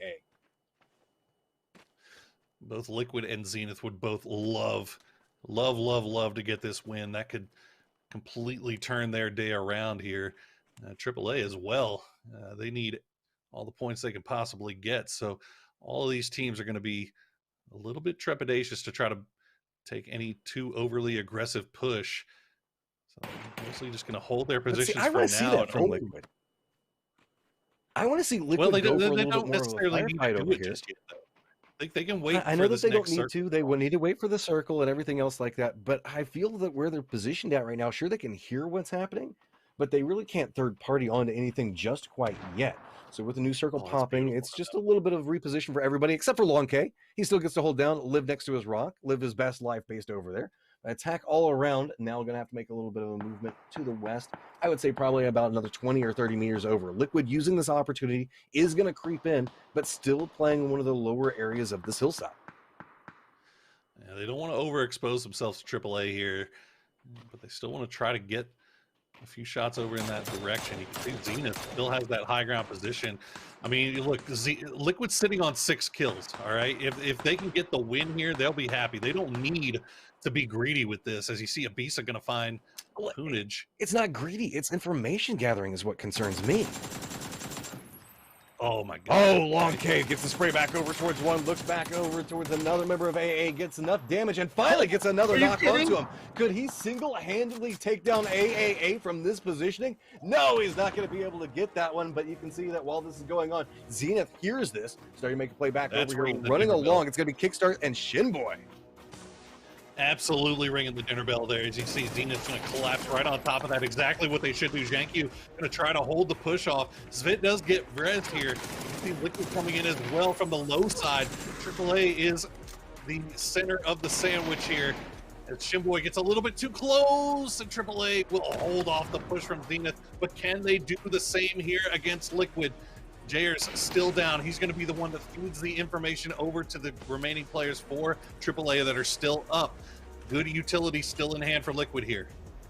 Ooh, that bounce was almost deadly there. Liquid do have the center of the circle and are really doing a great job of harassing AA from this point. See, trying to get the res back over towards Jayer's, not going to get it. Spelt going to be able to get knocked back over towards the southern sections for this one. And it's just going to be Liquid just lining it up. Grenade upon grenade back over towards him. Good pickup, and that's going to be a Liquid walking away with a very needed round victory. Oh boy, that is a big, big sigh of relief coming from the Liquid boys. Things obviously were not looking that great in the games before this, but man, that was a clutch performance from beginning to end from those boys, and that is going to do wonders for their confidence going into the last day. Oh, Boro, let's be real. This was vital for Liquid. This is what they needed. Maybe this is how they start to right the ship. They start to pull everything back through. I thought that with the way that they were playing at in that position on the lower section of the hill, they might put themselves in a problematic positioning. But no, the fight, whenever Zenith managed to go down, was the most opportune moment for them to step forward. Good read on the positioning coming out from Liquid. You love to see it. No, it was a fantastic performance for them from beginning to end. It was not an easy win by any means, and that's going to be even bigger in the terms of the grand scope. Is that Liquid had to fight for that one from beginning to end, and they managed to pull it out. All their decision making was fantastic, and when it came down to it, they never really overcommitted. They never overextended to more than they needed to, and they end up getting the perfect win. All right, guys, it's time to go ahead and throw it back over towards our analyst. Remember, there are still 4 more games that are going to be coming up after our break, so make sure you stay tuned. But Toffees, you guys give us a breakdown on everything you saw in that last round. You see, when you guys used to say DA lull, they started dominating. Then I saw you typing lolquid in the chat, and then they come out and get themselves a big win. And even the server was shocked and stuttered when they got that big victory. But congratulations to them. Clover, let's do the highlights. Maybe. Highlights. I mean, look, Death Row, I love games that end up in this area. And as you said, Team Liquid popped off so much that it kind of broke the server just a bit. And it's breaking our replay a little bit here as well as we pull back away for technical difficulties. It was absolutely wild. I know we were screaming when we saw that this happened because they've had such a heartbreaking weekend thus far with those 3 16th place teams, but Liquid played that patiently. They played that calmly, and I was able ultimately to take that push up till the end, taking that high ground away from AAA. AAA had played so successfully as they were kind of dominating the eastern half of the circle while Team Liquid was dominating the western half. Hey, Cameron, you kind of brought up while we were in the green room that this was top 4 that needed a top 4. Yes. So let's walk through some of those teams. We'll get the standings up here in just a second from that match, but it was Liquid attack all around, Zenith and Division X that came out and put up some numbers. Before this game, if I'm not mistaken, all 4 of those teams are outside of the top 16. And so from a series that so far has been sort of the rich is getting richer, T1, Damwon all performing well, TSG, Tiamba up there, of course, and Divine, to see 4 teams that really needed to start to pick things up. This is a really good turn of events. Yeah, so we can see the bottom 9 through 16. Unfortunate. TSM had a pretty good day. Ents had a good last game. Tianba, a bit of a surprise for me, as well as Triumphant Song here, Clover. Those are 2 teams that you, specifically Triumphant, were watching. They've kind of had a bit of a shaky day.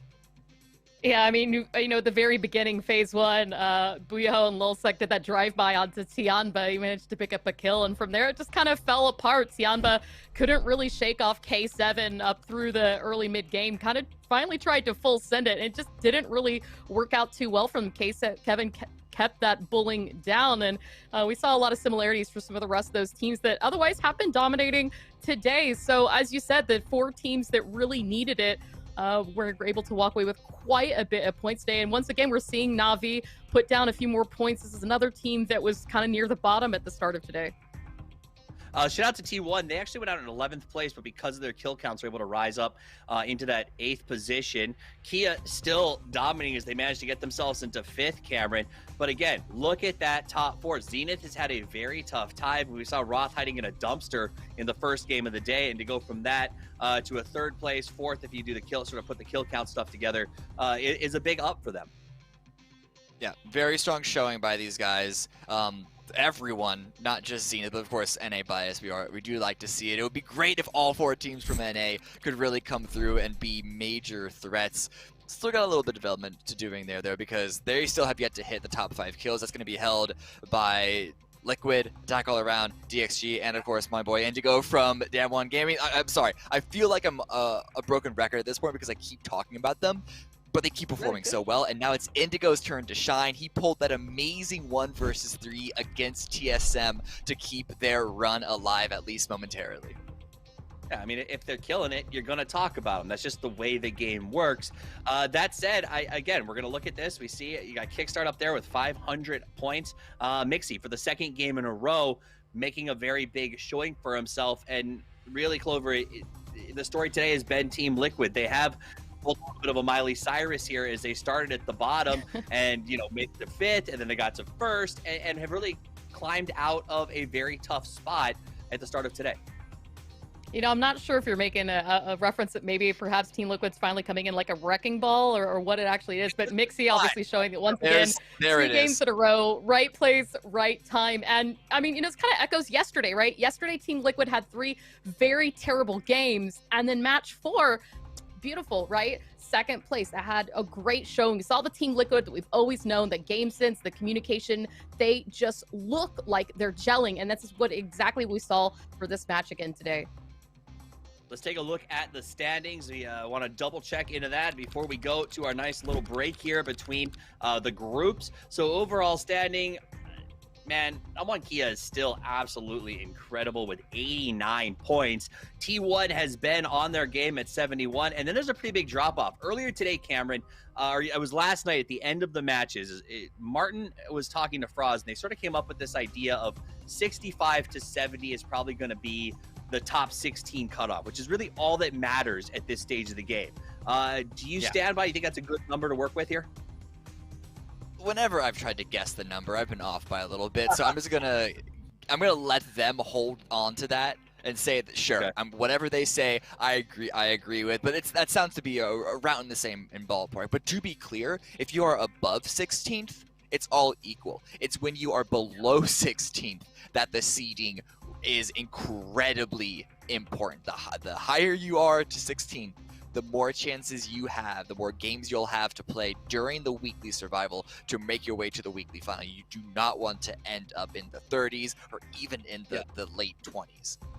I mean, that's the reality. Let's start talking about that just a little bit here. If the way that the survival works is the top 16, they play first. Once you win, you advance the weekly final, and the next team up, that 17th team, steps in. If you are 32, if you are Oath right now, if nothing changes, Clover, as we sort of move into the next phase, Oath won't even get a chance, or the 32nd place team won't even get a chance to play for the weekly final qualification until the reseeding happens. So this is a very big deal to make that top 16. It absolutely is. And I think that, you know, if you take a look even kind of back at the left-hand side to just reflect how many of the teams that have managed to push up ahead Sonics, right? Sonics haven't yet played today. It's why they've fallen down to 14th. It's because Day Trade, Zenith, Ints, Team Liquid, TSM, all of these teams just playing right now, these 4 matches, said, you know what, we started off very low. We're in the low 20s. We're not having great days. We need to put down as many points as we can, climb up as high as we can before that next group plays, because we may not have that many chances back. So now we've got Oath, Burium, Multi-Circle Gaming, Infantry that are about to start their matches soon with the next group. They've got to be looking at this and going, we have so much work to do, and they've got to take that same motivation going forward. Yeah, keep in mind, AD has played their sets for the day, so there are still some teams that are back 4 games, but at the end of the day today, everyone's going to be even in terms of overall games played. So you can really look at that and make your plan going into tomorrow, because everyone's only going to have 4 more games to sort of make a statement for themselves. That said, we're going to be back just a little while. Before we go to break, though, I do like to obviously give you guys a chance to sort of get your last word in edgewise before we turn the analyst desk over to Fraz and Martin and the Euro team with their sort of coverage for the second half of today. So we'll start with you, Steph. What do you have final thoughts looking forward to for the rest of the day, or maybe till tomorrow? I mean, for some of the teams, obviously we had that kind of a shaky start in that first game, you know, with that Miramar. I think for a lot of these teams, especially when we saw the crashes, those vehicle rotations, their ability to kind of play those compounds, I want to see some of them go back and work on it, because I think that's where we saw a lot of weakness in some of these teams today. Cameron, final thoughts? I'm just looking at Sonics and Gen.G, which are the 2 highest teams who haven't played today so far. I am really curious to see if they can continue their solid performance and try and catch up or even overtake where Damwon or even T1 are at right now. All right. Now, if you guys are looking at the schedule that was originally posted, you're like, oh, good. The next round starts in 7 minutes. That is not the case anymore. We do have to change out the teams, in part because we had the longest game 2 in history. Congratulations, by the way, for Damwon Kia winning the longest game I think PUBG's ever seen. That said, though, we will be back. It's an hour delay, so it will be starting back up at 20 KST, 12 CET, or 6 EST, depending on what region you're walking from. But the reality is that's about an hour from now. So it's a good chance to do what I think myself, Cameron, and Stephanie will probably be doing, which is using that hour to play a little bit of PUBG. Go in there, because I have a good authority that if you play during the break, you have like an 87.62% chance of winning the chicken dinner. So it's a good time to go in there and pad your stats after this. All seriousness, though, guys, we appreciate you being here with us. It has been a wild evening so far, and you're the real MVPs for sticking it out and hanging out with us. I can't wait to see you guys tomorrow. We'll be back in just about an hour with Kylaris, Martin, Fraz, and Toby and Sims on the cast. It's going to be a good time, and until I see you again, play more PUBG.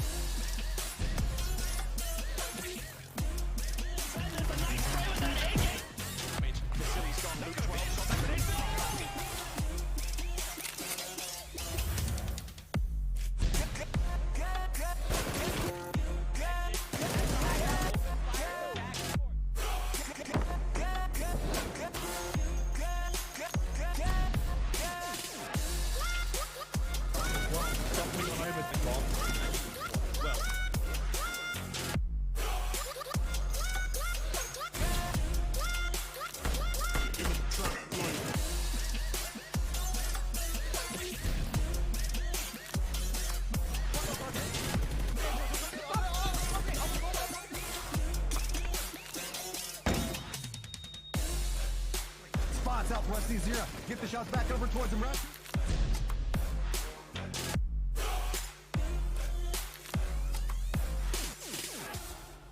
Hello, PUBG esports fans. The PUBG Global Invitational S starts on February 8th, and as is custom, we're launching a brand new Pick'em Challenge to go along with it. Each Pick'em Challenge is a little different, so make sure to watch all the way through to find out what's new and what's changed this time around. It all begins on January 20th and 21st when the esports tab officially reopens inside the PUBG PC and console clients. All throughout PGI.S, you can use this tab to keep up to date on participating teams and players, along with real-time tournament info. This is also the first chance you'll get to purchase the first set of killer PGI.S gear and begin supporting your favorite teams. Since this is quite a long tournament, a second set of gear will become available at the end of February. The first challenges begin on February 6th, and you'll have from Tuesday to Saturday each week before the weekly final begins to participate in the challenges and pick your winners. Rewards from the previous week will be distributed before the next challenge begins. Now let's talk about those challenges. We've got 3 different challenges this time around, molded to work within the PGI.S tournament format, so pay attention even if you think you've played it all before. The first challenge is to guess the top 4 teams that will advance to the weekly final each week. If one of your selected teams makes it to the top 4, you'll get a prize according to the rank they end up in. Simple as that. You can pick 1 team per voting coupon you wish to use, and 4 teams are guaranteed to be worth EP, so choose wisely. The second challenge alternates its win conditions every other week. On weeks 1, 3, and 5, you'll have to correctly guess which team will score the highest kill points during the weekly final.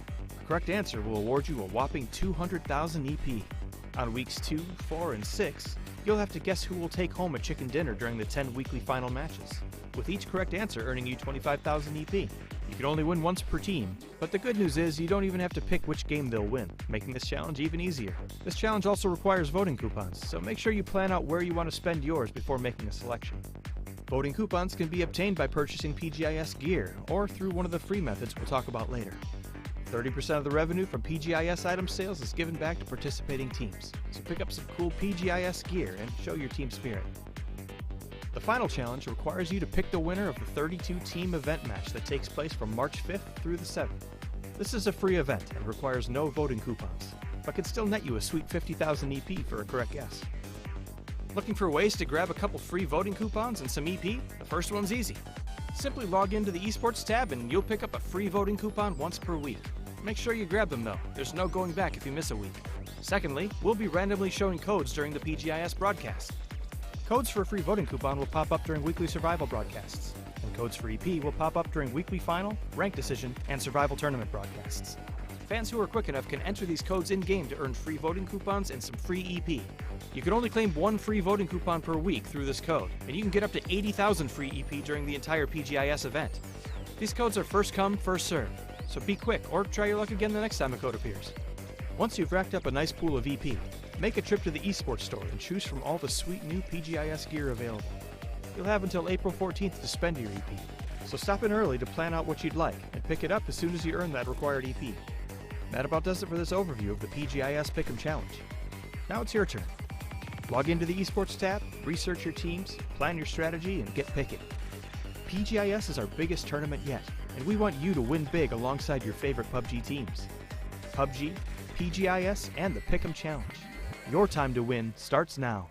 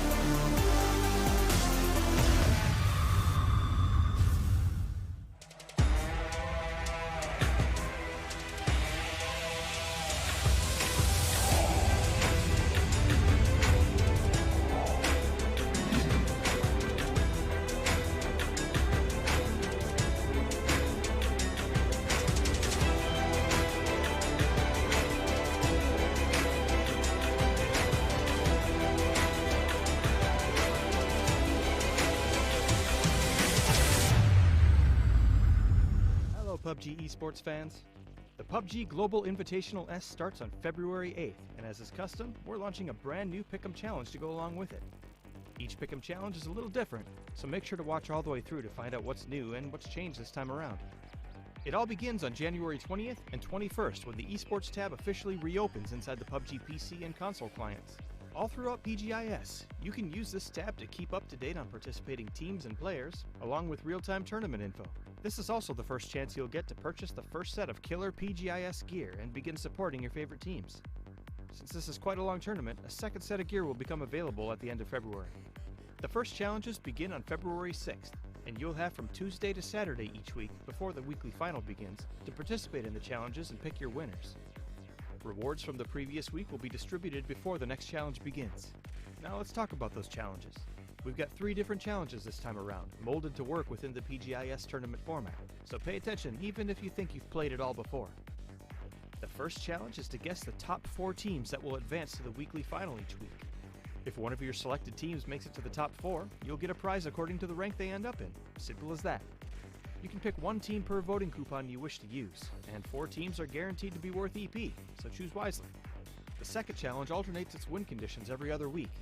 On weeks 1, 3, and 5, you'll have to correctly guess which team will score the highest skill points during the weekly final. A correct answer will award you a whopping 200,000 EP.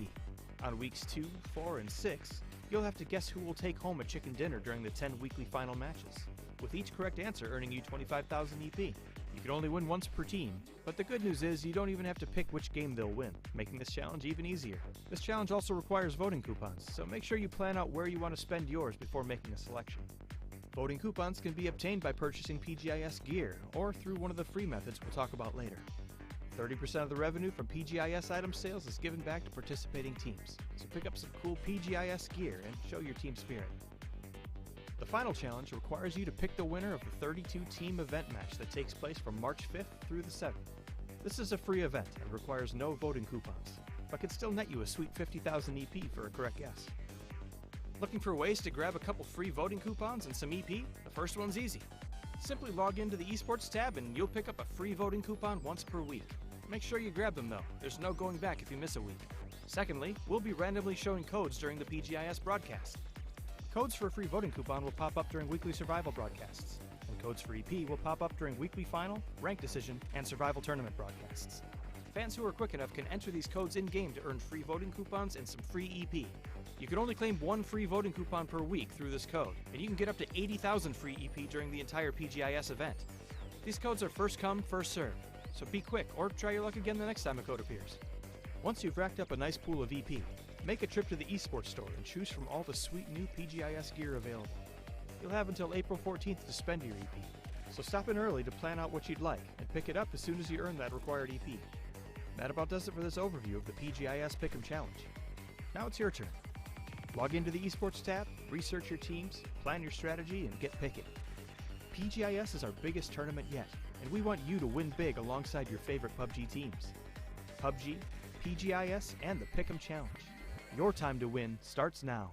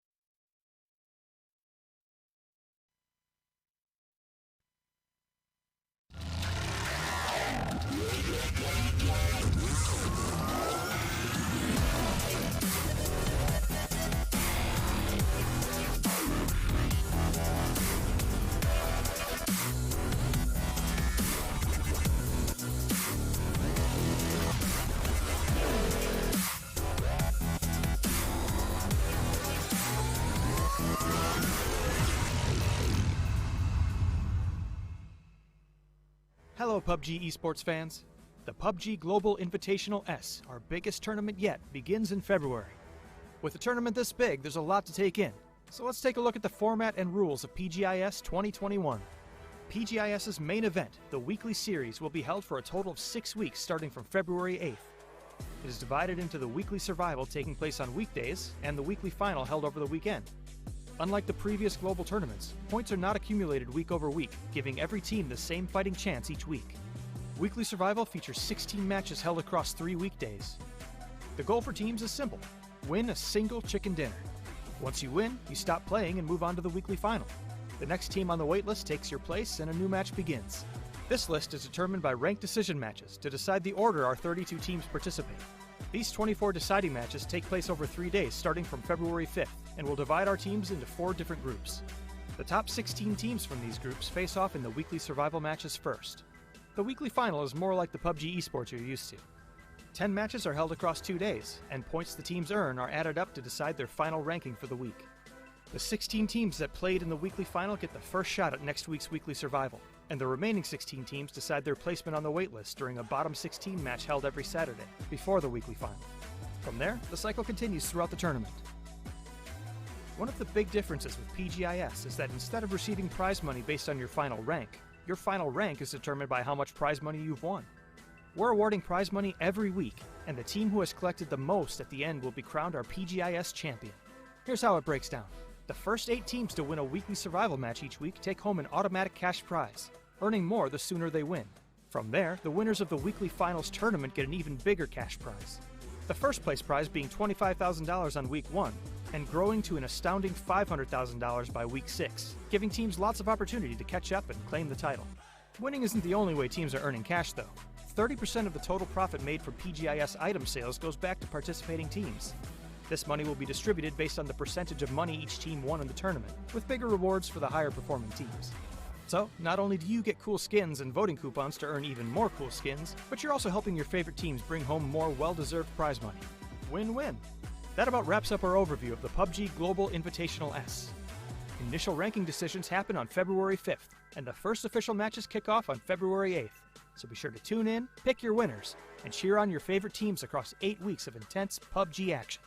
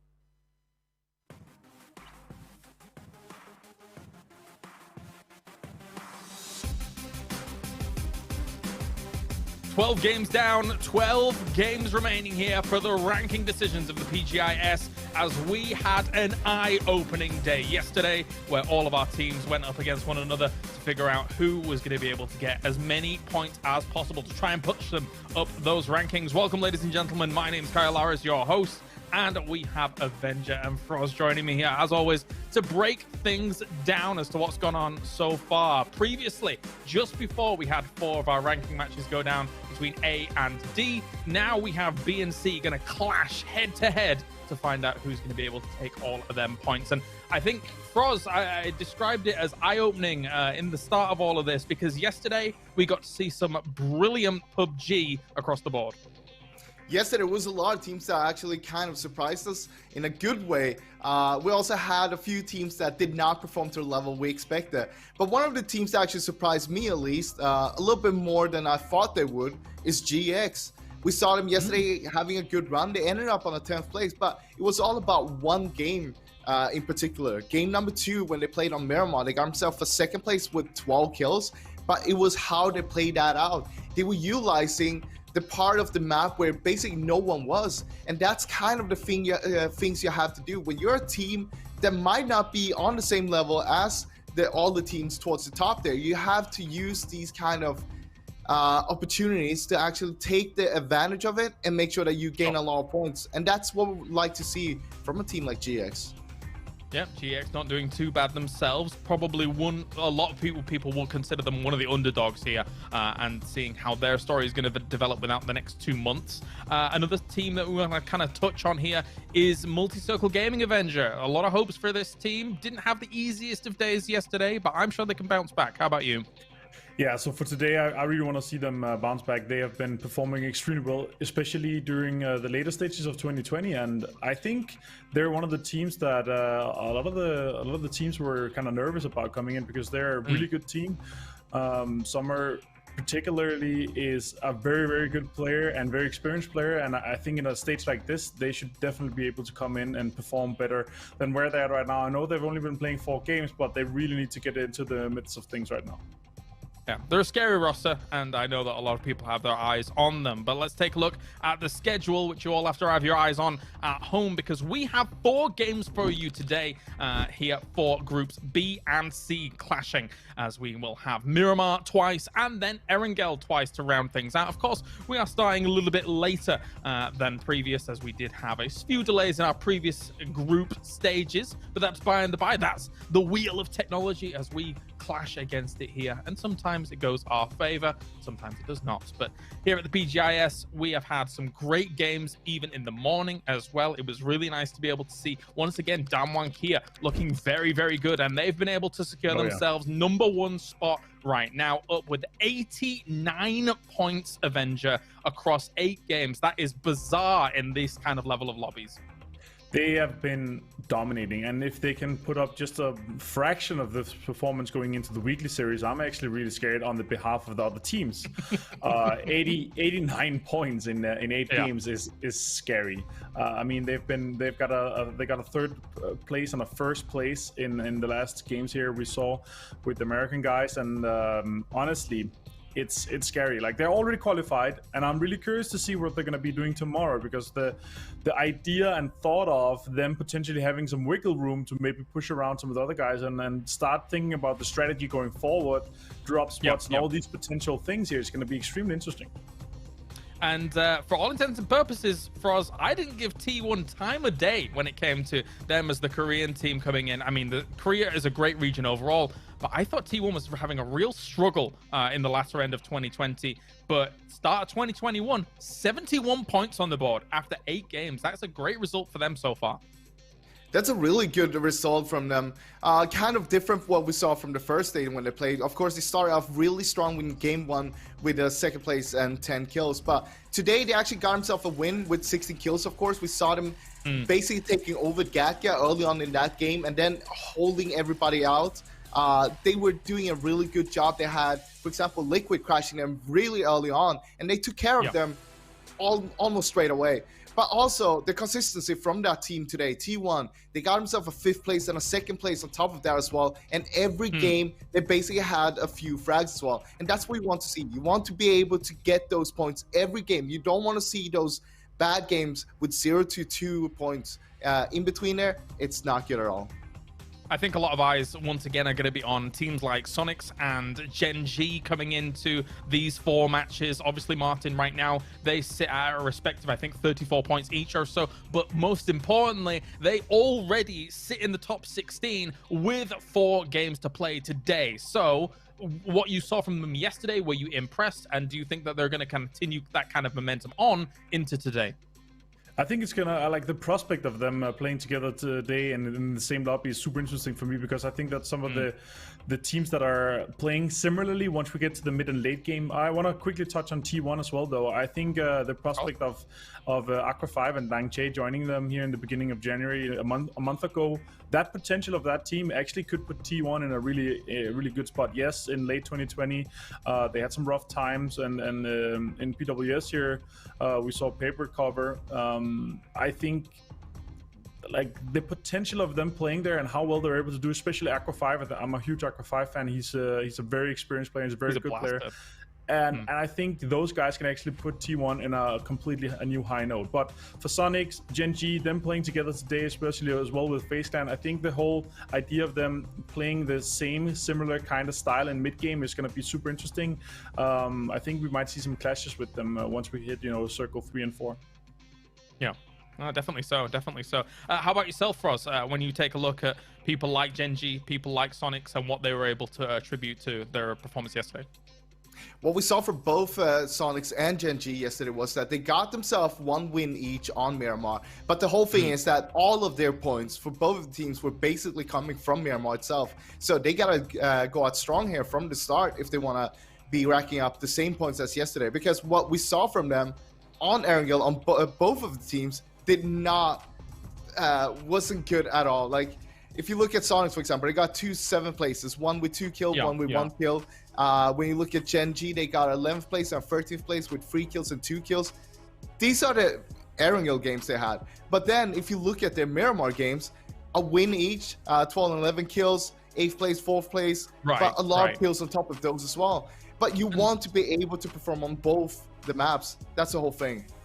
Yeah, Froz, I just want to interject here for a moment, because of course we had 2 of the winners in Gen G and Sonics from yesterday, but another team that I kind of wanted to highlight that won yesterday, that is playing today as well, there is a little bit of an underdog, is E36, Froz. So talk to me about them and how their campaign's going to be here. The thing was that we saw them winning 1 game on Erangel yesterday. And basically that was their only game. They kind of did everything. They had 2 50th places, a 14th place, except for that win itself. But what I want to see them do is not do those long rotations, because that's when they lost out almost every game. When they tried to do those long rotations from one side of the circle across to the other one on the outside. Instead, you want to see them being a little bit more proactive, going for the shorter rotations, and be a little bit more confident. Take the fights. A lot of times we saw them just trying to rotate, losing people in the rotations, and basically just trying to survive from there on. Likewise, on the opposite side of the spectrum here, Avenger, 2 teams in particular I feel really need to put in some legwork today. Buriram and Oath, not really with that many points from yesterday. And if you don't get many today, you are almost certainly going to be in that bottom 16. So do you see things that they can kind of improve on, kind of change, meticulously work out? What are your thoughts here?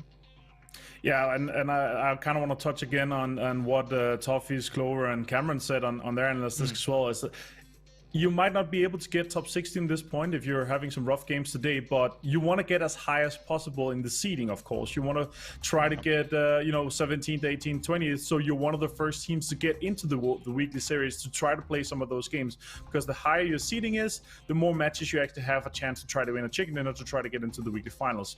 But especially for Buriram and Oath, they they struggled yesterday. It's to put it light.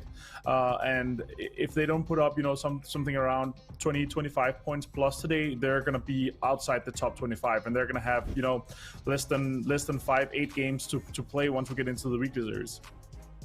Definitely. So you can see all of our players getting ready and good to go here for groups B and C as they go head to head.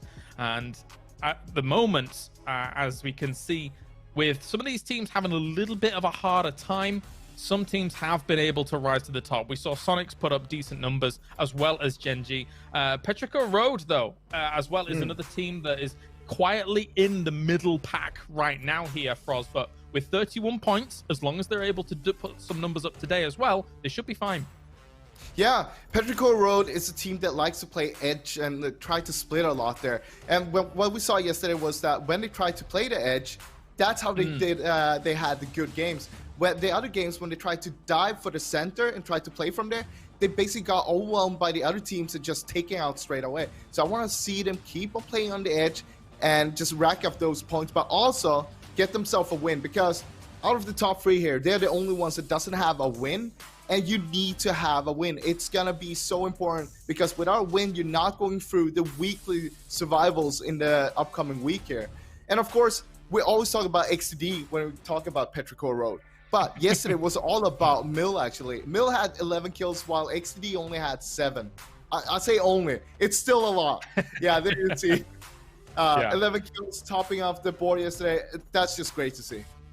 Yeah, really, really good stuff. Good damage done across the board as well. Huynh from Sonics was able to put up a lot, and I think that is mostly attributed to especially that first game where him and I think Mime it was were really popping off for Sonics, and that was great. And then Genji on the opposite side, Inonix. I mean, we've talked about it time and time again here, Martin. Genji is a star-studded lineup, so anybody on that team can pop off at any given time. Yeah, it's you know what, it's depending on where the teams they kind of are unfortunate to run into. So like how they're playing and how they're defending, they're often playing in a situation in a where they're able to, you know, cover multiple angles, and they kind of have 90 degrees each to cover. And whatever teams are unlucky to run into, you know, that 90 degrees that Inonix is covering or whatever, those guys are just gonna get killed, and the kills are gonna go to that player. They're very equally good, and they are very, very good. But Sonics is here inside. I'm a big fan of Huynh himself. He's both the IGL and also playing Sniper often a lot. He's extremely clever and extremely smart player. And a lot of their recent success is, I think, attributed to him, in my opinion. Yeah, Sonics is a very loud team, I want to say it, in a sense. But that's probably the best word to describe them. But, I mean, why on earth not? When they're having, like, in inverted commas, the successes that they've already started with, that's pretty decent. And for the America region, they want loud, and they're able to exhibit it very, very clearly. We've got Esther, PO, Inonix, and Loki on screen right now. And as I said, I mean, their 2v4 recovery, especially against Dongwon Kia of all teams, Avenger, was just brilliant stuff to watch. It talks to how good these guys are, right? Like, these guys are insane. It's just looking at the lineup, it's just like, oh my, it's such a star-studded lineup, such an experienced lineup. And I mean, yeah, the sky's the limit for these guys. Yeah, definitely so. Petrichor Road here as well, as we were previously looking at them. I think we're just waiting for the opportunity to see Ike's Left, aka XDD, actually pop up. I feel like, correct me if I'm wrong, but they're very much so their momentum favored team. If the game is going in their flow, their pace, then they're going to be able to frag out hard. I mean, even if it's going against them, I feel like they can make it happen. What we saw yesterday when we had that ending on La Corberea, for example, Petrichor Road, they were down in the city itself. And remember, Genji, they were in that dip that DA took early on. But Petrichor Road actually pushed from the low ground up on Genji, took them over, and just wiped out Genji from a low ground position. They were basically not supposed to even get close to Genji. And we're talking about Genji. It's a really good team, right? And they were just able to wipe them off like that. That shows you the potential of this team. Yeah, it definitely does. And we are just moments out now from our first game here between Group B and Group C. Yesterday, we had a treat when Group C and D went up against one another. Let's see how B is going to fare against C, which is dubbed the Group of Death so far. The lobby is going to be fierce as we get into this. And of course, a huge shout out to our sponsors that are joining us along here for the PGI.S journey. It is Intel, Tumi, Zowie, and Perrier. So thank you very much here for joining us on this epic event across 2 months that we are going to be witnessing. Get ready. The lights are ready. The players are ready as we are going to descend onto the desert. It's Miramar, and we are bringing you Sims and Toby for all of the action. Thank you very much, James. Yes, ladies and gentlemen, welcome along to day number 2. It is ranked decision day. It's Group B going up against Group C. We have 4 more matches for today. We've already seen 4 with the North American guys. Thank you very much for sticking with us. A couple of little delays here and there, but nevertheless, we are on with it. We are on to Miramar. 2 games to start the day. Arguably, you can kind of weigh this one up yourself. I'll leave it over to Toby to kind of give his thoughts on it. Group C. The big daddy group, the big boys, the big players going up against Group B, which arguably could be one of the weaker groups, where we have 2 Japan teams, we have no Chinese teams, we only have 1 Korean, we have no European, and we have the 2 LATAM teams. It's a little bit of a mixed bag when we see regions actually going up against one another. Certainly, though, like any other group, Toby, it spells disaster if you're on the bottom end of the table. It sure does. Today is going to be a great day, just like yesterday and the games earlier today were as well. And I mean, we're talking about Group C as the stronger group than Group B, but then again, I mean, I think the desk painted a pretty good picture in highlighting both GEX and Sonics, both teams having good days yesterday. They're playing right now, and I'm sure that they'll be able to stir some action into these teams of Group C as well. It's going to be a good day, no doubts about that. And early on, I mean, looking at the map right now, not really too much commotion. Yes, okay, Oath and Afrika are sharing Minas, but shouldn't be too much of an issue. They might have a struggle for vehicles, but if Afrika are just keen on going east for cars, they're even though there could be fights in the making, I don't think it's going to happen. Yeah, it's certainly not a hot drop by any means whatsoever, but a little bit of an argument. We do see one of the players from DGW just out on his own.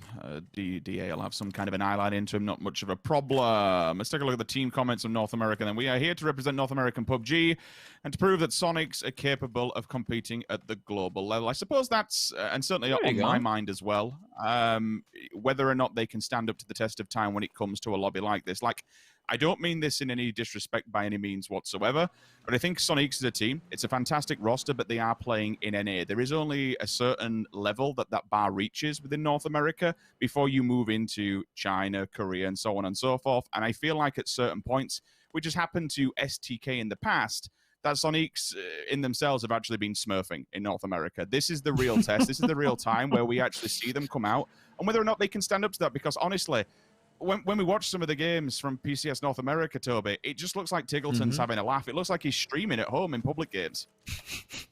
He is a very gifted player, that is for sure. And yes, good players do tend to make things look easy. But I gotta say, I mean, I know and I respect and I love the fact that they're trying to prove themselves on a global scale. I will say this. Yes, we're only 1 game into the tournament. They already have. I don't think they need. I mean, yes, I understand that maybe you're in a region where the top is arguably stronger than the bottom, and some teams can feast a little more on that. But I don't see Sonics as much as many other teams as a team that needs to really prove anything here. Everyone knows what skill set Sonics have, and I think, at least personally, that they are well capable of playing at a global scale, having already proven that yesterday, and most likely, I would assume, will be proving that to us today as well. Freaks on screen. A couple of warning shots aside of Eddie. Buru Ram certainly have a lot of work to do after yesterday. I think they were coming out of it at the bottom at one certain point, but it's a different ballpark altogether. When you are one of the best in your respective region, it comes kind of toe-to-toe with what I was mentioning over North America, or whether or not once you get to that bigger area and you don't know the teams, you don't know the skill gap, you don't know the bar that's been set in front of you, it gets a little bit more difficult. And there are so many aspects that go into it of scouting. You don't know people's position. So, I mean, you should be doing your homework. You'll have a coach doing it as well. So you will have a good estimation of where people are going to be. But everything I find sometimes at least changes when you get to this world stage, because you're in a bit of a panic mode. And it kind of then goes forward to next week where teams will definitely be a bit more passive, because kills aren't necessarily going to mean as much as what you think. Yes, you will need to get the kills. Yes, you will need to get the frags to be able to keep on top of the board as such, but not when it comes to point. It's all about going forward to the weekly grand finals.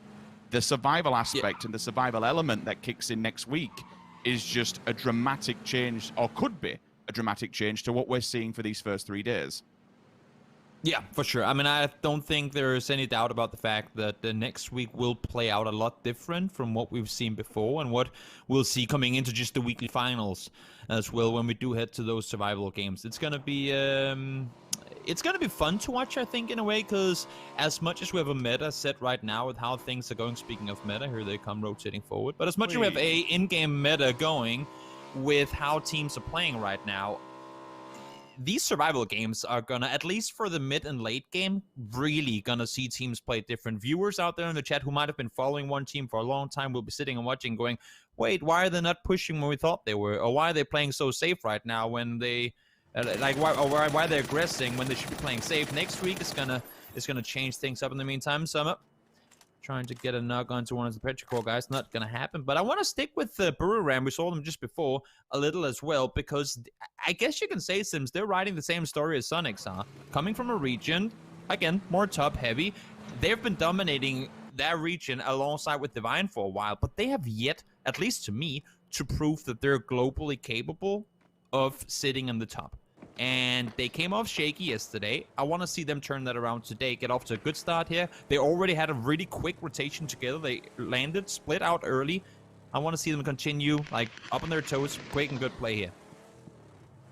Potentially Long, the first victim, unless he gets away with his life with Oath just trailing at the distance. I'm surprised they're all coming this close when you've had the information that they're actually within there. You'd expect them to, or anticipate to maybe push more to the left. But yeah, to kind of follow on with what you were mentioning, like, for Ram, there is so there's two aspects to it. One is the fact that they've basically failed to come out of the top 3 within APAC. They have just been in complete domination mode. A couple of switches along the top. You know, they only won one of the PCSs out there. The other teams have been switching back and forth. So it is a hit and miss region. One team can just go off within a specific event and be a fireball, and then all of a sudden they can quite easily drop off just as quick. I had the pleasure of casting on one of the cups not so long back in APAC, and they won that, and they looked very, very impressive.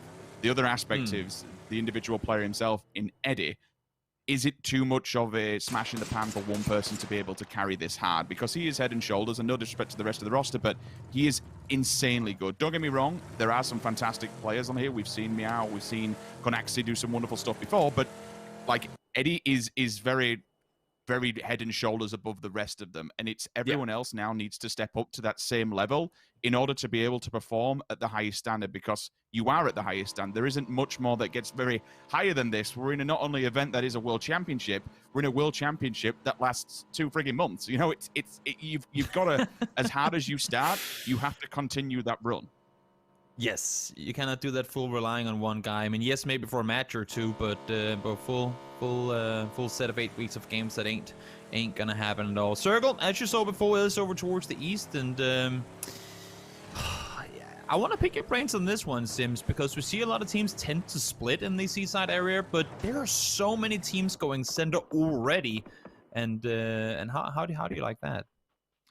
When I see still a bit of water in play, I always get a little bit twitchy and a little bit edgy. Yes, I know it doesn't come into effect until we tick over to phase number 4, but it does become very landlocked, especially when there is water in play, because you know there is going to be some of the land that's cut out from that.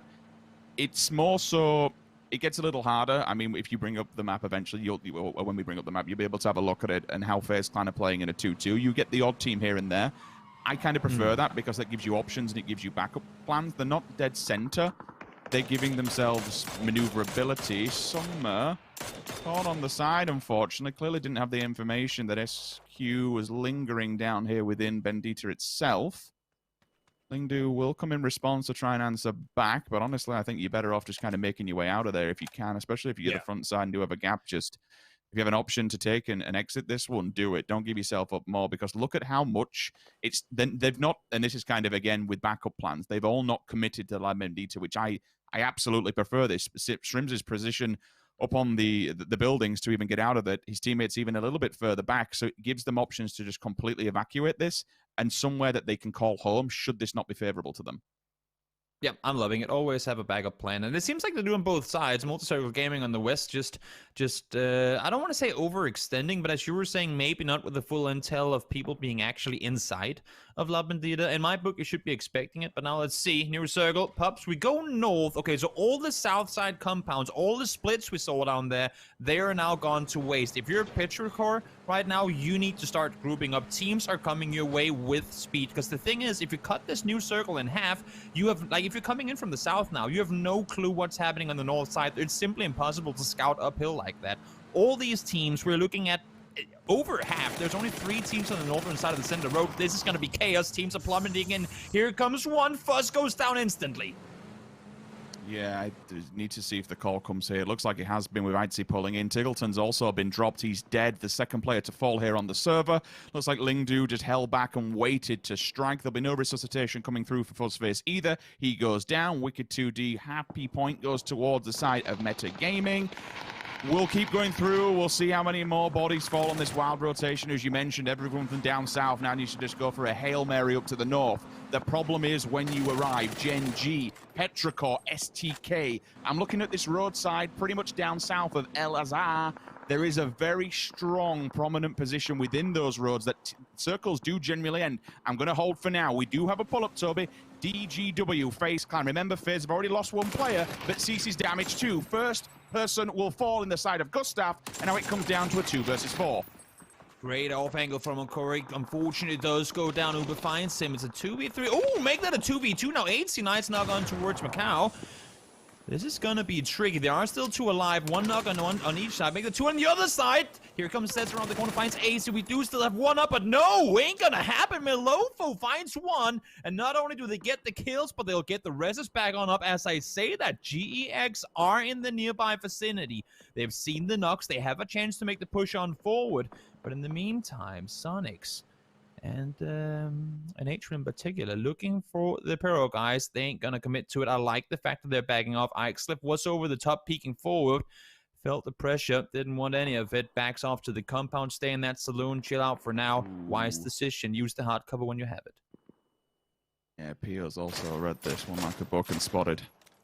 Yep. SQ from the opposing side. That's probably why they're keeping their heads down and why not. It is very barren. It is open. You do have a defile that you can kind of wander the way back off and head towards the south, but it will only give you so much, especially if there's a team south of you, which I think for SQ you do have, as you mentioned, DGW, excuse me, who has that compound for now. And again, to kind of expand on it, only losing 1 player, like at the latter stages of the game, having more up, we talk about how important it is being able to take these team fights. Only losing 1 player against FaZe Clan, yes, a weakened FaZe Clan because there were 3 themselves, it's going to be a fantastic recovery, especially if they hold that compound to the later stage of the game. Yeah, this could be very, very good for them. Promo codes on your screen. Get those numbers and let us in there. Get yourself some nifty esports points and secure yourself some nifty loot. No other way to put it. Just be fast, because other people could get the code before you, and you won't have a chance to get it in there. Silson spotted the bike. Now he spotted Xiaoyang as well. They are playing on the south side of the circle, and the thing for Meta is right now they need to find a way north. I mean, they are still all 4 alive. They could try and wrap west. They wanted to go east, but as you can see here, infantry, they got them on a lockdown, and I don't think there's a whole lot for them to do in that direction right now. So Circle does shift, kind of what we'd anticipate. Minas Generales and El Azhar are the kind of prominent positions where Circles genuinely do not go, in which case it actually forces it more to that roadside. STK, again, they can kind of bunker down where they are. Petrichor holding that compound, the primary compound that we've seen so many Circles magnetize toward. That's a perfect position for them. It's also why you see SQ and MCG in these positions, because they know they can't advance forward to that road. Given there's a level 2 stage to that building, it makes it more difficult. Shrimzy, up and over we go, but the knock is there. Nice However, trade. The instant trade-off is perfect. That's what I like to see, rather than just edge peeking on your own, have a backup plan, have a teammate. But we spoke about Pio earlier on. This man is a demon on the map.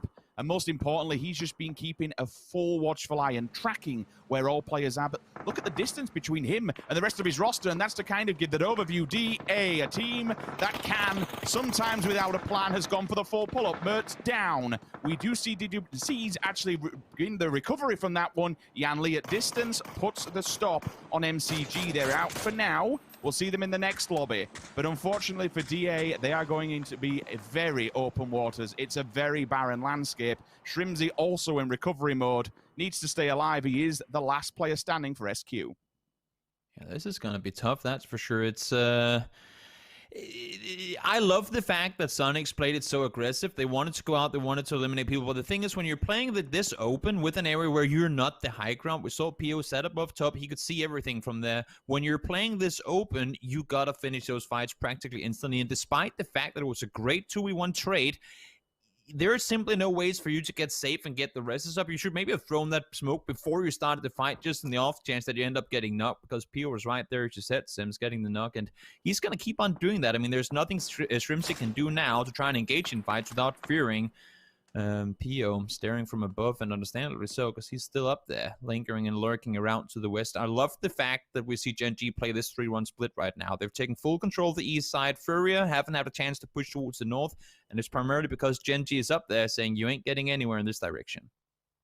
It's kind of scary because not only does Pio hold back teams from this ridgeline, but he gives his teammates an anchor point to move to should the circle be unfavorable to them. If it just completely pushes away, they have a plan. They have a place to go. And if you think about it, you can think, well, your backside won't be covered then. Well, it will be, because if they're moving, the blue's going to be up against it and teams will be running away from that. They do need to keep track of Furia, who are lingering in the distance, but unfortunately, Furia is in a bit of a four-way battle. I'm seeing, or three-way, should I say. I'm seeing Infantry down south, Meta Gaming side by side of Furia. So LATAM could be ultimately destroying each other, which would be a little bit disappointing. I've got high hopes for Meta, especially one's individual player on there. We'll kind of go through it once we go into the POV or maybe the next game and touch on Sparking. But for now, it's all about this central area. The ones that are really tied down, a freak of freaks with that circle push. Oath Gaming, both of them, not only have to wipe each other out, but they have to go through DA first in order to get into the circle. I'm loving that we're seeing Gen G back off. Pio going back to the compound now. Knew that compound, but the position in the center was going to be too open for him to hold for much longer. They need to fortify the compound. Despite the fact that it's on the edge of the circle, they know teams are going to be coming this way. And as you can see here, they're anticipating the fight in the southeast side. Whether they get a chance to do a third party or whether they just have to back off, I'm not sure. We'll see. Ragnar looking forward, trying to see if he can get a knock on towards one of the Furia members. Can't quite seem to find the connection with a bit of distance to it, but they need to find them. They need to get the knocks. They need a chance to push forward. Sparking, as you talked about, Sims is already up close alongside Wicked. They need to hold off, but in return, it's actually going to be Silson falling, and that's just going to make their eventual push towards the northeast even harder. Now, DA trying to hold off Oath from this rotation coming in. Smash Find Snakers.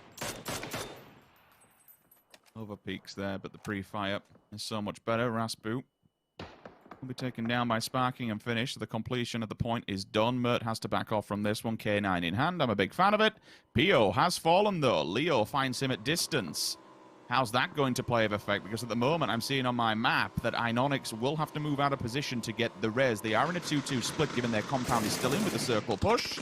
Time to make a run for infantry, all on the bikes and all Hail Mary. Trimsy, you better be aware of what's coming your way, my dude, because this valley that you're in, this tributary, is looking prime for a position. Infantry lose 2, and actually they lose the rest of them. So out on rotation they go, down in 14th position. Necro will answer back. So Furia at least claw one back onto Metagaming of a bit of a reward, but Wicked's there to answer straight onto Necro.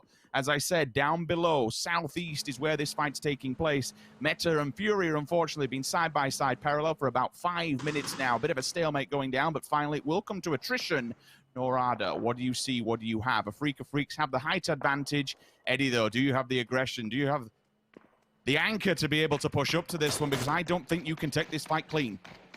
He needs to get at one knock and then some in order for his team to get a solid push forward. Hansia is getting free shots on towards a teammate now. Now finally a cat does fall. Connexi does go down in return though, Eddie. Can't quite connect on towards Hansia. He needs to get these shots connected in order to make space for the team to push forward, but it ain't gonna happen. Smash actually able to find EJ. Maybe that can help them out. Noatra is in the blue. Phase 4, it's gonna hurt. If you go down here, you can't get rest, but he will be able to get the Mets on up. Let's see if he's gonna be able to stay put. That nade is on the money, Eddie! Right on his feet, finds one. Mithralius down. That's elsewhere on the map too. They do manage to make space. They do manage to push forward, and now it's just one player left alive for a Freak of Freaks. Nothing you can do. Brew stays alive for now. Finally, we see the fight unfold, or at least we saw the back end of it for DA. Metralius will be able to get the revive, I think, and be back on his feet. Oath going out in 12th position. Noadra really quicker to touching it. The move with a pincer, rather, I know it was out in the blue, but who cares? To take the vehicle, it was such a nuisance for a Freak of Freaks. They had to focus towards him. It was a big distraction. They got a little bit tunnel visioned, which then allowed them to push up. It then all of a sudden just puts Booram in a good position. Eddie gets the cracking nade, and away we go. They do survive as a team of 4, and they will be moving at least into the circle. They still have Hikari to go through, and DA on the opposing side. DA will have a height advantage, but there is that dip in the road which keeps them defended for now. But there's so many snakes, so many individuals. Detonation are still in this with 2 players in the circle. Shrimsy as a solo, Hikari as a solo. So all of a sudden, Boomerang still have a lot of work to do, and I can see DA is slowly but surely just working its way to the road to try and stop this interjection. I mean, you have to take for granted, if you're on the south side of the road here, you have to take for granted that every single little dip contains a player, or maybe even more than one. I mean, the cover is just so limited on this side of the circle that all these players in the south have got to be ready for close quarter combat at any given moment. Hikari on his own, 0 kills for Freak of Freaks, still not within placement points yet. Code Marco spots one of the Brew players over the top. They might be the help that a Freak of Freaks need right here, but doesn't seem so. They're going to back off, move further towards the east with the circle closing in. Multiple fights on multiple fronts. Ionix finally puts the nail in the coffin for Meta Gaming. 11th position for them. 2 bolt actions on the side of 1PO. That's the second knock, remember. This will be a quick bleed out. Does he have a teammate within distance to be able to get to it? They'll have to rush this one. Loki's there, but he is distracted by players down low. Ionix will now follow up. You can see the nades are initially coming over to try and distract it, but GEX are getting aggro. A little bit too aggro. They didn't remember about the players that could be potentially behind them. Finally, Petrichor Road, who have been holding down this compound for so damn long, gets an angle. They get an eye line into some of these fights, and they can pick up a few frags by doing so. Macau, can you feel this final kill out? We shall see a little bit here, there, and everywhere. He needs to be really careful because the more noise that he makes, the more a point of contact for PO he may be. Second nade will follow up. Does it find its contact? No, it absolutely does not. Gen G, slowly but surely, again, working and creeping their way forward, just making sure nobody can pretty much get in behind and cause them grief. This next circle is going to be so telling of how this game is going to play out. If it shifts down towards the south, there is going to be no cover for anyone. Well, same thing for the most part towards the north, but you really want to avoid that saloon. And now, well, that's the center of attention. Petrichor will be able to sit tight at least for a circle, maybe 2, maybe even 3 longer, which would be the end of the game. Let's see now, though, what are they planning on doing? I'm expecting them to sit tight. It's all these teams around. They will have to brawl it out, knowing that third-party threats are right around the corner. Hikari, I'm not sure if it connects his saw him. Yes, he did. You'd have to anticipate that Petrichor do just sit tight for now. Yeah, that's an instant one. Connexi finals it off, but with the 4 versus 1, it was never going to happen, to be fair. But yeah, you'd anticipate they sit down, but they should be kind of fortifying something in their mind of what they do when they have to be forced out of this building. Because if you have someone like DA, if you have someone like Boomerang, that is a team of 4 outside, you're essentially bottlenecked. You would have thought, nice nade onto STK. You would have thought that they'd have enough utility at this point because there've not been that many fights to have the smokes to build that angle of approach outside of the building.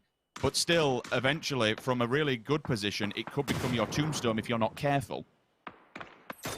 I'm surprised to see STK take this position by the roadside. I thought they were going to try and do... They knew that they had Element 36 playing behind them. I thought they were going to do more to try and eliminate them because essentially by pushing down here, they just put themselves in a sandwich position. They now have 2 players, Purdy, Curdy, and Uncivil, are playing from outside the circle trying to move their way in. They need to deal with Element 36. Fortunately, Pero are there to help them as well. And this is actually working out in their favor now. I was afraid on their behalf should Gen G push on it, but no, it's working out. Satu falls down. Amonut goes down as well. It's just Sylphia left alive. And STK, off of what I thought was going to be their death, seems to have at least a bit more fight in them, able to stay alive for this circle out.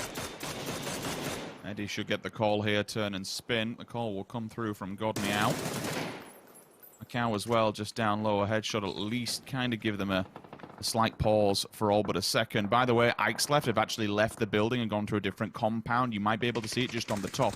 Again, giving Pero this time to put into position what they want to do. Actually, also Long has left the building, so now all of a sudden the saloon only has 2 players within it. They are starting to push out. I'm a big fan of this. We'll see how it goes later down the game or whether they should stay a little bit longer. Luke 12 is knocked.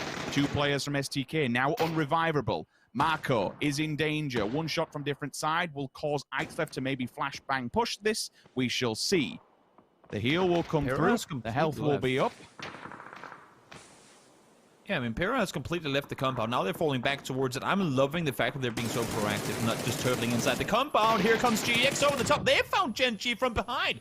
Gen.G were completely focused on SDK on the other side. Inonix even pushed over, but this is a clutch knock. Leo ain't here. CC could have done so much more damage had he been able to stay alive for just a second longer. Even with him not going down, the fact that Pio would have had to focus on the south side would have been scary. Right now, Inonix, as you can see on the map on the right side, is alone versus the entirety of STK, and he won't get any help before Pio and Loki are back here. Finally now, Pio able to peek over in this direction, but in the meantime, STK have been able to get all players back on their feet. And let's go off. And I'm surprised, like, to be able to so forward of those two knocks that they've somehow managed to acquire the resuscitations. A banger of an A comes out from Halo. That puts Inonix. That has to be unrevivable, surely, because he is disconnected from the rest of the team. It now falls on the shoulders of Pio and Loki. Two-man band on the opposing side. If they're going to put the smokes down and go for this, like, I'll be stunned. Nope, okay, it's been denied now. They are in the open, though. They are easy pickings, especially for someone like Pio. The one-tap comes in. Luke 12 hits the deck. Again, another knock. Slowly, this will become a bit of a problem, especially with two of them trying to loot him at the front. He's sending the vehicle. What? He's in the back of it. He's an absolute madman. What is he doing? Gen.G! This is insanity. Can you get the final one? Pio's there as well. Is he in backup? The Force. Loki. What have you done to STK? You've just demolished them, and now Pio. Can he be the man of the hour to see this one through? STK have just been... That is a complete shock tactic to the system, Toby. That is disgusting. I don't care that he just died. How in the universe did shoot to kill allow for this to happen? There were 3 players with only one angle to focus on, and they lost 2 in that trade. That should have never, ever happened. Kudos to Gen.G for throwing it up there and just doing what they could with it. They got way more than I anticipated, and so STK, I mean, they should have been 3 up at this point, maybe 2. That's unfortunate. They lost the cover when the vehicle blew up. I think that might have been what lost them the last player in the end of it, but damn. Mithralius now with Nate, it's been a little quiet over on the left side ever since Digital Athletics got the clean out on this side. Now let's see. Nate's coming in. Brew will need the cover, but I'm not thinking that DA will want to cross the road, given the next circle here is going to go in the north side. Well, that one nade, even though it's only a knock for now, it at least gives DA the information that they needed of another team linger on the opposing side, especially if they wanted to maybe try and build something to wrap down low. They now know, okay, well, we don't have the knock. We don't have the kill for it as well. So with the knock, there's more than one of them there. That information you should all be tying up in your head and constantly be keeping a track, kill feed logging, knowing how many's where, what position they're in. There's so much of a bigger macro to this. Meanwhile, Uncivil's like, well, I've kind of got something to play with here. Hopefully you boys can just knock the living hell out of one another and maybe I get 3rd position. We shall see. But for DA and Bururam, who makes the mistake first? Who's the one that wants to challenge? Petrichor Road inside the saloon. All the windows. Guns are up. Arms are ready. Rock and roll fortified to the 9s. It looks like DA might be the ones, especially with the vehicles at least. You would assume they have a better chance than what Bururam does, but the thing is, Bururam could capitalize on DA going first, and you can see they're all stalling. They're all wondering who's making the first mistake here. Which team's going to give it up for the greater good? And DA it's have the smokes down. With the vehicles, you'd have to anticipate it, right? They have to. I mean, also just the circle. They're sitting close on the edge. Bururam has more space to move with. There are 2 vehicles with really dark smoke coming out of them. Not more than a few bullets, and then you have those couple of seconds until the car blows up. Let's see. DAR going full speed forward now. Here comes the first car. All 3 of them are on the move. Petrichor, they have Memo up on the road. He's waiting for another team, but they're actually wrapping all the way around. They're doing the exact same thing. Poor Uncivil. He has all the guys coming down towards him. It's 4 4-man teams, but now Kanaxi falls down on Civil. Is trying to hold off here, hoping for the other guys to fight one another, but he is the center of attention for now at least. Uncivil is forced to back off. All of a sudden, he had nobody. He was happy in his little corner. He's like, guys, please leave me alone. I'm a solo snake. I just want to live. But DA deny it. They do have to deal with the last person who Bururam. He's just round the corner for them. But Smash has full eyes on the prize on everybody that's just fighting at the bottom. This has just paid off so much for DA. Petro's losing players, Bururam's losing players, Bururam's gone. If they can now jump on this while the resuscitation's coming through, that'll be all 4 players alive for DA and a win in the bag.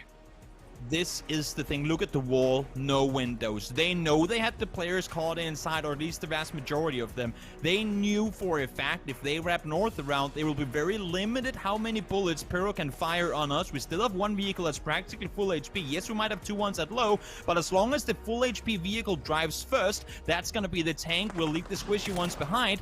We will get to the other side. We'll take down the solo, and we will beat Burrow Ram to the rotation. Very, very heads-up play from DA in a situation where it could easily have gone the other way. And now, well, I mean, you're looking at Ixleft, you're looking at Mill. They have to run into the open. Those smokes are only going to last you so long. It's a 2 versus 4 with Mithralius practically inside the compound already. I do not see DA losing this game. You would anticipate this is theirs to lose. Ixleft, also known as XDD. We've seen him on social media, especially more Reddit, when a certain 4 versus 1 versus a certain FaZe clan went viral. Do you have the opportunity, do you have the chance to maybe do something now against DA? You would anticipate absolutely not, given their position, given the blues here. I mean, it may even be a point where Petrichor says, you know what? We don't want to give up any more points. Let's just let the blue take us and deal with it, especially so close. I don't think the heal's going to pop it. It doesn't. Mert will grab the final frag, and Ixleft will go down. Digital Athletics. The Turkish team takes game number 5 of today. Plenty of kills in the bag as well. And certainly some much-needed points to be put on the board. 2 absolute clutch rotations that I don't see many other teams than DA would want to make. We saw the first pull-up on MCG when they were fighting against Sonics. They got the flush there. They established a position on the hillside when everyone else was scrambling to try and go anywhere. They were one of the few teams that dared to regress on the hill when everyone else were fighting towards the south. They dared moving. It paid off. Second time around, wrapping north around, going over on the other side of the hill rather than crashing into the compound. That was the winning play. They knew if they pushed in, they could be the third-party victim. They turned it around to get it working in their favor. They get the win off of it. Great game for DA. Love to see it. Trallius pointing to the badge. And we know the Turkish fans have a lot of respect and a lot of hopes and dreams riding on this roster. The Turkish scene is blossoming. It is big. It is out there, and we've seen some more of the Turkish players over last year really start to shine, and DA in itself, it came from being a bit of a meme to basically being a dream. And now they're at this point where they're playing on the world stage, and they're looking absolutely fantastic. But what a wild set of circumstances kind of was put upon us. That final saloon showdown, so to speak, with 3 teams, and all of a sudden Halo, final player from STK is like, I have no idea what's going on, but you're all here, you're all at my door, and I'm just on my own, like, guys, please leave me alone. But for now, that's enough from me and Toby. A very nice, wild game to start off number 5. James and the boys on the desk, what do you think of that one?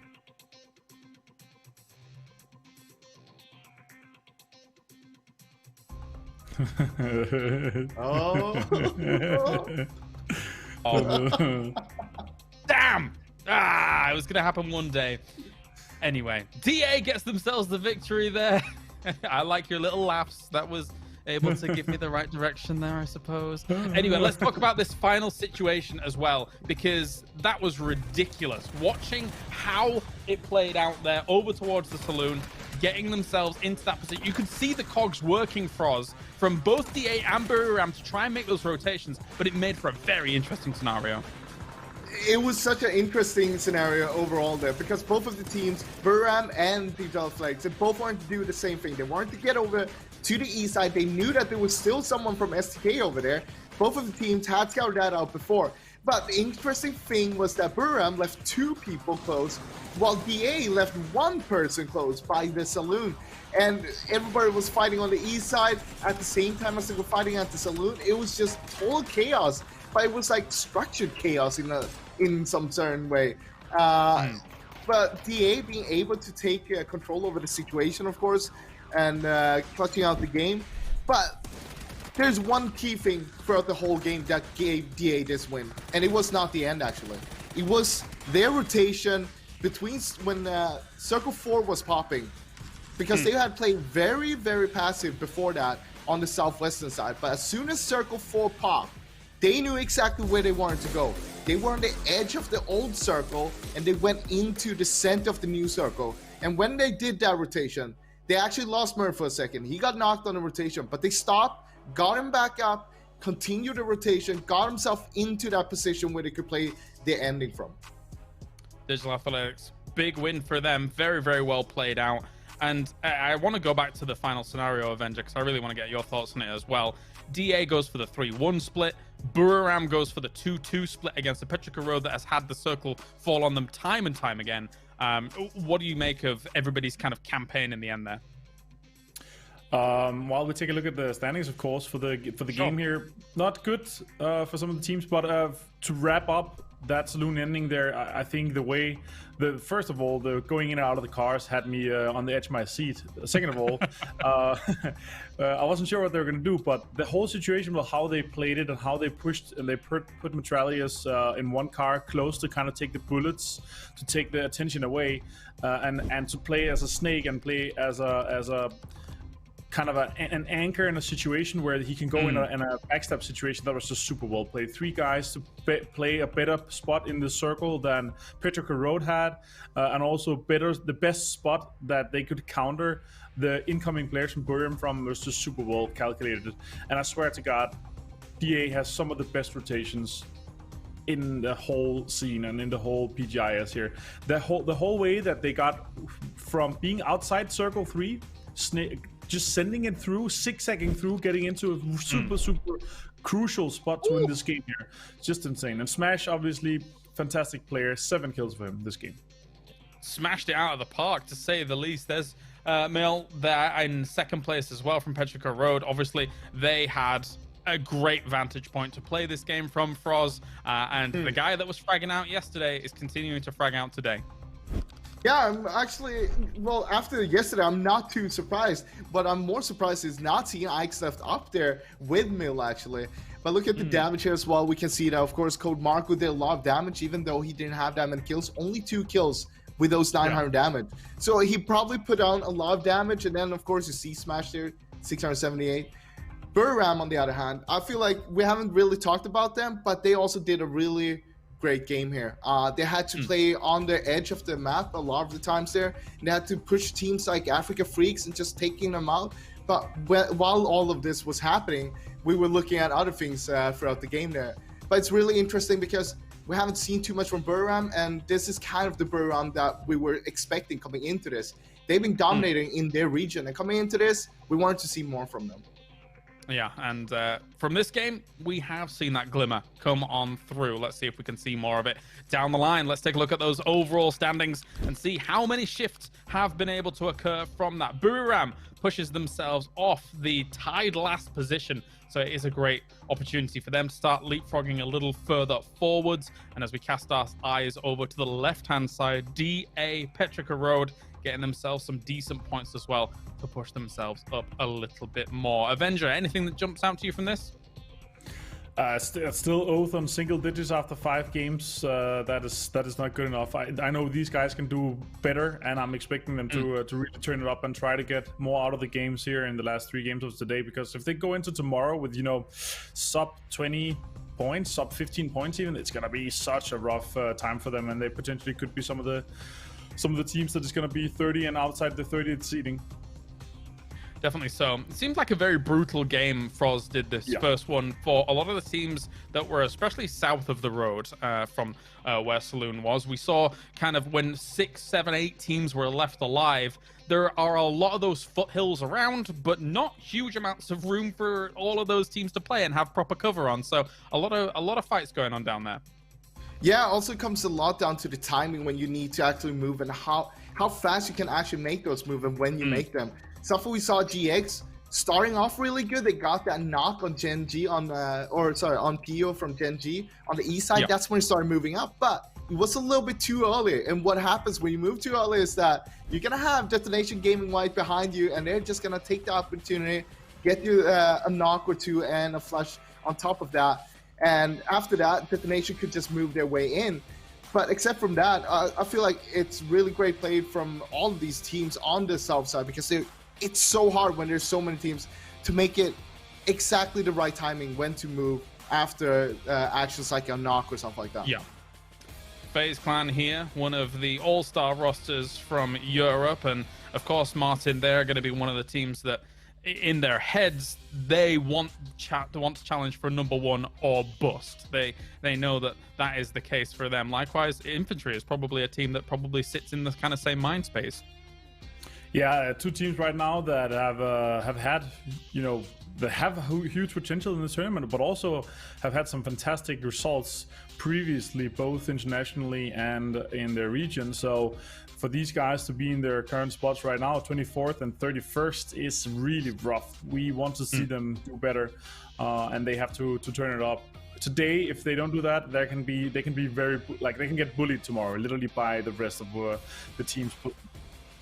Yeah, that's a scary concept, right, for us? Because if teams have already kind of passed that threshold, then what stops teams then dropping on positions where, they might rotate past some certain teams, etc. So there could be that bit of dynamic going into tomorrow as well. Yeah, I mean, we already have a few teams that have moved away from the normal spot to make room because you don't want to take those fights. But you might be forced, as Martin was saying, we might see some teams getting bullied here by the teams towards the top. And if you know another team likes to play around where the area you like to play, for example, you don't want to have them around there. And if you're secure yourself a top 16 with the points already, you can make sure to push them down as far as possible down the leaderboard. That means that if you can go on to the weekly survival and get yourself that win early on, you don't need to deal with that team anymore. Not for this week, at least. All right, it is game time here at the PGI.S. A big thank you to Intel for joining us on this journey together throughout our 2 months. As we continue things on, it's Miramar. Let's get a good circle, baby. It's time for Sims and Toby. Thank you very much, James. Yes, indeed. Digital Athletics begin their performance with an absolute explosive start. 21 points on the board, 11 frags, and the win as well. We'll sit them at the top of this lobby, but then again, we are only 1 game in, so you wouldn't anticipate any other difference. Toby, that last whole scenario, how it completely unfolded, like, there's so many ifs, buts, what, when, why, where, there's so many different things we can think of. The one thing that stands out in my mind most, like, the Hail Mary push coming out of Gen G, like, to solo as a 1 player, yes, you trade and die off from it, but not 2 players onto STK. Like, there's so many things in my mind of, 1, you're taking a few points before you die. You're getting what you can and scraping the barrel because, you know you're in a bad position. You're going for the Hail Mary. If they'd have won that out, they may have had 2 players standing towards the end, in which DA could have had a different situation altogether. The same goes for STK. If they'd have had 3 players up at the end there, if Gen G wouldn't have just fully blown sent it towards them, they may have been able to put up a much better fight against DA. Well, that could easily have been a STK win had the Gen G push played out different. That's for sure. It was a very, I mean, as it turned out, a winning position for DA in the end of it when they came over and claimed that territory. But it would have been an absolutely amazing position had STK had more firepower. That would have allowed for Uncivil and whoever else it would have been alive on that side to peek over and prevent the DA push altogether on their side, or maybe alongside with Petrichor could have been able to take them down, and then they could have taken the fight in the end pretty much in the same fashion that DA ended up doing. So very easily could have played out different. But you know, the whats and the ifs are always hindsight 2020. It's is it hindsight 2021 now? I don't know. It sounded much better last year, didn't it? I don't know. Well, we're forgetting about last year. It absolutely never happened. Unless you FaZe Clan, who will certainly, you saw some of the statistics beforehand. 3 Vikings and 1 Rusky. Don't underestimate us and FaZe up. I mean, whatever works. I must say, FuzzFace is very much embracing the Viking look with the whole little top-knot shaved sides. Kind of, it's not someone who I'd like to meet on a dark alley because, he's just a bit of a beast of a human, to be fair. But nevertheless, certainly a team. And to kind of expand, Toby, on what James was saying, you can never really tell. We are obviously in our respective countries. They are in Korea at the moment. But when the camera did pan across the faces of FaZe Clan, there wasn't really any conversation. It was all heads down, ready to rock and roll and do some work. Oh, we might have to go back to it. Yes, he does. Okay, so Uncivil saw PO land. I was thinking, is there any universe where they saw this happen? But they actually did. The shotgun M16 push wins. Okay, I like it, Uncivil. Way to be ready for that one. I did not expect them, even though they see PO land here, I would have thought with there just being 2 compounds that they would have expected him to have left by then, but not the case. Great play from STK, getting a little bit of revenge in there from last game. I'm glad you mentioned it. It is most certainly. It's like, you know what? You rush us, we rush you. Simple as that. And to remove a player like Pio, someone who we know can quite happily and very frequently will go off on his own just to not only secure a position, but really to kind of scout for the team and find where teams are, read the lay of the land, and kind of paint this picture for the rest of Gen G. It'll hurt them. They are still, when you look at the roster, it's still scary to think, even as a three-man band, it is terrifying. they can very much win this lobby. But we'll just kind of finish up with FaZe Clan. It was very much heads down. Whether or not the mental attribute starts to affect them, and whether or not we see them going further down, because it wasn't a bad day by any means yesterday whatsoever, but it wasn't the typical FaZe Clan performance. This is a team that we anticipate being number one when all said and done, or at least top 3. I think they, alongside with certain other teams, they just found themselves in positions and situations where I don't want to say they didn't feel comfortable, because I don't think FaZe ever really feels uncomfortable playing PUBG. I believe they always believe that they can go out and win any game they play. They were forced into areas where usually they wouldn't maybe have the same amount of opponents around when they were playing those type of circles, and therefore third-party situations happened that wouldn't have usually happened. I know Ditz is a incredibly smart coach, and he's probably done everything he could to help them prep for as much as possible. But I still think yesterday there were situations where FaZe just maybe weren't prepped for the amount of attention happening on their side of the circle. Let's get the replay here of Uncivil getting that. I mean, the burst action, we can all laugh about it and how it's not really that great. When you're literally face to face with another person, it can work out pretty damn well. And just to real quickly, Sims, finish up on Gen G. I think since we have so many regions combined for these type of global events, I think it's fun to... Oh, does he get the vehicle out? I don't know. I think it's fun to draw comparisons between players, because certain teams or certain viewers will know one region inside out and not have any clue about others. And I think for any EU viewers, maybe just Western viewers, Pio is the Korean Batulins when it comes to playstyle and how he works as an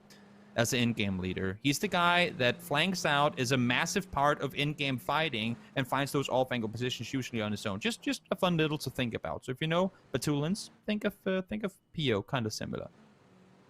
Playstyle does come into effect, and I think for me personally, we've spoken about how you all need to be singing from the same hymn sheet. You all need to be on the same page. It comes down to not being selfish. If you know you need to give yourself up, like in the previous round, we have to give a huge amount of credit to Boomerang, but more importantly, Noadra. Like in the previous round, to take the vehicle, to run to the left-hand side of a Freak of Freaks, to be that distraction point. You know you're probably going to get knocked. You're driving up against the edge of the blue. If it comes in, you're dead. There's no way of getting the revive. To be that selfless player who goes on that angle, basically got them into second position. Yes, it was a team effort, but he was a huge anchor point for them to play off the back of. Like, Boomerang could then hit a Freak of Freaks. They were completely thrown off point. They were focused so heavily onto him. It's like, okay, nade in, Eddie does Eddie things, away we go. They're up into second. So, have questions started to be answered when it comes to the position of Boomerang? Time will tell. It can be a flash in the pan. You can go from 1st to 16th in a blink of an eye. We've seen it too many times in PUBG, so we'll have to see consistency. Not only for in general PUBG, but more importantly, for this competition. Consistency is what's going to win it. Consistency is what's going to get you that prize money when it's all said and done. Yeah. Looking at the Freak of Freaks, they're the only team currently outside the circle. They know they're late to the party, and they want to find a safe pathing into this. We haven't seen too many of those early engagements on rotation. Speaking up, of course, we see one right now. Sonics trying to see if they can find a kill on long. Oh, there's the spin out on the freewheel. Murado, he needs to get out. It ain't gonna happen. He is simply caught in the open. And down he goes. Not a whole lot more to do in that situation, unfortunately. Sonics trying to do some more damage, but ain't going to happen from where they're sitting. Everyone right now sitting tight, waiting for that next circle to pop. And then again, I mean, as we said earlier, we kind of addressed it.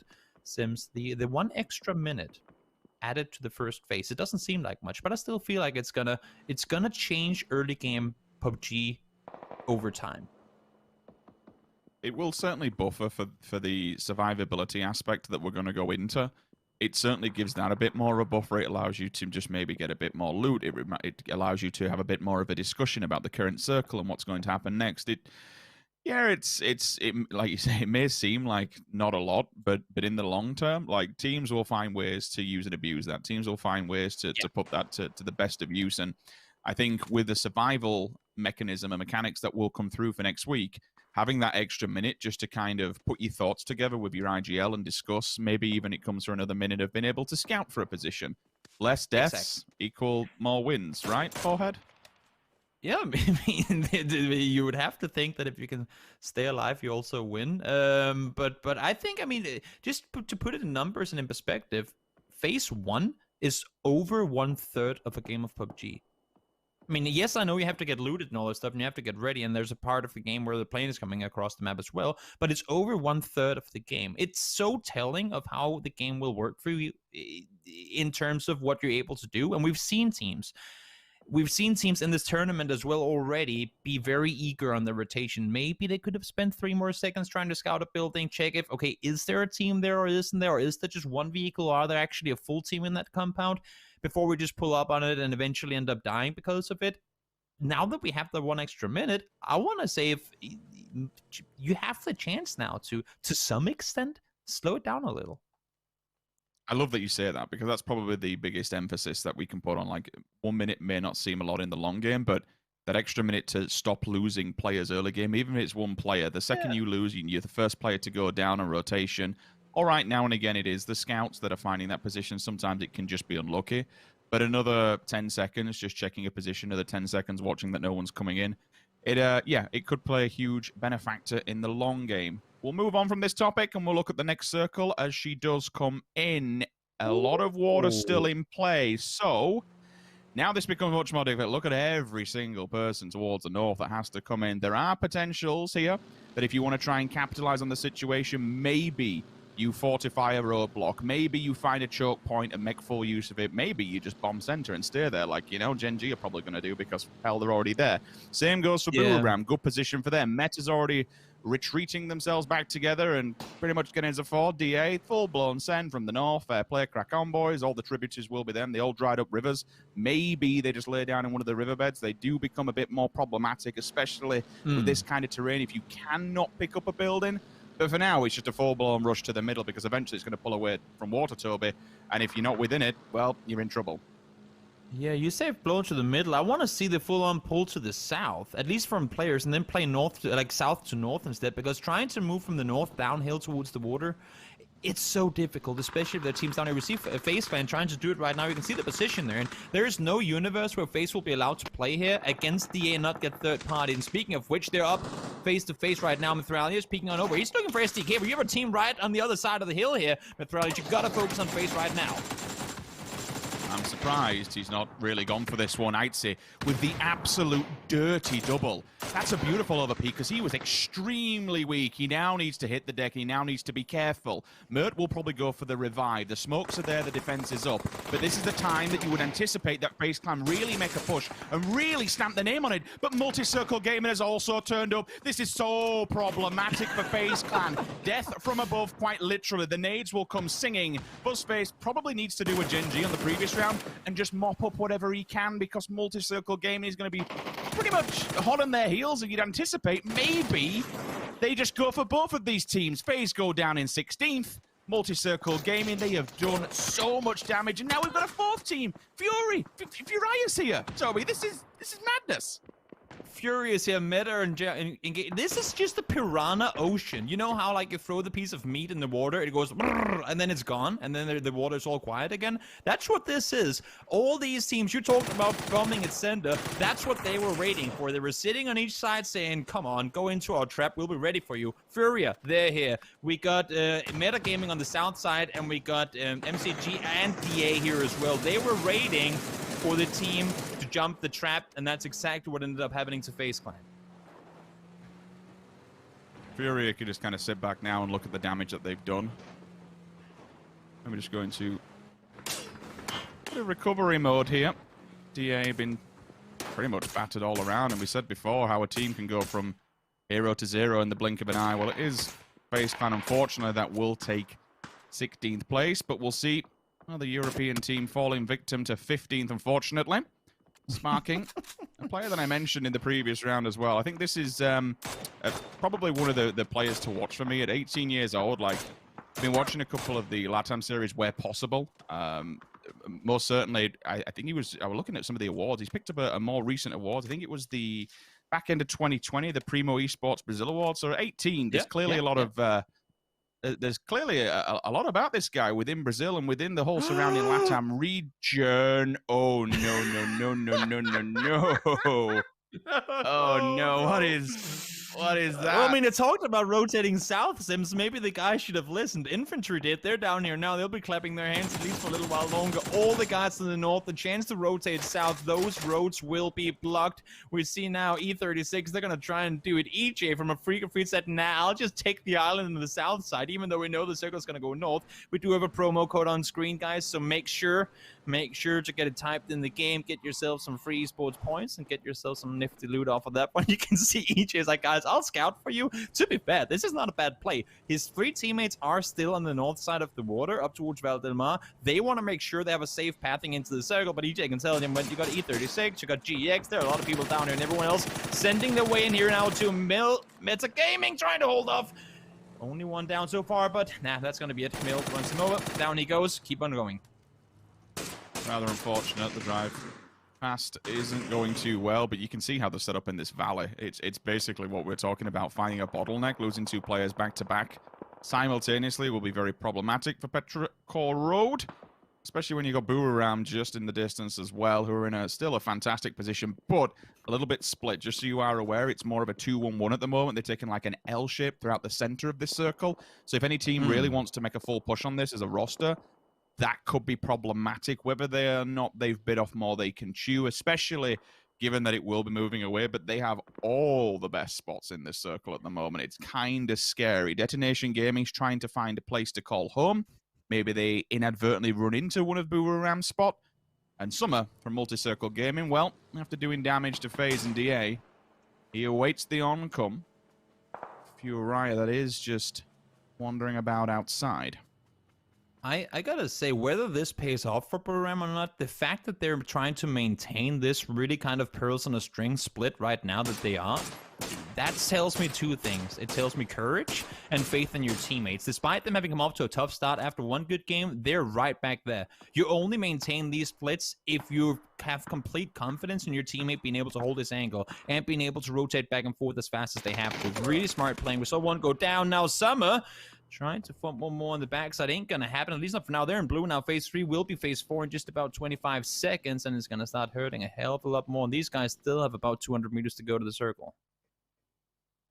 Furia. There's one team that for some reason in my mind I just want to say Furia every single time, or Fury. It's doing my heading. Anyway, Furia, Raspu, onto Summer. Summer, the first victim that falls from Multi-Circle Gaming, outside of the blue as well, so probably goes down, but Evil Lee will answer back. Demo, no time for the revive whatsoever, instantly puts him in the grave. Raspu's left on his own, though. This is problematic. Whether or not Necro and Rusty Zera can turn around and support him is a different question. We can see Necro is setting up to maybe try and give that level of support that's needed.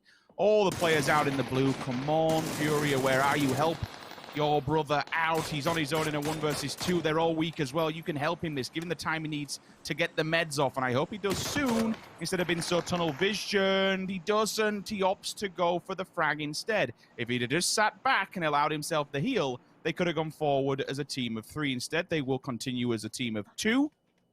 We hop on board with Sonics, looking forward of Gen G. Remember, you saw Pio go down early, so they are at a bit of a disadvantage.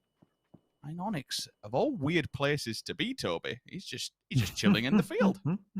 He is waiting for teams to come over the top. I think they heard them pull up with the vehicles, Loki and Esther, from the compound. They would have had that info on low. And Onyx is waiting for them. Now, hopefully got some bright clothes on so he can be one with the field. But I'm not sure he will be able to do. Only thing is, I don't expect Sonics to be looking for him down here. It's going to be a bit of an off angle for him to find himself in. Sonics, no, going to start shooting already now. Nice headshot coming in from Hickory with some distance to it as well. Wasn't afraid to take that fight. And Tickleton losing a fight that you rarely see him lose. Yeah, Sonic's up on the hillside. Should be an easy revive. If Shrimps is looking this way as well, actually might pick up a frag while they try and work their way up. Slowly but surely. I'll get around this one, and it's kind of scary because if Onyx gets into a position that SQ have no idea about, Sonics are going to get punished here. This could be a point where even if Onyx knocks one, then that's the go signal for a Freak of Freaks. Oh no, they've no idea. First contact that's is just made. no good. Tiggleton goes down. There is a shot back, and he is in danger. Initial nade will go up there, but look on the opposing side. H-Win is holding the angle. Gen G tried to make something Good happen, job. and unfortunately, it has been catastrophic. Loki and Esther, they follow the path of Pio. They're down, they're dead, they're gone. And all of a sudden, Inonix, well, it comes to him on his own to try and drag them up in the leaderboard. You understood what they were trying to execute there, but I tell you what, the response coming out of H-Win to be holding that angle to deny it was fantastic. That block there, absolutely clutch in the fight. Had they been allowed to wrap around that side, it would have made it so difficult. They would have been within nade distance, and it would have made it really difficult to really know the whereabouts of your opponents. Because H-Win had the hillside, like the kind of the downhill control, he played it perfectly. 1v2, 1-1 fight after one another. Really, really great play from the IGL from Sonics. Now let's see. Another American team making their presence not known, but they're in the vicinity. Uncivil looking over the top with the bolt in hand. And a Freak of Freaks, unfortunately, EJ fell in the water. He tried to make the crossing over, but infantry were there to stop him. They were only 3. They didn't want to take the fight. And now here's going to be the end of it. Inonix will fall. They will go down, but Sonics lose 1. He's just done a ton of damage to Sonics on his own. Let's pick up a frag, and unfortunately, again, it's the same scenario where a Freak of Freaks just, it's time for them to go. They can capitalize on this one, but once again, the hold is strong from Sonics. Shrimzy with the initial knock. His teammates will be in abundance. Look at this, Mime on the off angle if he takes that rock side. One good nade. They're all clustered together. This could be absolutely devastating if it bounced in the right way. You'd anticipate they don't, given how the topography works, but a low ball flashbang could do the job. A quick turn and face from Shrimzy, and this could be the 1 versus 3 GG. Death from above. A Freak of Freaks have been punished hard. Same scenario, exactly. The similarities are just uncanny when you look towards Gen G and how they attempted to approach this one and take down Sonics, but unfortunately, it just doesn't work. E36, it's now time to strike. For SQ, there's just no breathing room whatsoever. They're pushing this as 2. There's no help from Ammonot or Purepa right now. They're just saying we need to deal with the edge before we can go in, and it's not working out for them right now. Satu folds. You need to be up here and help. If you want to make this push, go for it together. They thought they had the Nux. They thought they can catch them off guard, but it ain't happening. Sylvia trying to hold off on his own. Will find the last rims. He falls, but so will Satu. You do not go for that risk. Get away. Maybe get some mitts. Is that what he's going for? What are you doing? Yep, get some mitts and running to the circle. I was just going to say, you're spending too much time out there, friend. But no, we'll get the kill. Satu will fall in the end of it, and they can now play with their backs at least somewhat clear. Yeah, regardless of going out, I think from SQ, Sonics did pretty damn well to take on all comers. I mean, they eliminated 2 Korean teams pretty much back-to-back, so fantastic job to hold the hillside. It was just so much noise that everyone was magnetizing towards them. Ultimately, it is an E36. That solidifies the deal and puts them out of the lobby.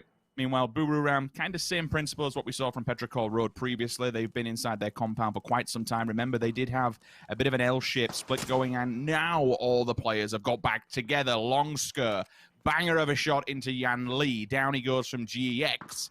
The movement might be there to try and claim the final point and put him down in the ground with a flashbang from Leo, but not going to happen with Pure Boy. Seeing over the hillside, 2 players from GEX are down. The last one standing will be CC. The flashbang also goes over. It's definitely found its target, but he does have damage from behind, and it's actually Purdy Curdy on to Furia. GEX down, gone, completed with 2 different teams' infantry. Spot them at distance. Now Detonation Gaming moving on to E36 in a weakened position. That is so unfortunate. Says falls down. They wanted the 3-on-2 push. Let's see if it's going to work out regardless. Infantry still being a factor in this. They're pushing over the hillside and they're getting themselves one. They've made their presence known.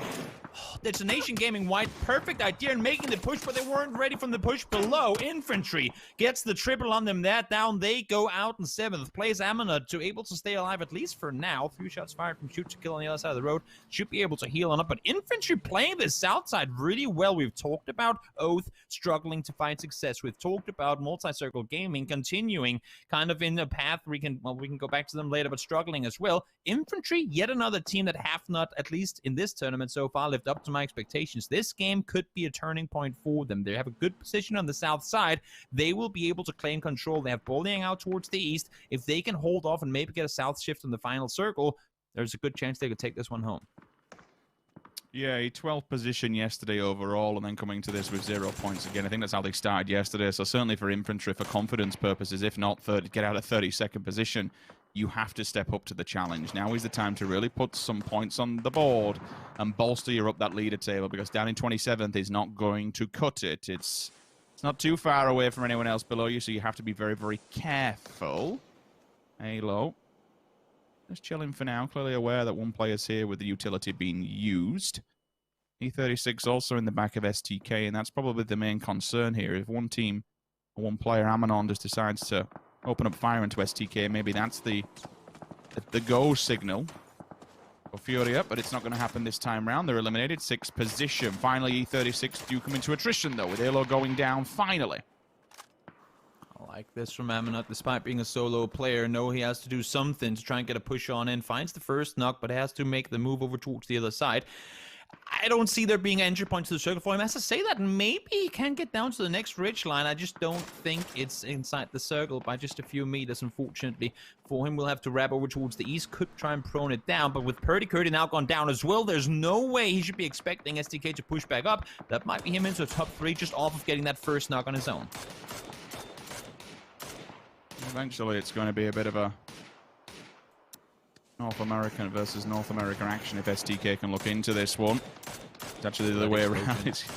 It's this domino effect's kind of wild, Toby. You're seeing STK look at Oath onto STK, then all of a sudden you've got every other team looking towards the side of it. Like, you can only survive this for so long. You've got these smokes that you can put down. You can occlude yourself from vision, but they're going to run out eventually. One thing that I didn't notice was how close infantry in the back, Toby, was getting to Booram. I think there's a really good pincer play from them to get into this compound and get into this fight before the circle updates. This is a fantastic maneuver, and it all comes down to Bolian, who is at the back. Bolian is just watching this and feeding the info. This is a perfect, like, we can just go back to last game. Petrichor, when they felt the pressure coming, they pushed out of the compound. They took control and forced back DA, which allowed them to stay alive for longer. Brew should have done the same. When it was like, wait, it's too quiet on the south side. We got to at least go check what's happening. Edie, the south side player, has been looking for Oath non-stop for the last couple of seconds. He should have been the one saying, wait a minute. And I think he does now. You see him sitting completely still. He knows something's up. He maybe heard footsteps on the outside. Maybe he heard Longska. He knows there are some around here, and you can see Kanaxi instantly going down to the south side as well. They now know infantry is close, but they're way closer than they should have been. All 4 players still up from Oath, but eventually, again, I was speaking about utility, it will dissipate and it will disappear. Initial nades will go out. The bombardment begins from Booram as the defense of the castle will start. They have 2 players from infantry all the way at the walls. Boliang on the opposing side, who will have to rotate now and get into this one given the placement of the circle. But you called it perfectly. You mentioned it. Maybe this was how Booram set up defense. Maybe you have to at least push out a bit and give yourself more breathing room, because now you're funneled inside this building. Now, all of a sudden, look like they're in the driving seat. If they can remove Aminot, they have so much more room to maneuver and so much more room to breathe. Like, it's kind of wild that this could go completely the opposing way to what we thought. All of a sudden, it's Oath that are in a corner, Oath that are laying under the line of smoke. But now they have the teams that they have map.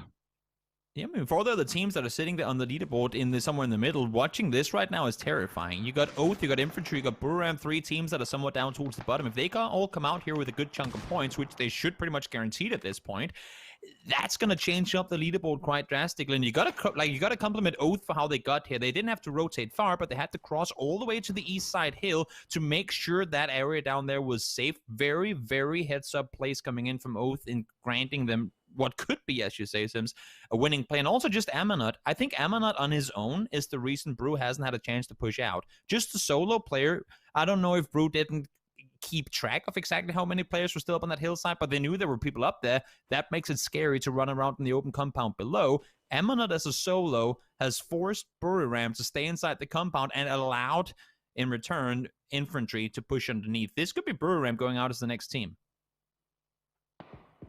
Adra's moving the vehicle, which clearly gives you a sense that they are wanting to push out of this and they are wanting to make some kind of last stand. But again, look at the circle. It's done exactly what we kind of theorized may happen. It's now pushed Boomerang for the best spot on the map into what is essentially the worst one. There is that kind of benefit that infantry can't go too deep and they can't wrap too hard onto Boomerang just because of Oath's position, right? You can't completely box them in, but certainly getting out of this building is going to be no easy task. That's to say it, Lee. Like, very softly, they're going to have 2 full 4-man teams just holding their compound. There's no way they get out of here alive. Their only hope, I think, at this point is to at least outlive Amanut and the Japanese teams have entered Force 36. I assume with just 2 smokes, you shouldn't be able to stay alive for too much longer here. And I'm loving the position that we're seeing 9 in right now. He is going to be the first point of contact. He's going to be the one, if he opts to stay up here, that should get eyes on Canaxi. He's out now of the compound. Is he going to go in the vehicle? And if so, where the hell are you planning on going? Yeah, it's a bit ballsy. I mean, he has been jumping in and out for quite some time, so one would anticipate potentially. Amanot does himself in. Out to the blue, no points will be had. Sometimes it is the best option rather than giving the enemies the points whatsoever. The music's kicked in, so you know things are about to get tense. 3 teams, all 4 players standing. Difficult terrain for Boomerang. Lots of work to do as they work their way down this hillside. Blue is forcing this fight. They do have a building that they can work from. That's outside of the blue. Infantry spotted and tagged. For Oath Gaming, this is a time to get out of last place. With 17 points total coming into today, it's going to be rough, but there's a chance, there's a possibility, there's an opportunity to be able to take a huge jump here and get yourself out of the dead zone. Oath has been fighting for a life. They're low on utility. Buriram has smokes. They just lost a player. I don't think they should have. Could have just thrown smokes and jumped safely down. Infantry sitting below. They have been in a quiet situation for the most of the game as well. They should be good on utility. Should be good on vests and helmets as well. You can see this. Everyone has to push open. The only team with cover is Oath. But will the cover last them long enough to be able to take advantage of having those hay bales before infantry would push over the hilltop? They should at least get the third-party opportunity. But we'll see here. Balefrost is up close. Splashes out thrown forward, using the utility, in my opinion, a little bit early here, as they probably shouldn't be expecting the push to come in at least yet. Does the low push come from Oath? Do they strike first on for infantry? Boliang is here to try and hold the line. Boomerang.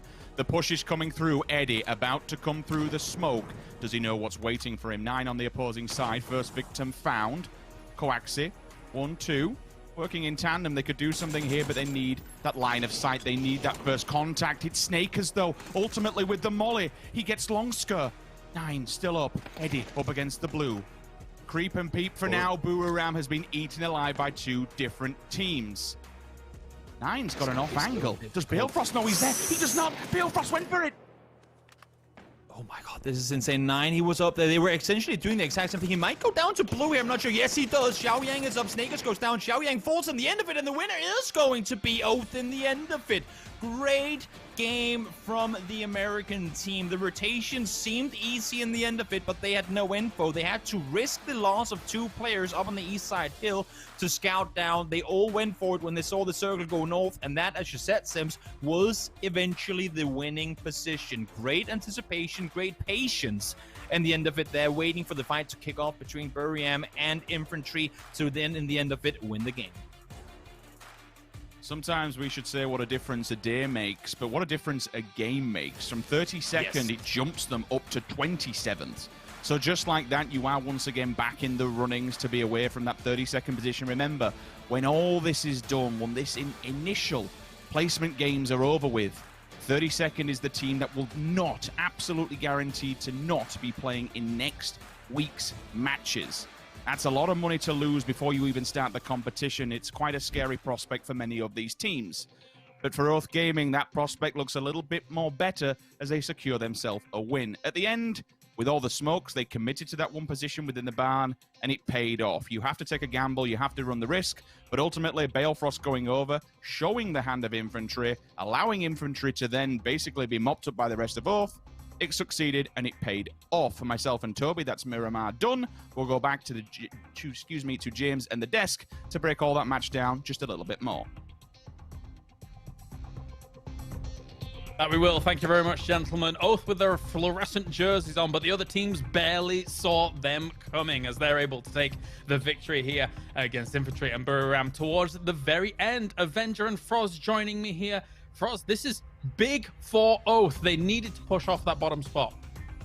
Oath basically had 5 or 6 points coming into this game after 5 games. This is exactly what they needed, and this is what we've been waiting for. This is what we want to see from Oath since the beginning. Finally, they are showing up. They get themselves that win, and they played it really well, actually, compared to how they've been playing their previous games. So I'm glad to see. Hopefully, this will keep on going when it comes to Oath.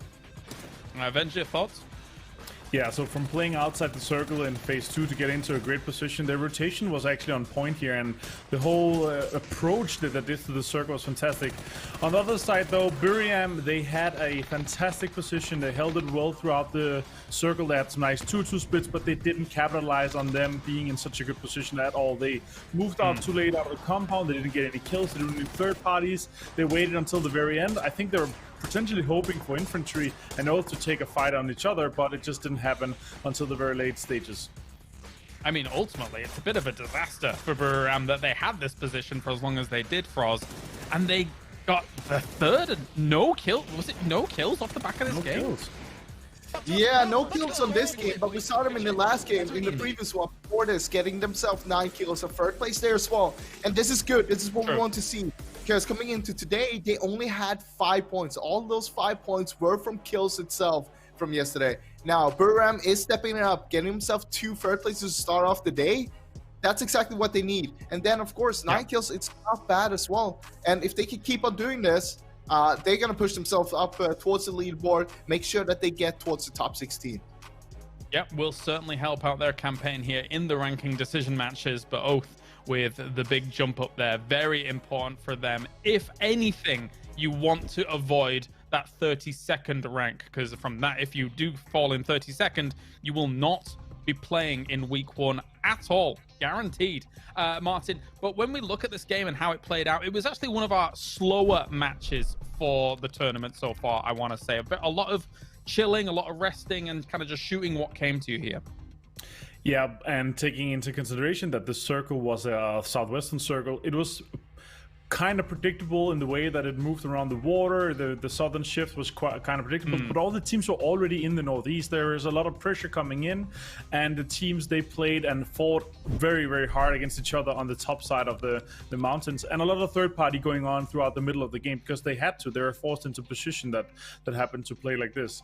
But a lot of kills coming out. You see here Sonic with 8 kills without any placement points at all. The same with Multi-Circle Gaming. They're fighting outside the circle. So overall, some rough games placement wise, but good kills coming on the board, and still they're keeping up with the rest of the lobby at the moment. Yeah, North America, the big winner, I feel, here in this lobby. Oath, Shoot to Kill, Sonics, all in that top 5 with a lot of work done amongst them. Enter Force, though, once again here for us. We spoke about them at the beginning of the day.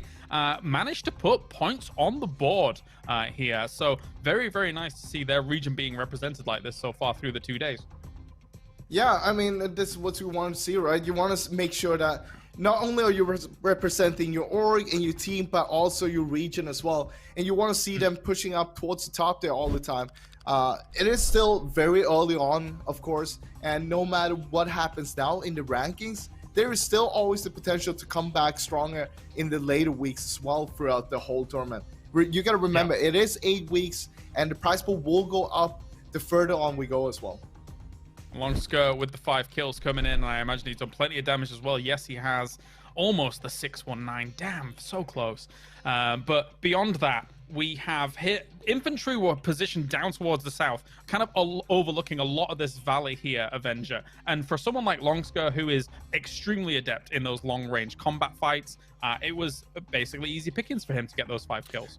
Yeah, but also due to them playing so late and due to them playing on the southeastern side, they had so much space and they had so much kind of time to put themselves into spots where they could just put out pressure, and basically playing as a kind of a turret on the top there, just putting out all the pressure on the southwest. There's super hard for the teams. Once you saw that eastern shift, it was super hard for the teams to try to get in because they had already taken the high ground. They'd already taken some of these positions where you can basically just gatekeep the teams for trying to get into the circle. So super well played by infantry here in their situation. All right, well, thank you very much, gentlemen. For now, what we're going to do is we're going to go to a short break, an intermission here between our Battlegrounds as we get ready to go into Erangel. So we'll be right back after this here at the PGI.S.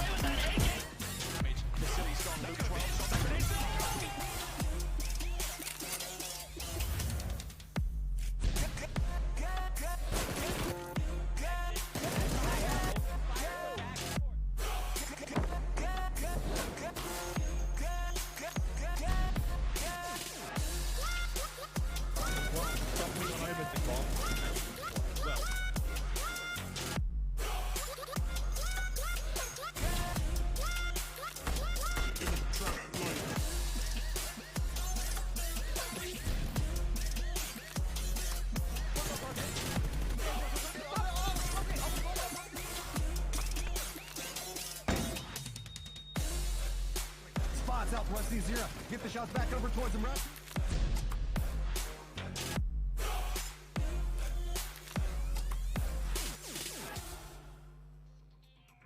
Welcome back to PGI.S here. I hope the Wellerman came and visited you and gave you sugar and tea and rum, as now we're hoisting the sails and we're heading over to Erangel here, sailing all the way there. I've got Avenger as well as Frost here with me to break down what is going on. And so far, so good for our games. We had one explosive game to start things off, and then one a little bit more slow-paced, a little bit more calm here in B and C. Avenger coming into Erangel. What are we wanting to see out of some of these teams? Anybody you pick? So not just specifically for Erangel, we want to see FaZe get some more points than the 3 they've gathered so far. Also MCG more than the 5 that they have gathered so far. And one of the teams I was talking about yesterday, Meta Gaming, Sparking and Silson and the guys there, I actually want to see them do quite well. So I'm hoping for them to step up. Erangel is our first map out. It's the map with the teams and the players have the most experience on. So that's the teams that I'm really looking forward to do well and round off nicely on day number 2 here. How about yourself, Ross? I mean, I think we gotta talk about this, right? Africa Freaks currently on 0 points today, and I'm pretty sure they're kind of dead last in the standings. And this is not what you're expecting from a team like them right now. One of the biggest problems they have is that they're very slow on their rotations, and it's basically not getting them anywhere. Okay, we can see them on 31st place there, tied up on the last place with the MCG. And both of those teams, we know that they can do better. And it's weird to see them down there. It's super weird to see them. Africa Freaks, as I said, they need to rotate faster, way too slow right now. And when it comes to multi-circle gaming, I want to see them play more of the edge. Right now, we're seeing them go a lot to the center. That's how they normally play it when they play against their own regional, in their own region and stuff. But here, it's not working out for them to play center. They always die out. So start going more edge, start playing, pushing from the edges inwards. That's how they're going to start getting the points. Well, especially, I mean, you bring up a really good point here about Africa Freaks, especially coming off the back of their most recent PWS result here, Martin. We are expecting big things of them, and likewise, I imagine they expect big things of themselves too coming into this tournament. Yeah, for sure. And honestly, the same with multi-circle gaming. Like, imagine winning PCS 3 and also TMC, and then coming in and potentially not playing in the week 1 at all. And the prospect of that is just way too scary, honestly. Africa Freaks, they did extremely well. They were number 1 in the first preseason of the PWS there. So I can't believe that they're down there right now, honestly. That talks to how hard the games are and how good the teams are right now and how hard the tournament is. Yeah, I said it at the beginning of the show. Eye-opening was yesterday, and our eyes continue to be wide open here as we watch all of these games play out. Raise the capstan, get that anchor up. It's time to go over to Erangel. The galleon is on the way as we head over. Thank you to Intel for joining us. It's Sims and Toby. The ship has indeed set sail, and we are all aboard for a very fun time. We're just following on for James's Pirates conversation. I've no idea where it's come from, but you know what? I'm all for it. We're at a World Championship. It's all random. Anything can happen. Toby, Erangel Game 1. any thoughts coming into this one that's not pirate-based? Oh, damn it. I was gonna ask Chet if, like, are you ready? But then you ruined it by saying not pirate-based. So I guess we'll just go with, are you ready, Chat? Is this gonna be fun? Yes, it is. It's gonna be amazing. I'm sure of it. It's, no pirate jokes. Just regular bad humor. That's all I can bring to the cast, unfortunately. But it's gonna be good. It's a pretty south side plane, which shouldn't be too much of an issue for these teams in particular. Yes, okay, South George is gonna be a bit of a stretch. Don't assume to see teams go in that direction. But E36 and Furia, I think they're gonna be racing for the same vehicles, and that could be some bullfighting in the midst of that one. Yeah, we'll keep an eye on it. And see GEX and Gen G also. With the 2-2 split coming out of Gen G, they'll be looting rather close to one another. Uh-oh. The vehicles are going to be few and far between. Bail on it, my dude. You're the last man standing. There's 3. Yeah, so it looks like E36 will at least win this one out. Circle pops. It's more towards the southeast. We've got a fair amount of water in play. We'll see if it's actually going to attribute to anything once the circle does shift. If we get that hard shift, then potentially we see maybe a Sosnovka, but it is so minimal, and we'd expect the main head of Erangel to generally pull to where it normally would. Generally speaking, looking at kind of the flight path perpendicular to where everyone's landing, no one's really too far away. Again, that weird Gen G split, but it's more vehicle-based than it is actually looting paths and routes. Probably Petrichor Road might have a bit of a difficulty, given that they have to come direct from the north, and there's going to be a few teams there between the Freak of Freaks, maybe D8 to a lesser extent, but definitely STK, if they decide to wait a long time and loot for quite some time, they could hit them on the way down. Actually, I'm going to pause there, Toby, because we have our first death of the game less than 3 minutes into it.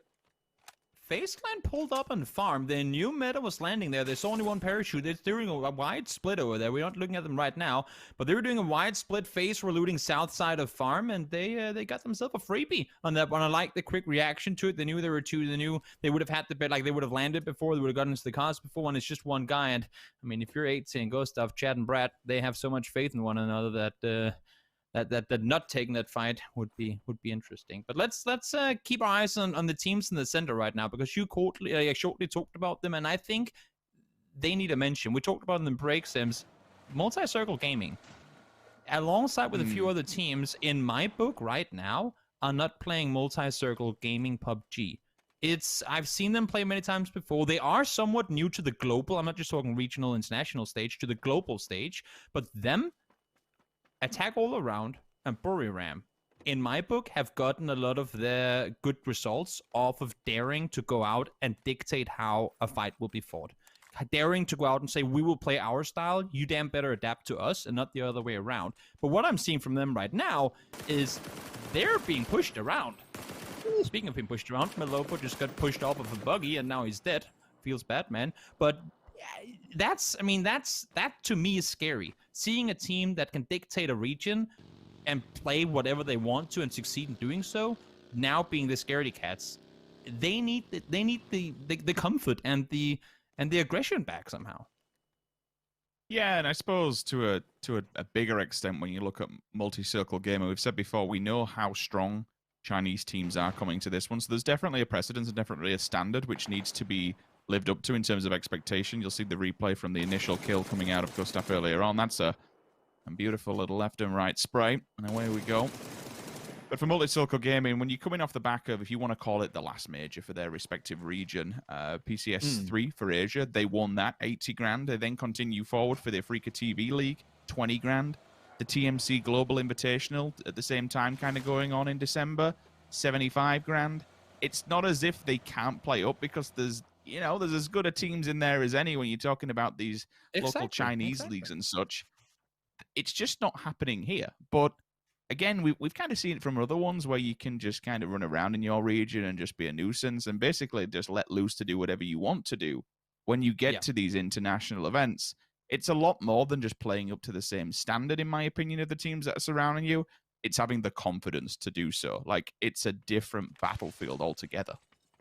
And one of the things that, and we haven't heard it discussed too much in the disc, and you and I haven't talked too much about it either, is this tournament in particular. We keep talking about your FaZe clans and to some extent your 4AMs as well, that they play better over time. Yes, they might come off to a tough start, but once they know the layout of the land, they can come back and they get their nice like last days of the tournaments, and doesn't matter where they're on the leaderboard in the halfway point because they will come back late. There are so many complete point resets in this tournament, and you're playing in such a big mix of groups that you won't have time for that. You cannot do that, oh, we'll come back in game 8 because we have another 15 games to play after that. There are so many resets where we go back to 0, new group, boom, start over again. You won't have that time. So for those type teams that need time to establish themselves, they won't fare, at least in my opinion. I don't think they'll fare well in this type tournament. Keep an eye on Loki in case Fury want to make a push on this one advancement, but the only real benefit I can see towards what you're mentioning and kind of longevity of series and games is that the money and the prize fund goes up by the more time. Loki, you were dragging that car, my dude. That was super. Slowest dash I've ever seen. You could have got out and pushed that bugger faster than what you drove it. But for Furia, there's, you've kind of awoken the beast now. You've poked the bear. It might come out of its cave with the claws, so just be very careful. That is Gen G, all said and done. But yeah, to expand on what you were mentioning, the positive side to that is that the further we go down the line through these weekly grand finals, the more, and it's an insane amount of money that it jumps, the bigger those prize pools get. And there are some equations out there. There are some statistics that people have been throwing around. For instance, like if one team that's up at the top has a very terrible week, if you're winning that final week where there's the biggest prize pool on, you can still do it. You can still complete this tournament and lift the trophy by the end of it. So there is, I do like that comeback mechanic, if that's what you want to call it. You're not just down after week one. If you're in 32nd, it's going to be a difficult task. You're going to have to win all the weeks going forward. But there is a very strong comeback mechanic in this competition, and I think it does at least give us a competition rather than seeing one winner within week 4, for instance. Yeah, I mean, I hope we'll see. We'll see. You hate those tournaments where with 2 days to go, the winner's already crowned. And I think, as you're saying, there's a lot of comeback potential in this tournament in particular, especially with the amount of like prize money being put into that final week.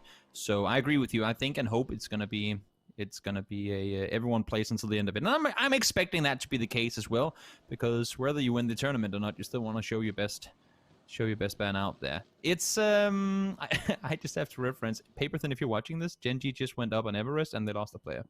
Paperthin and we've casted a lot of the Korean PUBG back in 2020 and 19, and there was just a thing. We had this curse on Gen G where every time a player from Gen G went up on Everest, they would lose a player. And this is the first time in this entire tournament so far we've seen Gen G go up on Everest and they lost a player. So I just like the fact that the curse has not been lifted 2 years later. Okay, so it's still lingering then. Note to self, Toby it seems to be. Don't go mountain. All right, I'll make sure it's passed along so they get that information. I mean, to be fair, it's the second time in a row now that Gen G have lost someone going off scouting. It was a bit weird and wonderful, and not really to be expected. Whether or not Gen G is still in that position, it's like I never thought 2 people would be here scouting. But let's be real, up on Everest or whatever you want to call it, Georgia Paul Mountain. There's a million and one different names that people have for it, but it is a phenomenal, absolutely phenomenal scouting position, especially if you have to hard transition across. You can basically see all of the map. It's a bit unorthodox, I will say this, for Furia to be up there because you're not scouting towards the north as such. You are going to have to eventually move down south, so whether it was preemptive to try and catch a point or 2 off the team is a different question altogether. I can see on the map that Gen G are actually setting up outside Yasnaya. That might be Furia's rotational path. Yeah, whether or not that comes through down the line, we shall see, but it's probably more so eyes on the prize towards the middle at the moment. Everyone and their dog is just surrounding FaZe Clan, to be fair, because it's prime territory. If this circle goes anywhere but farm, we're going to see some really, really tough rotation coming up for all the teams that are currently sitting center around that exact area. Promo code will be on your screens in just a short moment. Make sure to get your, there it is, ETWE and so on and so forth. Get those numbers and letters in the game. Get yourself some skins and enjoy the nifty loot that comes with it. this circle is as good as you could hope for all the teams center. On the other hand, for everyone trying to find their path in, this did not make anything any easier. I mean, Furion still north of Yasnaya, they got miles to go. Gen G, similar story. PO is on his way down there, but they've already lost low-key. It's going to be tough for them to get a footing. And we still have another 4 teams down and around, like between Prison and School and Apps, that need to find a way in. And already at this point, I mean, there really ain't that much available. Circle updates. Centralizes, still a fair amount of water in, and still a fair amount of teams actually playing coastline, which is more concerning. Petrocor Road, Oath Gaming, Meta, Infantry, GEX, they're all along that southern embankment. They're all waiting for that phase 4 push away from water. Sonic's Detonation Gaming, very close. Same vicinity all in all, but mirror image either side of the road. First knock could be vital, first knock could be the go sign, it could be the telling sign. Mime has to back off for all but a moment. Smoke will go down. You can see it cycling through his hands, which means he's been tagged up. And I will say this, I'm going to give it huge amounts of creditation in the previous game that we saw, Toby. Like, the hold, eventually they did fall just with the amount of pressure they were getting up on top of that hill. But the holds that came out of Sonics to be able to push back 2 Korean teams back-to-back was absolutely astronomical. They played that extremely well. And that's one of the really big forces of this Sonics team. They're as scary as anyone when it comes to close quarter fighting. We've seen it, we've heard them communicate during scrims and whatnot, whether that's just them having a fun time or not. We know that they talk a lot, they communicate a lot, whether it's loud or low volume. They are really fast with their comms and they rely on each other, and they have good reason to do so. They're very, very good at close quarter fighting with one another, and that's normally where they succeed. And that's also why we saw, I mean, in the last game, they put themselves in positions to try and abuse that, or try and utilize what they're good at. And, well, last game as a point, it's proven to work for them.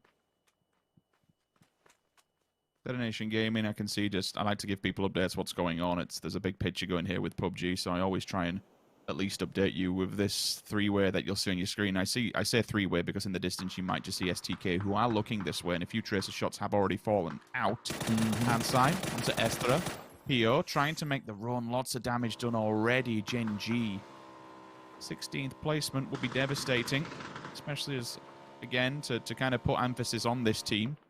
If you are new to PUBG Sports, this is our double back-to-back World Championship Korean roster. Absolutely insane level of gameplay. A little bit up and down throughout the last year, and maybe we see someone like Damwon this time round take the mantle, especially for Korean PUBG, and raise the trophy when all's said and done. Furia down but not out. The fight will commence in the blue. That's devastating. So much damage already done from the opposing side. The blue will eat him alive. Account, same principle, might just have to heal up, and I feel a bit sorry for these guys because once again, the third-party mechanic, Toby, it's real.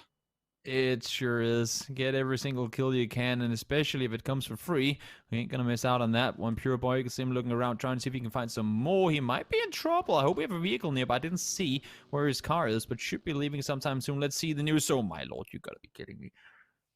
Well, rotate, guys. Rotate and rotate now. You're going to have to get down to the south. There is a wizard tower and a hill available. Go have fun. Get yourself into a good position. Have fun getting there, because you have to pass either farm or through a big field with 4 teams there. This is going to be chaos. Absolute carnage is about to be thrown upon us, so keep aware of that kill feed, ladies and gentlemen, because it's about to get wild. You do have a couple of barns open here, there, and everywhere, but FaZe Clan are the first ones in the car, foot on the pedal, and away we go. They will find a footing. DA the next ones to try and find something, and that's the whole point of this. There aren't many free positions open, so being able to fortify yourself with vehicles, with somewhere else, is going to do it well. Petrocor Road, first victims to fall, that's going to be from Bururam. They're not out just yet, but certainly lost a lot of players in transition. Gen G could be the first on the chopping block. They have nowhere to go, and there is only 2 players standing. The Harry Potter, well, it's something, so we'll give it that. If they go upstairs, it will be better. It would fare them better than certainly being down low, though you can just lay down. But then you're open to nade fire if someone wants to make a hard press onto you. STK have finally shown their hand. They've made their move, but unfortunately, Uber comes in. The bomb strike is there as the nade goes hard. It hits hard. STK are bleeding at the wayside. There's only 1 person standing. I'm not entirely sure where he is. It's Purdy Curdy. He's a little bit disconnected. If he was the backup plan, he was the insurance, then fair play, but no revive should be coming through on the STK roster. There's no way you send Purdy over on that side now to get arrested when you're still inside the nade distance of the other guys. Oh my lord, Long falls. I did not expect Canaxi to win that trade, but great shooting with the barrel there. Gets himself at least one more. You see Mamu coming over to help, but caught in the middle of vaulting, and he will fall in the end of it. You said Petrichor was down low, and indeed now they're all the way out. 16th place for them. Nice hold from Buriram, sticking around for a little while longer, anticipating the push from behind and opting to stay and take the fight rather than pushing in with the team behind them. They will have to make a move themselves, but they have space to move in. You can see Purdy actually did try and go to get teammates back up, but I'm not sure it's gonna happen. Luke is down low. They will have to throw. Oh, gotta toggle through all those utilities there. Don't want to throw a molly or a nade on your teammate. Try and see if you can get the rest. I'm not sure it's going to be possible, though. It's sketchy. It's so sketchy. With the smoke. Oh, don't do it to him. No, never mind. Another person sees it regardless. They'll steal it away, but if that molly strikes, that's the end of STK. Oh, no. Furia. Do you realize that DA is just sitting in this ditch? They are just backhanded off the vehicles and yeeted out of the cars. GG, thank you very much. It's been nice playing, and just as quickly as they moved, as quickly as they dropped. Metralius did go down during that transition. At the moment, when you look at that circle, Toby, we'd have to assume goes away from water. Circle 4. Shark Fin was always taken, and remember, it tries to fit itself into the biggest head of land. DA are central. But now for anyone, maybe 36 on the western side, find something. They would have to go between the GEX split of the 2-2. But honestly, it's the East I have to look at. 4 teams who have yet to find an entry point. With this circle, it is going to be a bloodbath. I gotta just announce real quick, I have seen heat maps of like 20,000 games simulated where no games ended on Sharkfin, the compound where infantry are currently sitting. With 2 hard shifts south now, because with Circle 5 popping, it can contain water once again. There's a chance where we might get a shark fin ending, which literally never happens. This could be fun, also terrible for, well, every single player on the server except for infantry. We'll have to see. Out goes Detonation Gaming White, 14th place for them. Unfortunate, they were in a decent position early on, but down they go as they were trying to fight their way through with many more teams in the north. Yeah, certainly shark fin would be interesting. We'll hold on that thought for all but a moment, because unfortunately a freak of freaks have gone for the pull-up. The low ball nade is there, the pin is pulled, and the players are standing directly in front of it. Wham bam, thank you ma'am. All of a sudden, Oath Gaming have turned on a dime, some points in the bag straight off the back of the win that they've accumulated thus far today. Time for all of a sudden to Boomerang to make their move, but one of them does fight back. In the form of Konaxi, at least goes onto the backside of a freak of freaks. All the shots that are still coming down for Sharkfin, I suppose the reason that we don't really see that would be the fact that we still have the land ratio coming in. I believe it's circle 8. So with the water around it's always going to try and push it away. That's why Zaki endings are so few and far between. But again, when we get them, my God, are they exciting, just because we very rarely see them. Exactly. See Amanat, he's got a whole 1v2 here. Doesn't even find the first down. He goes CC, able to get the kill. And GX once again, applying pressure when they have to rather than backing down. I love to see it. E36 in trouble. It's just Sylphia left alive. 1 kill for the team so far. If he gets just 1 kill on a flush, or not going to flush here, it's disastrous. GEX should have this one on a lockdown. Hold him out. Don't allow him inside the circle. Get the kill and focus inward. Should be possible for them. We'll see how it plays out.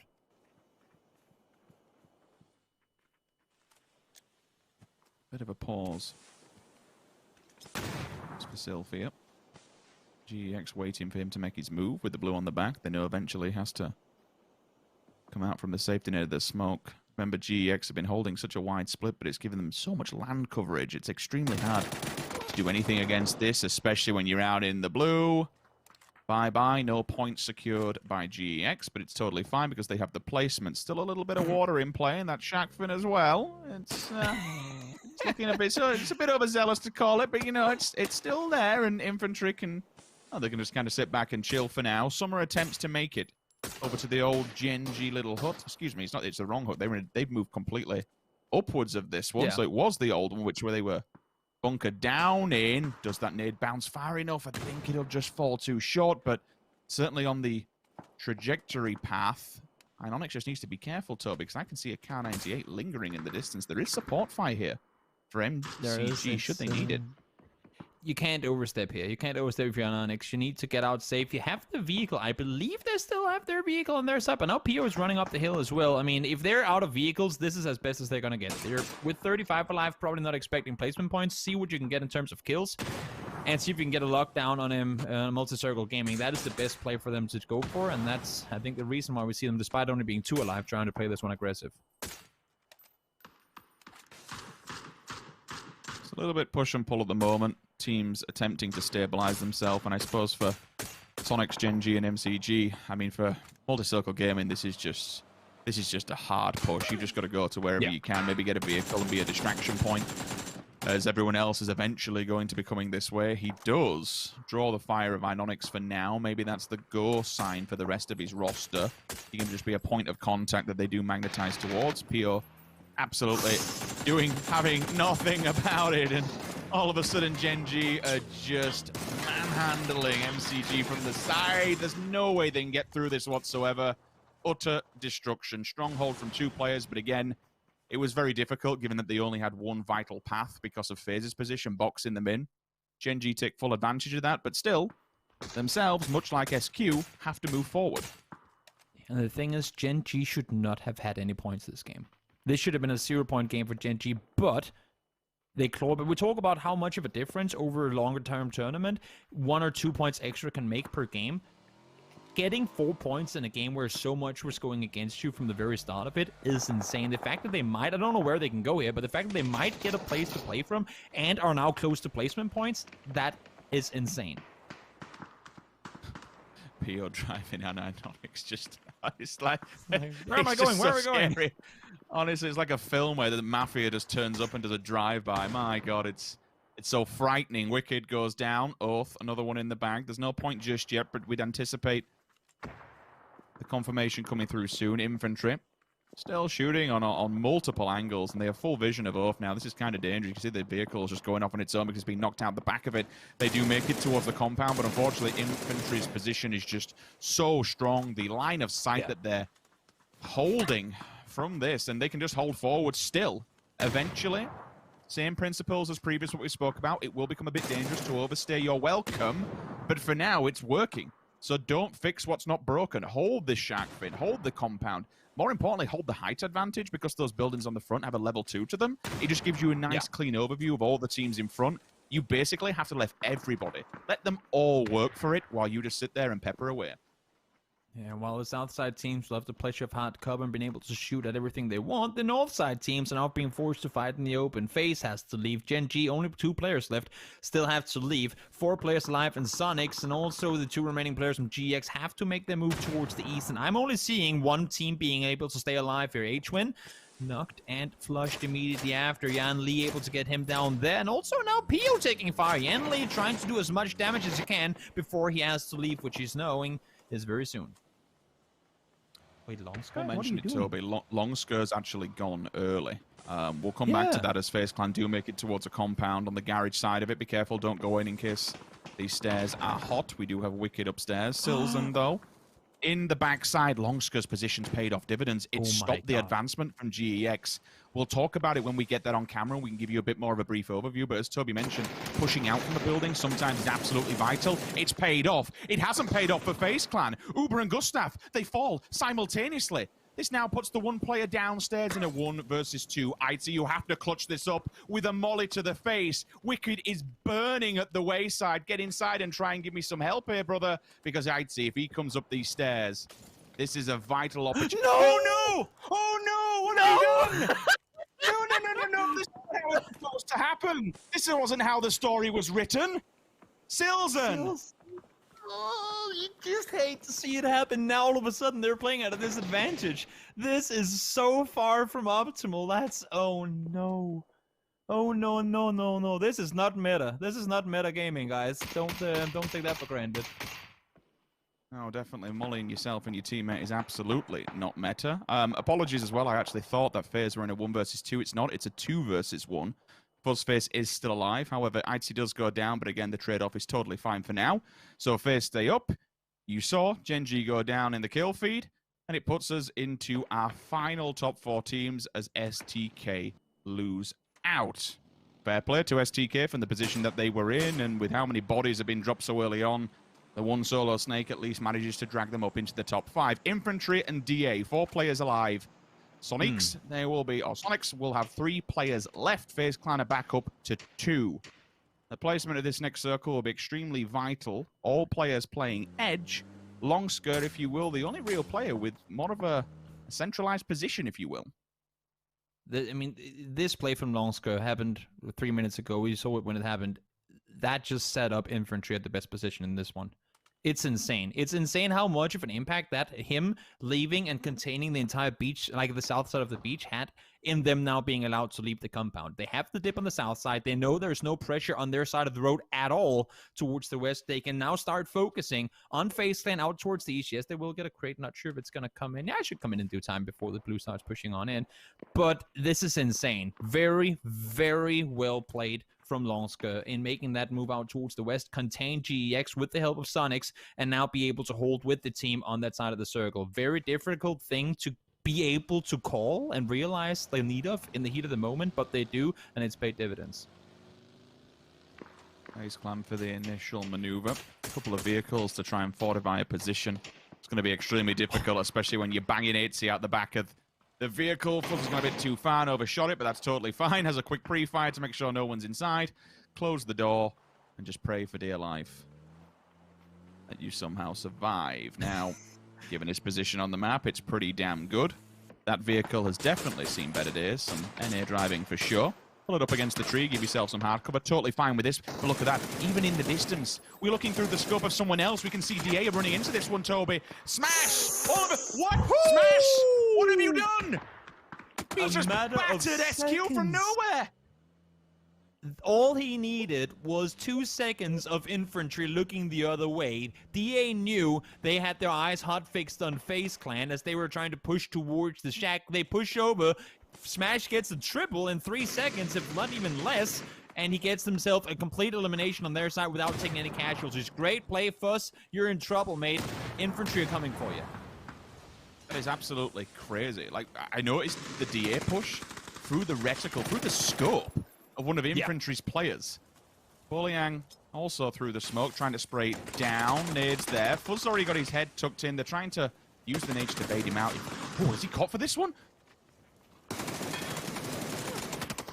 No. Oh, I was afraid for a second there. I got real scared for a second. Now down to just the 2 teams versus one another. Infantry down to 3 off, and we're losing a player there. DA still 4, but Infantry has full circle control. Infantry got 2nd place just 1 game ago, and, well, I mean, DA got a win today already. Can you grab one on the angle as well? We'll see in just a short moment.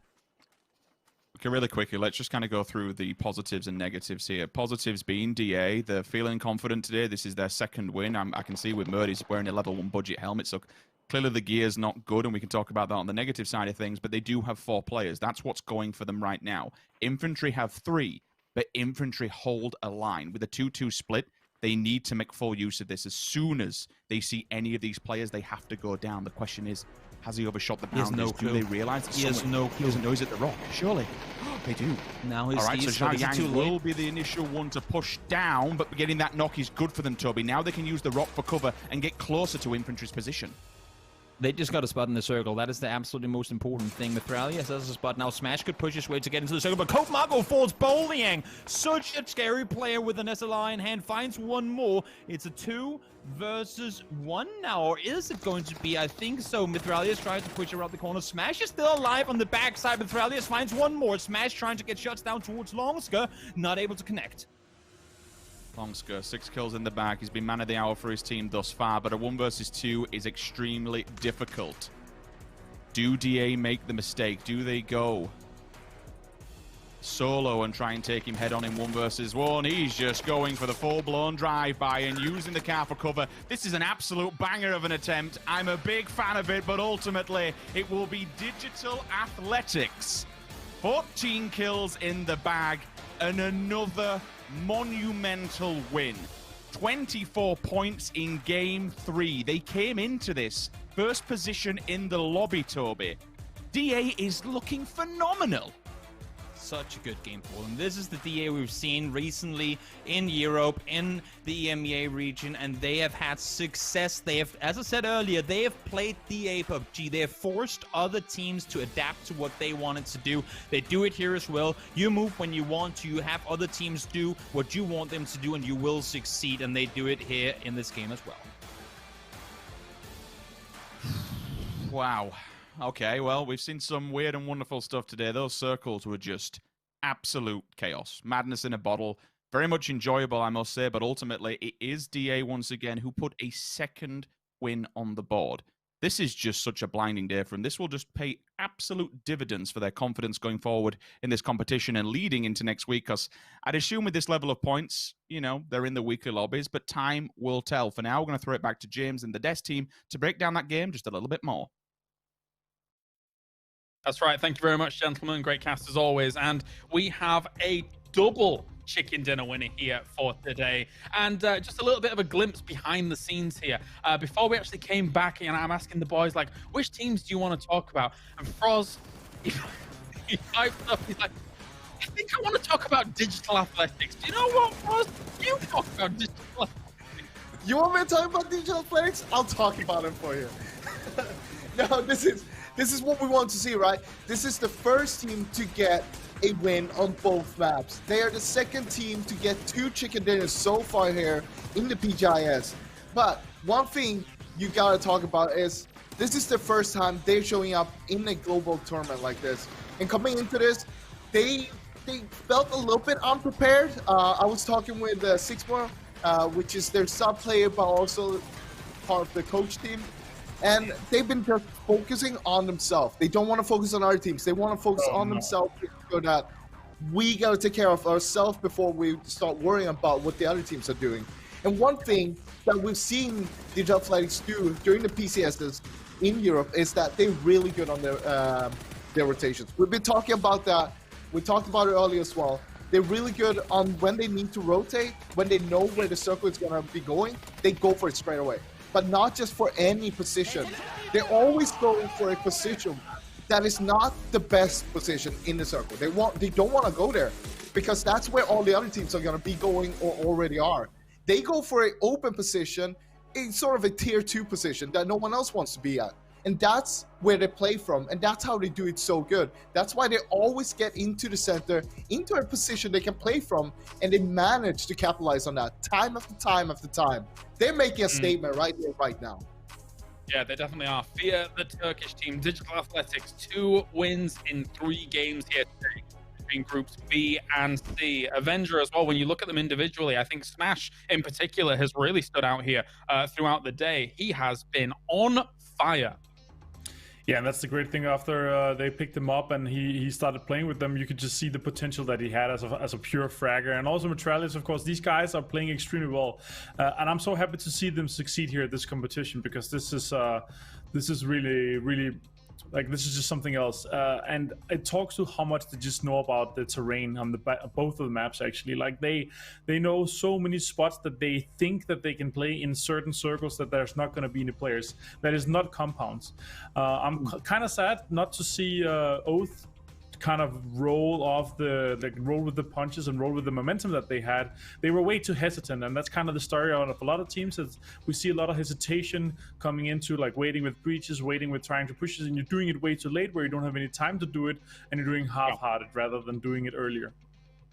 Well, let's take a look at the numbers. I know Frost is a big fan of the numbers, so let's pick that up and see how things have racked up here through this game. We got 9th through 16th. Not too many points coming in. Oath Metagaming and Multi-Circle Gaming get a few of a trickle in points. It was a bit of a disaster for Metagaming, as we all know, with those mollies, but that is by the by. Let's take a look at our 1 through 8 as well, as we see Digital Athletics once again getting themselves big points on the board. Infantry with 12 kills, and it does remain to be seen, to be honest, Bros. I feel like they had a great position in some of those final circles, but it was not to be for infantry. I mean, infantry, we saw them, of course. They were playing in Sharkfin, and as you heard Toby talking about, the circle won't end there, and it's because of the circle settings itself. But they knew that playing from there, they'll have the backs clear for later on. And they basically pushed their way into the circle. They had so much control towards the end of the circle. I was actually surprised that DA managed to take them down there. They shouldn't have been able to, but I mean, DA and Smash was just playing that so nicely. And look at that, 7 kills from Smash. And of course, Longsker with the 6 kills, that's not a surprise either. These are 2 really big fraggers in this group show up today here. Like the other win that DA had, that Mash might have had 7 as well. I mean, it was something around that. Wait, did he do 618 damage in the last one as well? Am I? No, no. That's someone else. That's someone else. Damn, all right, whatever. Okay, but as you can see, 9 able to get himself a lot of damage done. Uber actually showing up as well, as he was able to cook some beautiful grenades here throughout this game. FaZe getting themselves some points on the board as well, Martin. But I think FaZe still, likewise, is still looking for more despite this point. Yeah, 4 kills in the 3rd place here is a little bit... it's a little bit less than they hoped for. This game, they lost 2 players, unfortunately. They could have breached the Shack maybe instead, and how they played around the garage, losing 2 players that quickly was kind of unfortunate. I kind of like the idea of sending 3 players to clear the house to then take on infantry from that side, leaving Fuzzface over there, but unfortunately didn't pay off as the way they wanted to. But it's a good start for them here in Wrangle. I want to see them wrap up nicely as well. I want to see them get some more points because they need more points going into tomorrow. Otherwise, they are potentially going to be one of the victims to the bullying. All right, let's take a look at the full standings here between all of our 32 teams so far, as time is getting desperate. After this game, we only have 1 more day's worth of ranking matches here to determine who is going to get that top 16 and go directly into that weekly survival, and who is going to have to wait for their opportunity to play. So we have Digital Athletics now in 3rd place here, Froz. That has been a fantastic leap for them. I mean, we know that Damwon Kia has had 2 really great days. Today, they score himself 47 points after some phenomenal games. DA has so far gone 47 games with 1 more game to go. And I want to see them go big here on the last one as well. I want to see them putting that new record down there on what the most points in 1 day here. Right now, 47. On 2nd place, we have Infantry today with 32. So there's a big gap there already. And Infantry, they don't have a win yet there. They have 2 2nd places and a lot of kills on top of that, but still not that win. And remember, you need that win in the weekly survival. So it's so important to see that when a team like Infantry, they had such good control towards the end, not being able to close down the game, that's a little bit scary. Yeah, definitely so, as we are gearing up now for our final game of the day, which will be on its way in just a few moments' time here at the PGI.S. And what a magical feeling it is to have PGI in full swing almost as we approach. This is the only rankings day, Martin. This is only the rankings games. We're not even yet at the weekly survival. We're not at the weekly finals. And it's all about that trophy right there at the end of the 2 months. It's been great already after just 2 days alone. Yeah, we're nearly day with day number 2 here, and we're not even getting started. We're just warming up for next week, where we really start the tournament, where we start handing out the prize money as well. And I like this new format. It's gonna be a rough format. It's gonna be hard, but it's a really interesting format that's gonna keep us entertained for the next 7 weeks once we start here on Monday. And the whole idea of win a chicken dinner or don't play the weekly finals is really interesting to me. Definitely so. And now we are just getting ready for our final game here. Froz, when you look at how things played out in this game, of course, I think a lot of teams were having a very, very difficult time on edge play. Sonics, once again, a team that's had themselves a decent spot for the most part, coming in, kind of getting fed to the slaughter when you're trying to rotate into some of these circles. But that's the nature of those open circles, kind of like these final ones were, I suppose. Yeah, I mean, and that is the hard thing, right? You need to know exactly how you want to play it out. And that is basically what DA does so good, when they take those kind of positions that no one wants to play, and they learn how to play those around every other team. While all the other teams, they usually just go for the main positions where everybody else wants to go. And once they need to go for a bit of a worse position, they're starting to struggle straight away. And a big thank you, as always, Intel, the title sponsor here for the PGI.S. Thank you to them for joining us along this road. It is time. We are going to Erangel for one last time today. Groups B and C, match for Erangel. Let's head to Sims and Toby. Thank you very much, James. Yes, indeed, PGI.S. presented by Intel, where the gaming happens. This is where it all goes down. This is the last game of this group. This is the last game of today for the rank decision when we come to groups. Tomorrow we move on to our third and final day.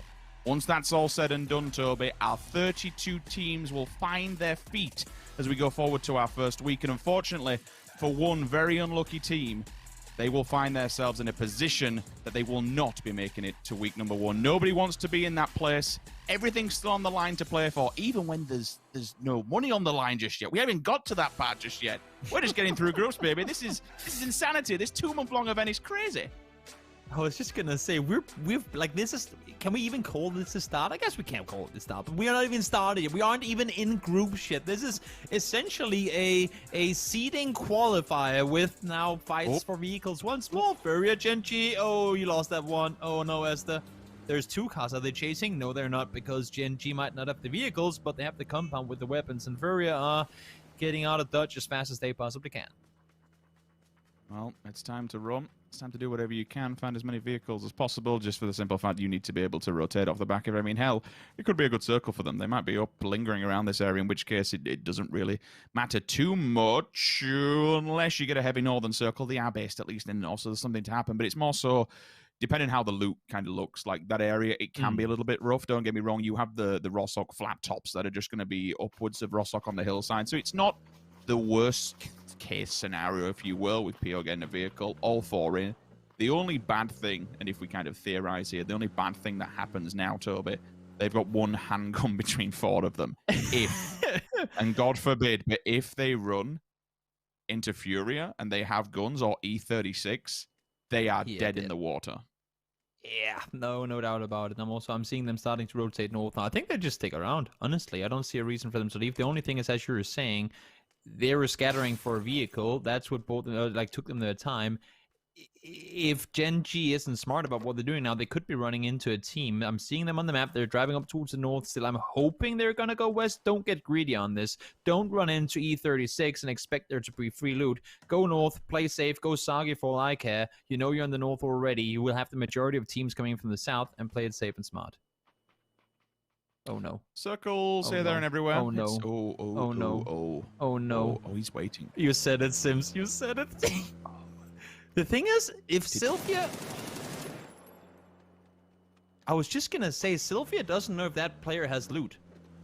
If he sees 3 in a car, he's gonna leave. He's gonna leave. He expects that to be a team pulling up on a compound early.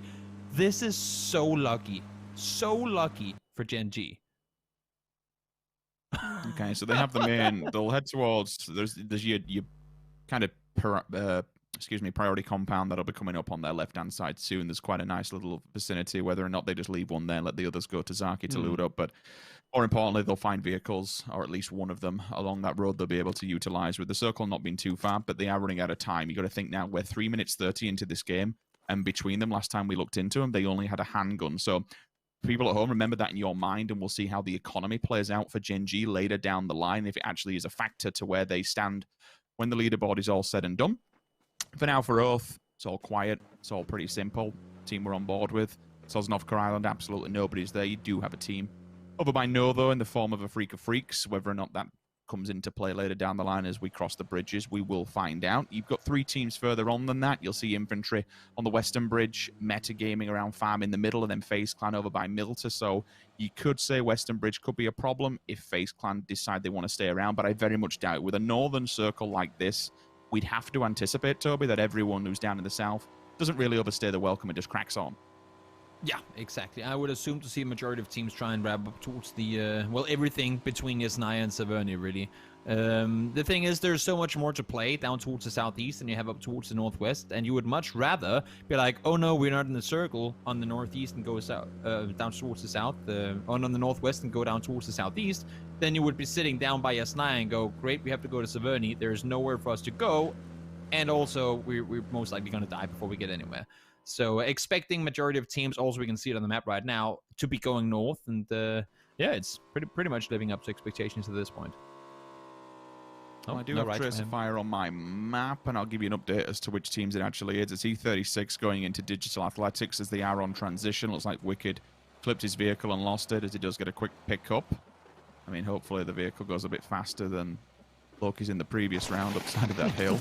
It was a little bit devastating. Drive-by mime out of the back of a moving target. GG, that's a belter between him and Shrimsy. Oh, it was actually mine from a different one altogether, but still, in tandem, it's always wonderful to see. We theorized coming into this competition, we would have a heavy drive-by meta. So far, it's not been as extreme as what I anticipated. True. Thankfully, I didn't want to see every single person just turreting people left, right, and center. But we have seen that when, more often than not, Toby, when someone does now lean out of the car, it does equate to a kill rather than being would it lead to a kill? There's always at least some level of damage done. Correct. It is. We talked about it yesterday as well. It's gotten scary easy for people that were already good at drive-bys to collect those kills now, and we see a lot of it. I'm with you. I was expecting more of a drive-by meta, and I'm glad it's not the case. We don't see bumper cars in Phase 8 with just 4v4 driving around and trying to shoot each other. I'm really happy that's not the case. And let's see now, Sylvia, if you get yourself a Groza, no backpack, but we'll see if you want to upgrade the barrel. Is it an upgrade? Debatable. Are you going to pick it up? Yes, okay, so barrel is dropped, Groza in hand. Let's see if you can make use of it. Enter Force 36 had a win yesterday, but as the desk was talking about as well, that was really all they amounted to. I mean, yes, great win, but other than that, not really any points. Today hasn't been the greatest day for them either. Let's see if the final game here can give them something to go with.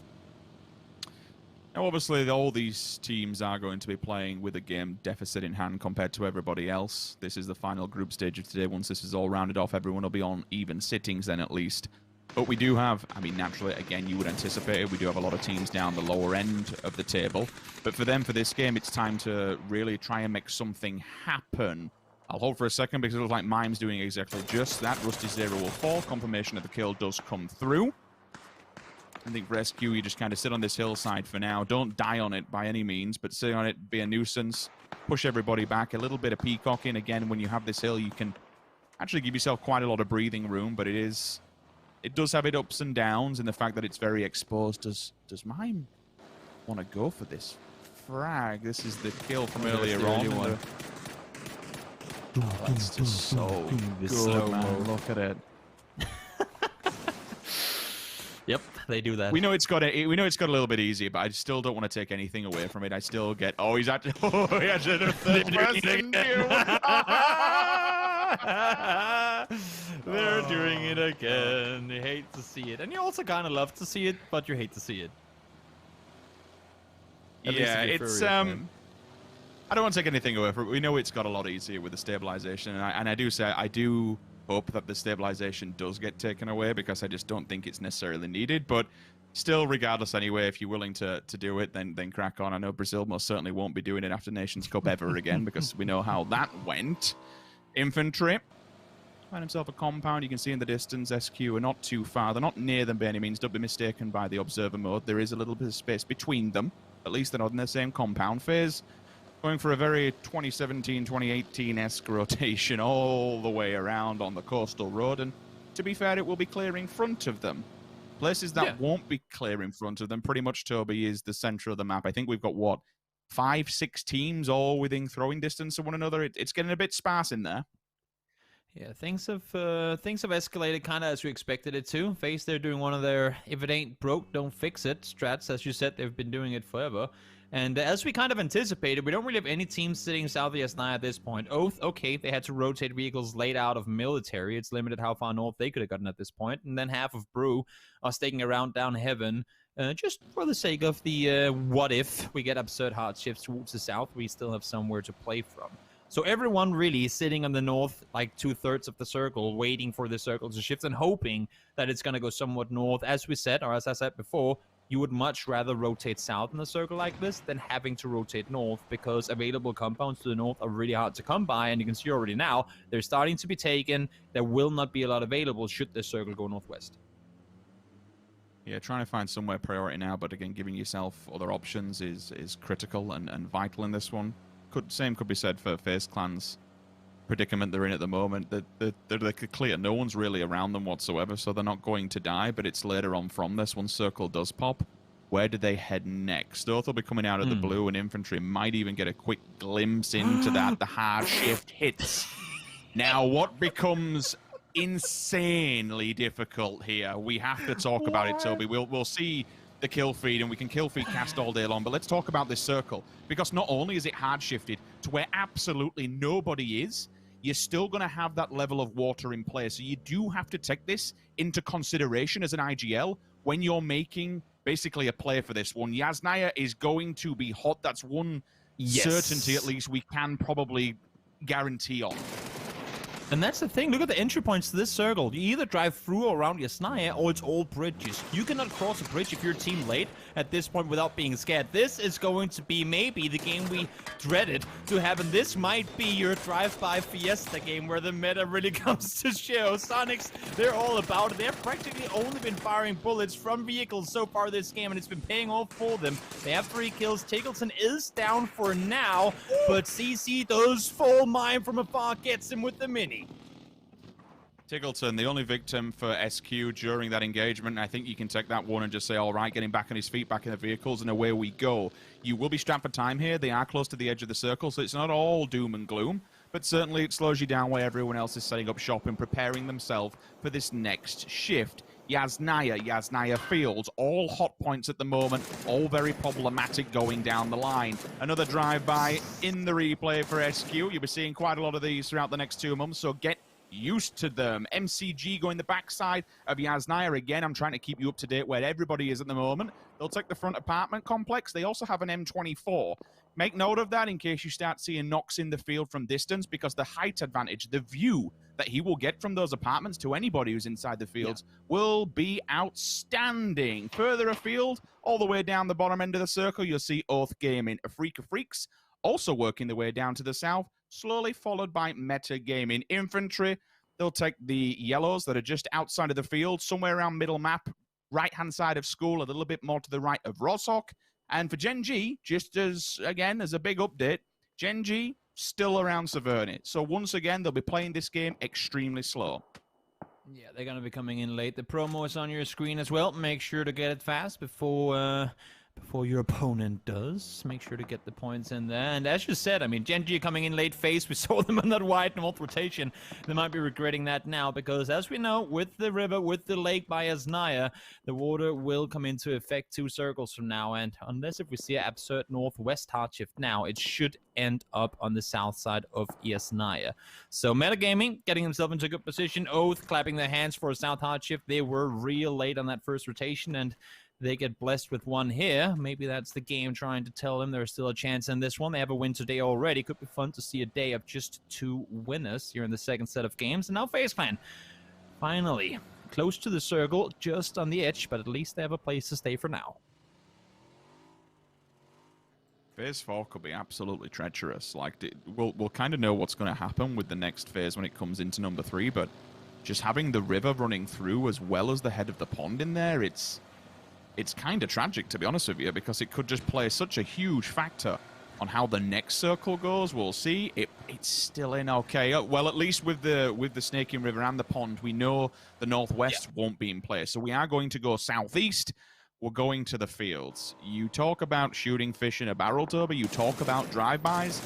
This is going to be just a massacre. Like, there's no other nice way to put it. If FaZe get gifted with an empty compound on their left-hand side, that'll be impressive. There'll be a slight sign of luck. DA on the pull-up. I will continue with Pure Boy going down. Luke also in the on the kill feed to another player, Metralius, onto Amnonot, and then this time... Oh, if you get that under there, Smash, that is just disgusting. The damage has already been done. Mert has fallen. Sylphia with the nade in the back, Toby. If he can do something here and get a knock, then maybe there's a sign of life on the right-hand side. There might be a good chance of them to get it. That nade should be the kill of Sylphia. No, a bit too far in that one. They can't find Satsu either. Finds one more. Smash goes down. Murder's already taken out of the equation. It's just Mithralius and Sixmo, I believe, left alive for now. No, it's Code Marco. Sorry, make that. Just them sitting there tight. Sixmo ain't even in. Jesus Christ, Toby. Trying to sit tight for now. Smash should be able to get back on his feet. Sylphia crawling on forward, trying to get in. This fight, hopefully for the sake of both teams, will be over soon, because you got Furrier coming in and other teams could be looking to go in this direction. They caught them in the rafters. That's what's been kind of scary. They've hit them underneath the actual wall itself, so it's a little bit devastating. Level 3 gear on Sylphia as well. Make use of that. So survivability aspects in his hand with the Grozer as well. 762. Run and punch could be an objective play. If he gets one knock on this, you'd anticipate the push comes through. I know there's all the smokes in the world. It strikes, it lands perfect. More smokes will be going outside. You can see Smash has no helmet on. They are broken. Their economy has just been terrorized by E36 here.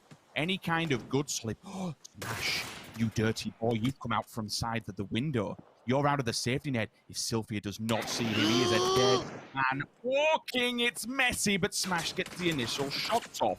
Good play from Smash. Really good read on this. With Satsu going down as well and a blind fire through the smoke, this is actually a pretty sick recovery for DL. I'm going to give him that. This is a really, really good stand. I still think, especially with the Grocer in hand, Sylphia should have had that one, but we talked about Furia. Here they come. Necro gets the first kill, Demo with the second from afar. It's just Necro up close right now, but Smash is all of a sudden alone, and should that net go through the window? Oh, it doesn't. He's alive, but for how much longer? It's a Grocer in hand, and it will be the win for Sylphia in that fight. DA fallen 16th. Great games from them today, though. 2 wins could have potentially been a third had they held off here, but not quite the case. The push from Furia and E36 was too much for them to handle. Genji, unfortunately, the slow game has just not gone their way. Pio at least gets ones back onto the side of a CAD. A Freak of Freaks out in the blue, fighting it up. 2 Korean rosters just going toe-to-toe here. It's all kind of messy. But do not forget that in the distance lingering, you still have multi-circle gaming. As I say, that summer finally comes into play. It's time to show their hand. There's a amount of frags over here that they can quite easily third-party and pick up, but they need to be quick. The only downside to it is that you put yourself in this position. Everyone else, including Bururam, who's the next objective in front of them, will hear and make note of it. You also have to be careful that STK are still in the buildings also. They will have that height advantage, but with Bururam banging at range, taking them out and picking them through the windows. Purdy Curtis, sit down, my dude. Don't overlook your welcome. Don't overstay it and don't take a quick peek on me. That'll be very problematic. You can see why the kills also were coming in the kill free, both from Infantry and SQ. They have an elevated line of sight, and so far, for the last 5 minutes, they've been picking up frags, and it's kind of paid off.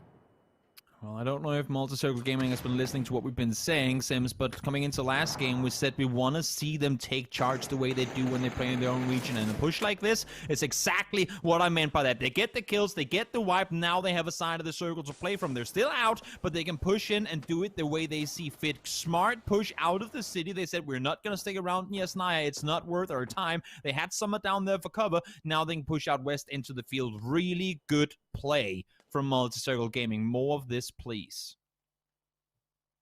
It is, but they're now at the, fortunately, the backhand of Bururam, just pinning him in up against the blue. And it's very difficult to rotate when you have STK in such an elevated position. They control the apartment blocks. Eventually, STK themselves will be in a terrible spot if the circle's unfavorable, and they need a hard shift, otherwise they're out, and they're running basically a barren gauntlet around those apartments where when you first initially walk out them into the field, there's really no hard cover Didelo. Catch him going inside the building.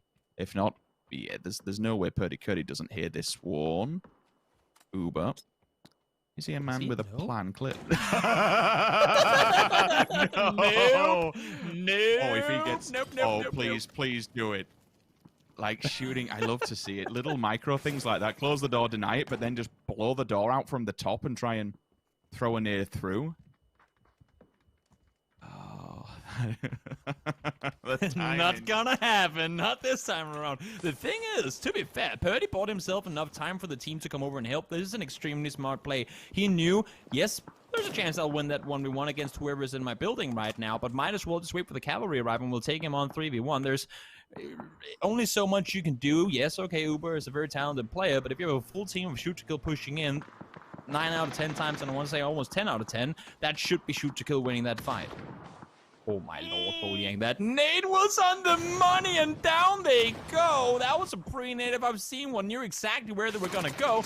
Down they go. Uber tries to make a play, ain't gonna happen. Fuss goes down to the blue in the end of it, and that is going to be it for phase 4 today. Shoot to kill, claimed control in Yasnaya, and now they will have to leave here in just a short moment. Freak of Freaks dying earlier on. It does unfortunately settle them down in last position as we close out today. SQ, I'll go for a little bit of an alternate route, take residency on where you see Fury earlier on, fighting toe-to-toe against Digital Athletics Infantry.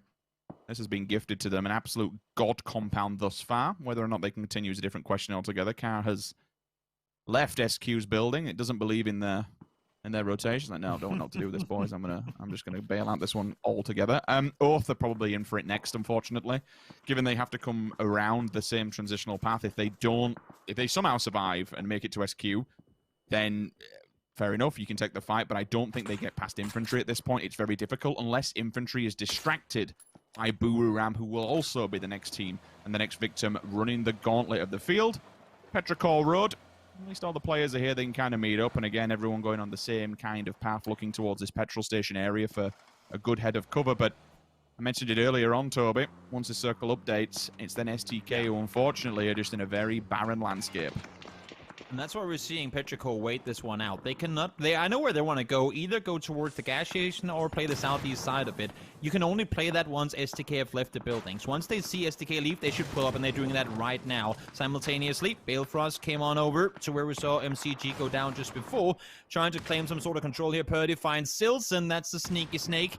And will go down. That means STK now has a place to play from inside the circle. Going back just a few circles, Destination Gaming White, they're only 2 alive. Shoot to Kill got them down. If they had been 4, I'm hoping to hear the analyst desk break this down just a little bit. They were too late on gathering together. They had 2 people where they are right now. They had 2 people out. That could have been them 4 alive from the center. Not the case. Too slow on that rotation. Buru-Ram holding off Snakers. You ain't getting out to the east for free. I am stunned STK has made it to this position, so credit where credit's due. Detonation Gaming really haven't put any fight against them, but are they hiding? If you see the kill feed kick off any second, it's just because they're simply sitting inside, and it would equate that STK has absolutely zero idea, but you would have to anticipate someone being there. Yeah, Balefrost trying to make a last stand. It's going to be denied with the overpeak. 1-2, thank you. Macau is pretty heavily tanked up. That's a lot of damage done, and the nades are inside. But with every single bit of damage done, STK is actually, they're taking over this compound. I'm a big fan of this. They shouldn't be here. They shouldn't have been allowed to get to this point. Malofa, what are you doing? It's not like they're not coming. Shoot your opponents when you see them, especially when you push on. Yeah, he ended up getting exploded and knocked himself there. Now they're center circle. Shoot to Kill are going for the ultimate annihilation of Detonation Gaming White, and they're getting every bit of it that they want on Civil. Spots one of the members. That's got Meow from Buru-Ram. Almost gets him down, but has to retreat to the compound. Gas canister kills. You love to see it. Whether or not one of the STK's players hit it, or he actually hit it himself to deny the point. Either way, STK have somehow, by hook or by crook, made it out of the apartment blocks and to this position. Macau is still alive, but for how long, I do not know, because eventually Infantry will be making a move onto this. They can move ever so closer, but it all depends on what SQ do, because SQ's next point of contact is Infantry. There's nowhere else really to go. They're kind of bottlenecked in here, given the fact that Petrichor Road and Fury are on the opposing side to them. It's a difficult one. Oh, God, there's so little. Thank you, observers, for giving us that angle. It's like you are holding on with dear breath, my boy. Yeah. There is absolutely nothing. The fact that we still have 22 alive in this circle is mind-boggling. Teams have been allowed, and I don't know how. I mean, we talked about STK getting to this position. That is probably what makes the most sense of where we see teams right now. I'm loving where Long is, but teams have been allowed to push so close to one another without other teams daring to push out. Infantry hasn't been able to do much, and it's because Destination Gaming White were only 2 in the compound. They couldn't do a whole lot of playing aggression, and now there are just so many teams locked around that north side compound. Sonics trying to wrap around south, but Strim's just been found. 9 gets him down immediately. They have to expect more people to be coming in from here. It's nice that Mimes made it to the wall, but look at Boliang's position. Holding the off angle just kind of puts a hole on that one altogether. Isle will fall, but certainly Fury has been crept upon. There's plenty more people out here, but the level 3 again, survivability-wise, kind of does help that. Long, get your gun out, look towards the car. Shoot the man as he crosses the road. There is one there, turns around on a dime. If he gets that kill, it would have been huge. Necro shuts it down. Smoke up. Is the revive possible? He is inside, so it will be well, but we have to go back to 9. Infantry are still holding on here. Mime at least onto long skirt. Him going down is a big, big scalp to claim from the side of infantry. They now fall back for all but a moment. SQ have somehow done the unthinkable and made it to the foothills of this fort. How they've got here is, for me, definitely a bit of a misplay when it comes to infantry, but also individual prowess from the players of SQ. They are somehow making this work. They shouldn't be. Sonics up close are scaring, and they're showing us why right here, right now. 8 kills already for the team. Tiggleton gets the double there. Mime is inside the compound already, and it's just Foliang left alive. I do not know how no one from infantry were designated to hold that south side position. That is, as you said, that's a blunder. That's a mistake. That's them having a chance to play out of a really good compound late and giving it up by simply not keeping track of what was happening on the south side. You're going to have level 3 gear because you have the Mac 14 as well, Toby. It just was not put to good use whatsoever. They got 1 knock, but I think the revive come through unless Bolian can hold. But the double peak should come through. That's a belter of a headshot. Even though he is the solo player, he's making Sonics work for it. Is Mime going to chase this? Don't get punished. Don't get punished. Gun away. He questioned it. He absolutely questioned it. But a nice 1-2 thank you from Mime. I love that. The pressure just gets to infantry and they absolutely crumble. Fantastic work. And out of all the teams in the world, Toby, to be central and to be in a pretty decent spot, I did not expect it to be STK. This is a great push from Apartments. I know I keep going on about it, but again, much like SQ, I don't think these North American teams should have been alive at this stage. No, they were, I mean, Sonics in this one played it greedy. It paid off. I loved the way, oh my, you can see the suppressor. It's like, I think there's someone in there. Sonics played it greedy in that one. It paid off for them. Great play. We can go back to that in just a second. But now, I mean, SDK, they have 4 teams around them. They can't know the exact numbers of who's alive on what team, but they need to just play tight, hold their angles, and play time. They will have to fight each other if you can stay put for long enough. You're in the circle. Neither Buriam or Furry are. Ganaxi to kill demo. He will fall, so I'd assume revive will not come through at this stage of the game. He's also bleeding out hard. Necro would have to just take a very strong hold on this one. Look at the 2 players towards the north. They're going for the full-blown push. They want this position, most importantly. The level 3 gear will keep him alive for now. The headshot doesn't quite land, but there's 3 of them pushing in. He gets 1. Can he get any more? No. It's shut down instantaneously. The smokes will go up as the revive attempts to come through. Bururam with 4 players alive, but the blue is here. It's dangerous. It's deadly. It takes no prisoners. And they're sticking it. They're sticking Konaxi, get inside. You madman. Your health is going to go down. You have STK in front of you. Yes, it denies the point. I get that. But still, you need as much health as humanly possible because you have a monumental amount of work to do. You still have to get through STK here. Fight is far from over. Luke, nice angle. He's really holding this entire line. Can't really do anything to push out Edie. Low HP behind the building. He is going to be out in just a second's time. He might even go down to blue. God, actually, that's going to be a nade on point. Down he goes. Edie falls as well. STK are holding the line, and they're doing a damn good job of it. They are being attacked up from afar, from behind, but in the end, they will get the elimination on Buriam. Now they need to reset. They need to get the heals back up. They need to get ready for the fight to come. Can Macau become an issue from the middle? He's prone down. I don't think they know of his whereabouts. If he can get a knock and a flush, that could allow for Sonics to push across. But this could be an NA on NA. 2 teams fighting for the final game of the day. STK and SQ against all odds. They've somehow made it to this final circle. It's impressive work thus far. You do need to find this final snake in the grass or it could be very problematic. For STK, they do have the man advantage and all the rest of the teams, especially SQ, but SQ has the position. They have the angles, they have the hold. Question is, do they have the manpower to be able to take STK down on their approach? With Mime up high, it becomes that much more difficult, but again, with how many SLRs they have in play, there is still a chance here for Mime and Co to be able to hold them at the roadside. All they need is 1 pick. That's what STK is looking for. SQ are actually split extremely far between one another, and you know, I understand the reasons why, but one knock will be devastating. Sonics, oh my lord, nice tag, Tiggleton. I don't think Sonics are aware if there's 4 or 3 alive and shoot to kill, and they're waiting for some player to potentially be up in the forest. But with time, as you can see now, the forest is getting kind of excluded from the circle. Mime's still looking over. I'm loving the fact that he's not over-aggressing. One shot, back down. You cannot die up here. You are the eyes in the sky for the team. Get all the info you can. Circle will come to your side of the road. Play time, and I gotta say right now, while the fight isn't happening, thank you, Mime, for playing this one passive. He almost got sacrificed by pushing up the stairs without teammates there earlier. We saw it yesterday when they had to fight with 4am and Pachinki too. They over-aggressed, they got punished. Right now, they have calmed themselves down. They're saying, we're not in a hurry. We will wait for the circle to come to us. It has to happen. Let's play it with an advantage rather than aggress now and potentially die being greedy. Thank you, Sonics, for turning that one around in the same game. Thank you.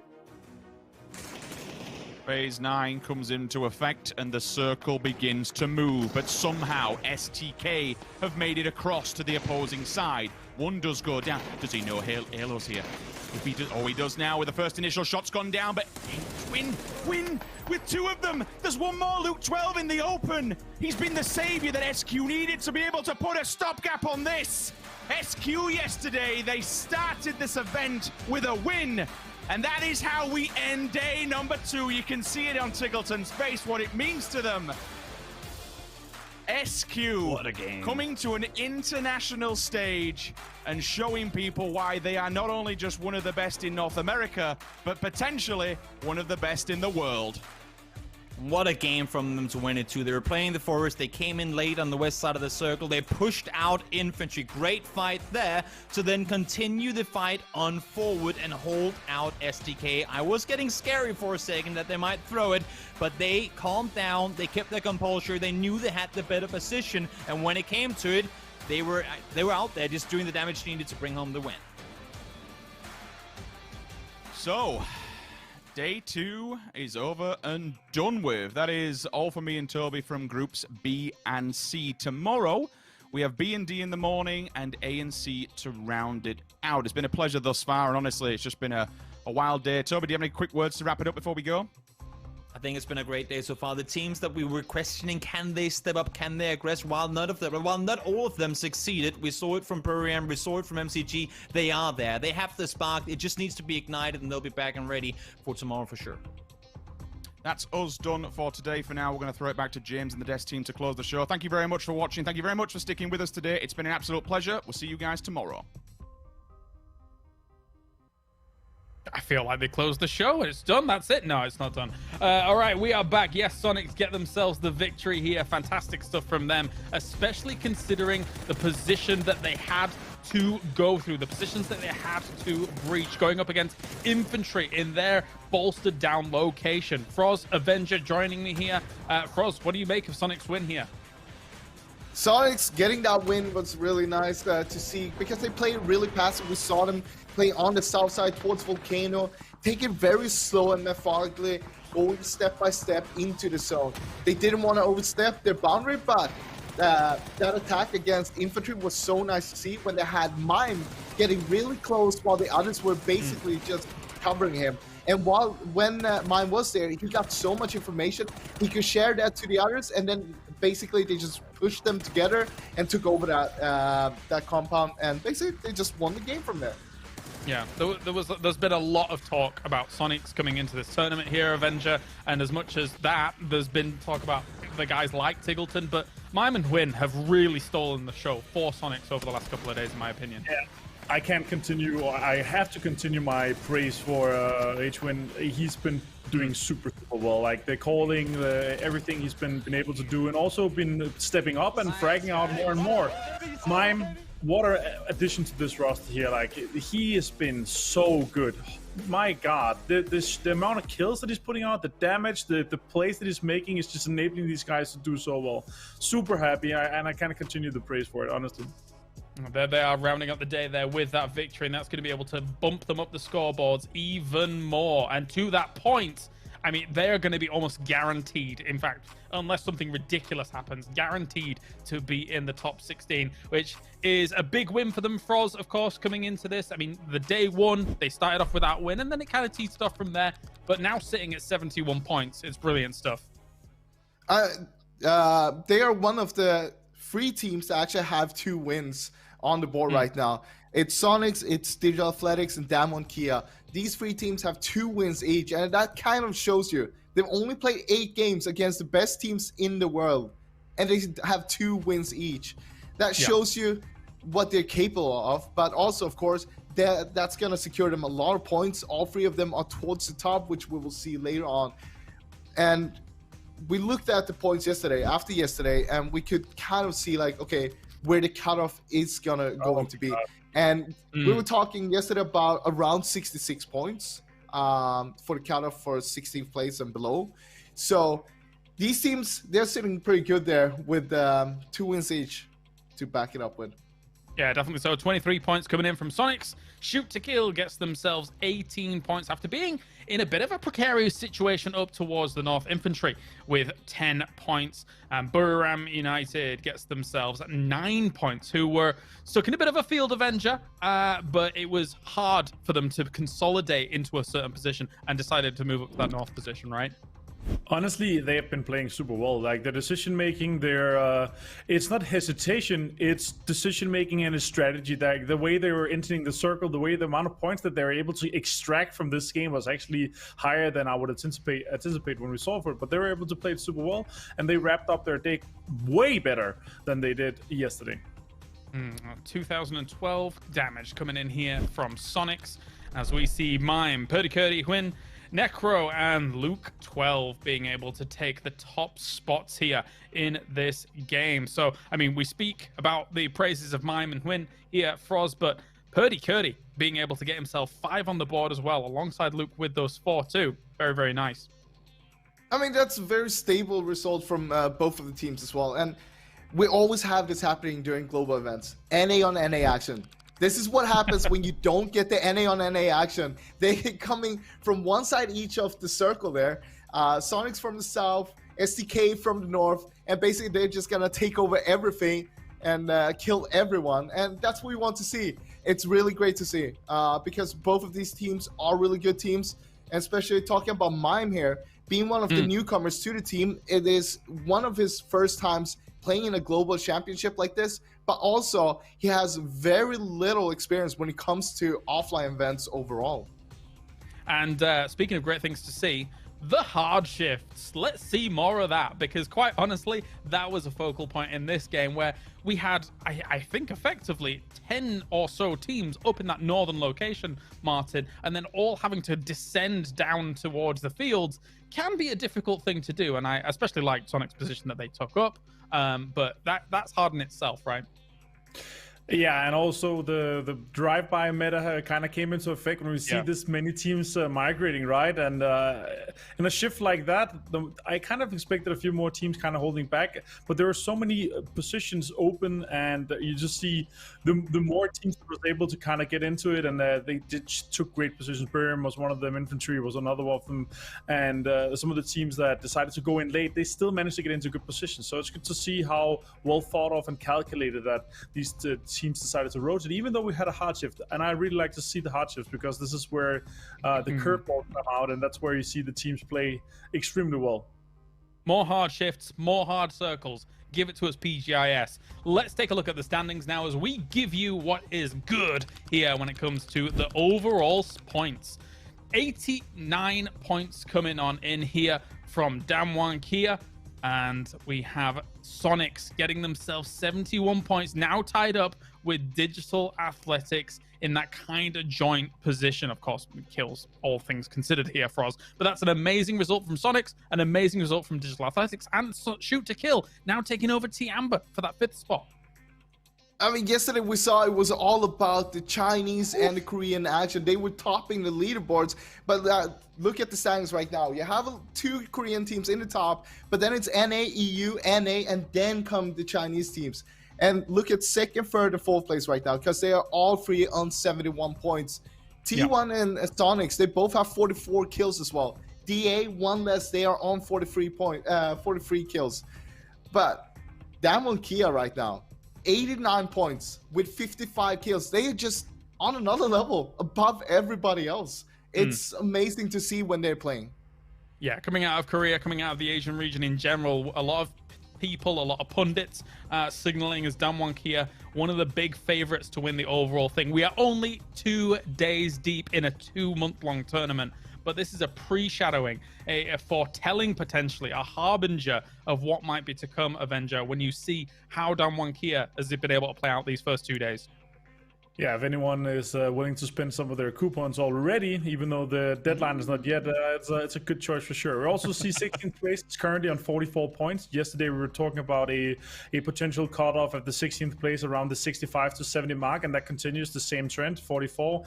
That would be on to 66. So I think we're going to hold that. It's going to be around that mark, and that's going to be what a lot of teams have to aim for. And that means we have 4-5 teams basically that is inside already, and that's enabling them to like bully into potentially tomorrow. They can be pushing out some of the teams, and especially potentially play some of the areas, and even maybe hot drop some of the teams that they're looking to take into the weekly series. All right. Well, thank you very much, gentlemen. And thank you to everybody tuning in around the world here today for day number 2 of the ranking games. Tomorrow, we are back with B and D and A and C. We will be covering A and C later on in the day. And of course, our North American counterparts will be covering B and D. So far, so good. The first 2 days have been amazing. And tomorrow, I'm sure it will be no different. Join us tomorrow, same time, same place, for more PGI.S.